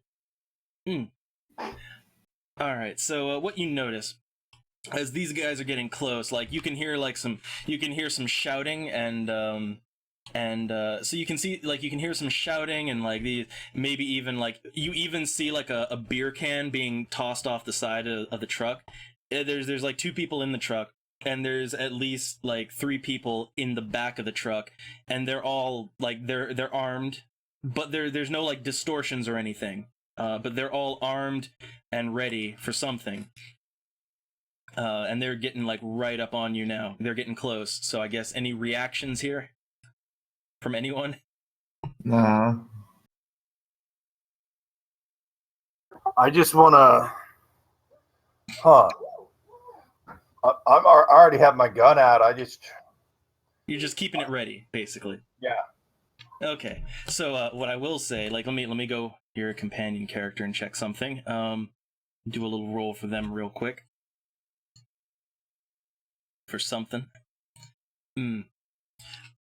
Okay. So yeah, your companion there, your fully suited up and armored companion, yeah, they're kind of like hanging back a little bit, like they seem like they already know something might be up, and they're looking around too, because they're kind of like looking for that your van that should be here but it's not. Yeah, but she's hanging back from the 2 of you, and so now. So, okay, this truck pulls up, right? And there's 2 guys inside. One is staying at the wheel. Like, all these people, like, they're dressed like, I mean, I guess for a description, they're dressed kind of like your average 80s redneck, except, like, some of them have, like, some long coats that seem to have something in them. And they all have weapons. Like, they have machetes, and some of them have crossbows. Which, metagame, you probably know what this is. Oh, yeah, out of game I do. Yeah, and with who you've got with you, this is a bad time. So, okay. Okay, yeah, like one of them hops out and like they're kind of like getting out of the truck again, like just beer cans. Like it seems like they're very casual about this. Just some of them are chugging a beer, and so this older man, he's like a grizzled looking older guy with a thick. He's got gray hair and like a thick beard on him and mustache, with that long coat. He starts walking up to you, and like you can see he doesn't have, so like he's kind of whatever he was holding in his hand, he's put that away, but you can tell he's got something, he's got things on him probably, and he's like cautiously approaching you all. So I guess like before he gets a chance to say anything, I mean, do you want to say anything first in reaction to them getting out? You're all a little bit late to this party. Yeah, so okay, like I think this guy, let me do a little roll for him for something real quick. Let me just get his character sheet up, and let me move this aside, put my notes aside for a second. Okay. Okay, for him, I'm gonna do a roll, and let's scale some things here. All right.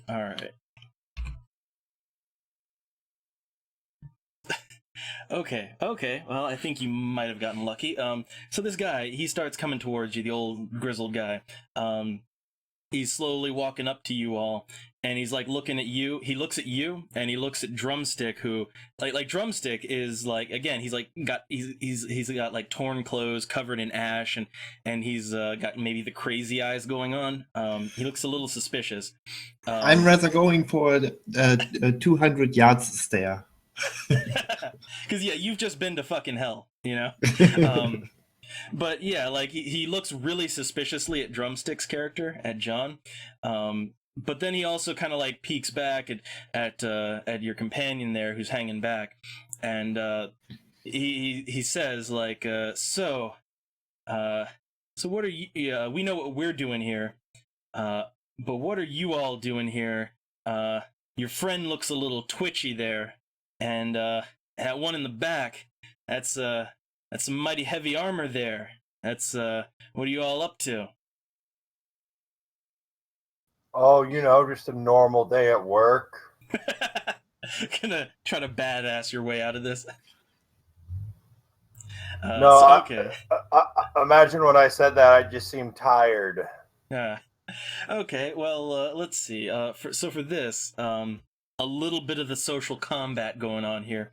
So, I guess like go ahead and do your best persuasion. Well, not persuasion, but like we'll use your intimidation roll. So like 2. To roll a 2. All right. Okay, and let's see. So for this one, I'm gonna roll.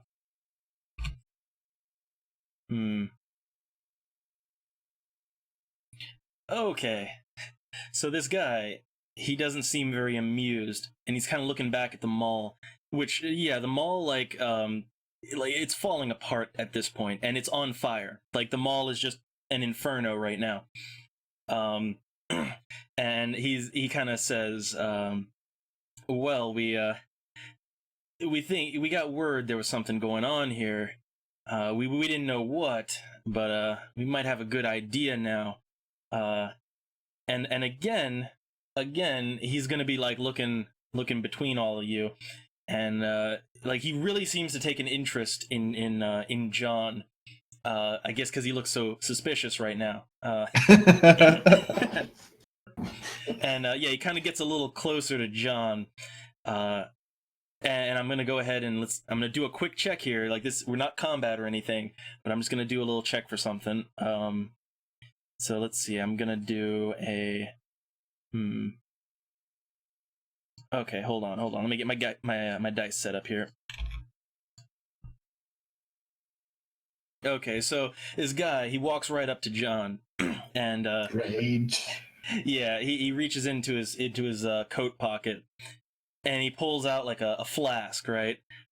And he just kind of like, it's quick, and he doesn't even give a reason or anything. He splashes something on your face, and just kind of looks. He's like watching you.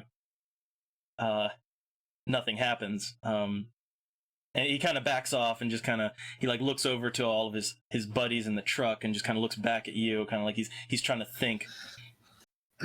And he's also he's also looking at William and also your companion, and he's thinking about something. So it's gonna go back to Tinfoil and Drumstick and what all you want to do. I'm really tempted to punch him. Oh my god! Oh god! Oh god! You don't do that shit. You know what? Because your character is so fucking crazy right now. It actually kind of makes sense for that to happen, or at least for you to like make an attempt. So like, I want you to do like a composure resolve roll to see if you can control yourself. Composure, still resolve. Yep. So 5. 5. Okay, you manage to kind of calm yourself for a moment, and you just wipe your face, which it just seems to be water that he splashed on you.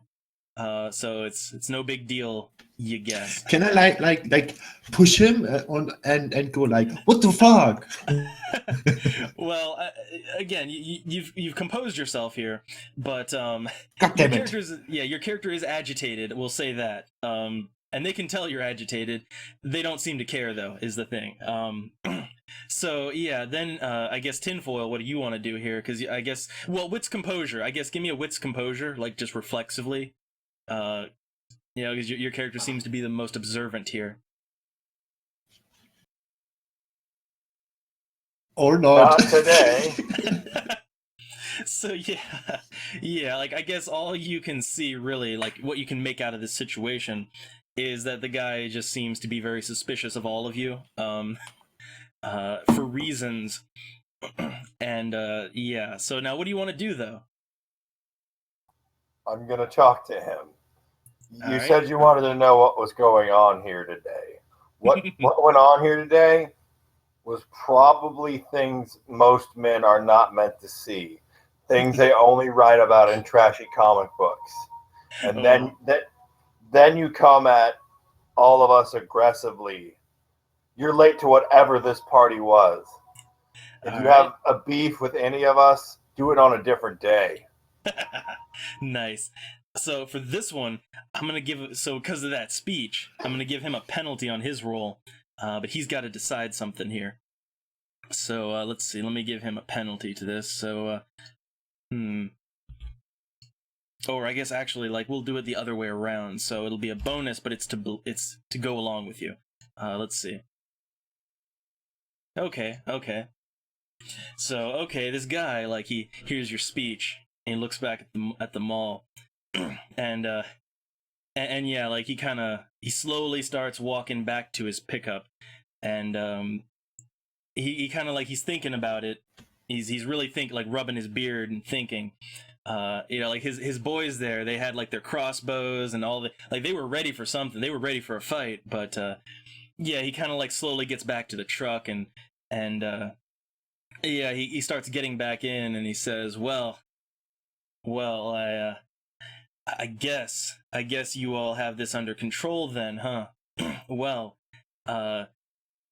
yeah, I guess me and my boys here, we're gonna take off now, but we'll be seeing you around. And actually, if you get time, so now he asks, like, are you a church going man? Not in the longest of time. All right, and I guess Drumstick's character, how's he gonna react there? I guess I'm just gonna mumble. All right, so like you're kind of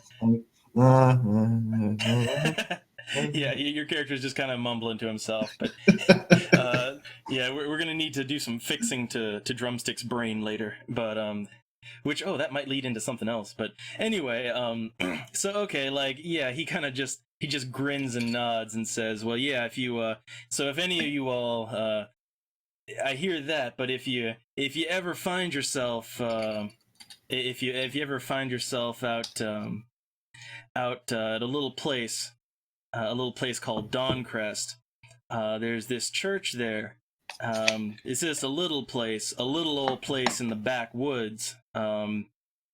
It's out in the country, but I think it might be in your best interest to maybe swing by there sometime, and we'll have a little chat there, a more lengthy chat. So you all, you boys, you have yourself a fine time, and he gets back in his truck, and they start taking off. Cool. So I guess back to tinfoil. Like we're kind of, I guess you've dealt with things. Indeed, and I'd look over at Mall Ninja Girl and say, "Isn't our ride supposed to be here?" Yeah. Oh yeah, about that van. So yeah, she kind of like she's gonna look around and let me see. Hold on, real quick, if she notices anything especial. So let's see. The old wits composure. All right. So they kind of look around and then so they see something. They see something off in the distance that maybe your eyes don't pick up, but they just kind of like sigh and shake their head, and just say that, God damn it, that fucking ghoul he's stoned out of he's stoned out of his brain again, isn't he? He's not coming. So yeah, your ride isn't coming. I guess that guy just fucked off to get high. Well, I guess we're in for a walk then, aren't we? Please say you have a company calling card at least. Yeah. She says you'll need to get to a phone. Yeah, you'll need to find the nearest phone, but they can work something out. But in the meantime, she says, can we maybe like get to a building? Maybe let's not walk around outside so much, this afternoon. Maybe we can find a building with a phone nearby. And yeah, that's so here's what I'm gonna say right now. So you all have done it. You've escaped them all. You've dealt with all the problems. We're gonna conclude here with the story, and we're gonna the rest can be off camera. But you've done it. You've done it. I have no idea how that worked out. So I guess to debrief here, and we'll cover up we'll cover what happens after this later. But God damn, it went better than it went way worse than I thought it would. But at the same time, it also went better in some ways. How'd you like it? It was very intense. I thought we were boned. Yeah, that's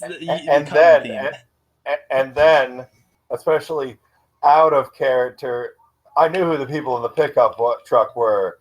Yeah, I thought we were bitch slapped. I thought we not got Cthulhu raped, and then this. I'm like, oh. Yeah, see, the thing is, I was crestfallen. Yeah, to debrief and all that, the out of character rundown, so that was kind of that could have gone two ways. It was designed as a contingency, as in if the thing escaped and you couldn't deal with it right there and you just run, that was a contingency plan, right? Some extra backup. At the same time, with where you were at, the way that could have gone down if the dice had fallen any differently, they could have just launched a stake into your companion's heart, right there. They have a stake launcher, and Drumstick, because he looks so weird and demon touched and all that. You all could have been dragged off to a torture dungeon in the basement of a church, basically. That's how it could have gone down. But lucky enough, I made that wonderful speech and got RP points, and it went fine. Yep. Remember, kids, this is why you RP. Yep, the power of roleplay. So okay, but yeah, so as for the demon, I guess repercussions and how that could have gone down. Again, I was initially hoping that you all would have dealt with the cultists and it wouldn't have gotten that far. But so okay. The way this could have gone down, first off, you all could have just been sucked into hell, and then the game would have taken a very different turn. That could have happened. the other thing is the demon itself. So again, some of the things, some of the abilities that thing has, like it has a huge dice pool. It's statted for an archdemon, and like it could have you all would have just been terrified and couldn't have done anything, and you would have been fodder, or it could have just lit the whole place up, just burned you alive. You would have just like spontaneously combusted, or like again, or it could have just shoved a demon into you and possessed you forcefully. So yeah, like no, you lucked out on all ends with that. It went badly, but it didn't go as badly as it could have. Yeah, and okay, like so now here's another repercussion. So like with drumstick, so like your character, they basically fell into the inferno. And experienced things that no man should ever experience. So, okay, other than the morality failure and the pyromania, so here's what's gonna happen. So you had wanted to you had wanted me to work in some powers for your character, some pyro powers. Well, that's your door into it. Yeah, like you might start developing some abilities now after that experience. Cool. Yeah, the only, I guess, like the only drawback is you kind of had to go a little bit fucking crazy in order to get those powers, but hey, crazier. Yeah, crazier. Which like your morality is so low now that you're gonna have to start making like composure resolve rolls just to not do something incredibly destructive or stupid, basically, especially relating to fire. So that's the repercussions to your character, and I guess like I will handle like the aftermath of all of this next time around, or individually. Like I guess at this point you can even like so like when we complete like a big story arc, which I'll figure how the EXP is gonna go later, but so when you finish like a big group arc like that, I basically say like at this point like you can just kind of break up and do like you can have your own side stories now if you want, just separate games. But yeah, I guess that's the conclusion of that story arc. Yeah, it was for me as a DM that was I was constantly worrying that you were all just fucked. It got intense, yes.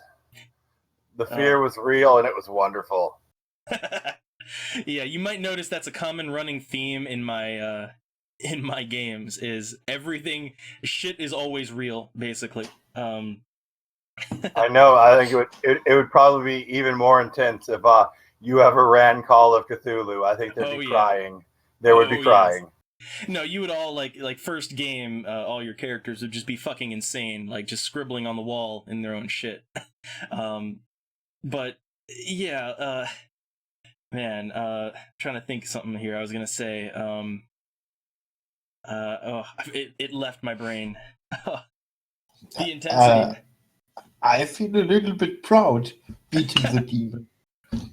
Yeah, actually, Drumstick, you did well. Like, there was a couple of ways I was thinking you might play that, because I always, as the DM, I try to think about ways players might handle things. Like, one way I thought, and one way it could have gone down is, like, you did the thing with the semi, right? I figured that in.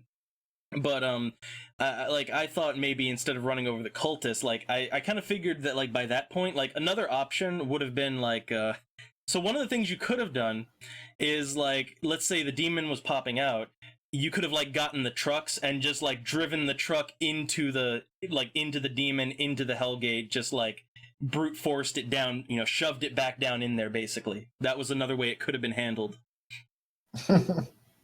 Insert your rock music of choice while you're doing it. Yeah. Wait. Exact. Oh my god, that would have been perfect. Oh, that was intense, and then I finally popped back up your chat double, and somebody wanted us to surrender to the demon. Oh, that was also another option. Yeah, like that's actually something I've kind of been expecting Drumstick to pull. Like you could have just like gotten on your knees and say, my master, I obey, and like you could have done that too, I guess. Nah, I would much more prefer to devour the demon soul and become Demo King. And then drumsticks playing Demon Souls. But and oh yeah, also all around. So you have Tinfoil to thank for this because like so here's the thing. When I initially made this story up, it was much easier. Like you were gonna have like a full complement of ghouls and possibly the main blood mage. You were gonna have a lot of really good backup. So like you could have more easily brute forced your way in. But because Tinfoil did so well with that Maul encounter, and I was like, man, his character's really good. And then I'm giving him more. No, we gotta make this harder. And that's why the change of plans and it happened during the daylight. So like the big vampires, they don't like risk. They don't like risking anything. So like you only got one expendable basically. Yeah. I Thanks was okay with that. for you. Yeah, which that's also a mechanic for like I've been wanting to play around with is something that could have happened there too is like again if dice had gone badly like if they'd somehow lost a piece of their armor while they were outside they would have just fucking lit up, that would have been the end of them. But yeah, man, I was excited running that as the DM. Like that was fun to play for me, like to play all goddamn all the characters. Ugh. Yeah, I heard lots of note shuffling in the background. Yeah, like especially like it's one of those things like so okay, how you're either like you're really it's one of those tells, right? Like so as a player, like how that you're either fucked, you've done fucked up, or that you have just like derailed everything is when you can hear the shuffling, the constant frantic shuffling of the DM, I feel like I need a drink after that. Jesus. All right, so yeah, that's the debrief. Where this is gonna go now. So like I said, like again, I don't know if any of you want to do like individual stories because you're kind of like at a point where you can just go your own way now. I don't know if like you want to. I don't know if anyone wants to do like a story in addition to the regular Saturday game. You can do like your own solo stories anytime you want now, until the next big story arc starts. So I will keep that in mind because I'm sort of interested in talking to the rednecks. Yeah, the redneck about hunters. Who the fuck they are. Yeah, that's a faction I haven't even see here's the thing, right? Like so because of what Drumstick has done, like you've been dealing with demons and a little bit with like the vampires, but the thing is there's many factions in this game that are established and like in my campaign specifically, and you haven't even encountered like the biker, like the crazy biker vampires or the Russian goddamn, yeah, like there's a lot to be done still. So yeah, you want a solo session and just go exploring in this town, you're welcome to it anytime. Okay, yeah, I'll keep that in mind. Yeah, like the way to kind of think like how I do continuity is like I sort of have like a running continuity, and so like everything you do, whether it's by yourself or as a team, like things are always happening. Like the reason I have so many notes is like I'm even like going back and updating things. So like it's I guess the best way to think about it is like a one man run persistent world basically. Like it's your own little mini MMO there. But yeah, okay. So we're good. I have talked myself just dry. So yeah, the chat. I wish the chat was more active this time, but it is what it is. The few times I checked, we had at one point like 5 or 6 lurkers, though. Yeah, like lots of lurking. People were into watching it. Yeah, it's just like I really want some more like I don't know, suggestions or even like I gotta figure a way to get the chat more active in things. But yeah. Anyhow, we're done here. Thanks everyone for showing up. It's been so long since I've done like a group game that I was all into it. This is my night. This is a good Saturday night for me. Well, okay, I'm gonna go smoke a cigarette then because we avoided demon raid. Yeah. All right. Well, see you all on Discord. Indeed. All right. Later. Stream Goodbye. over. Bye.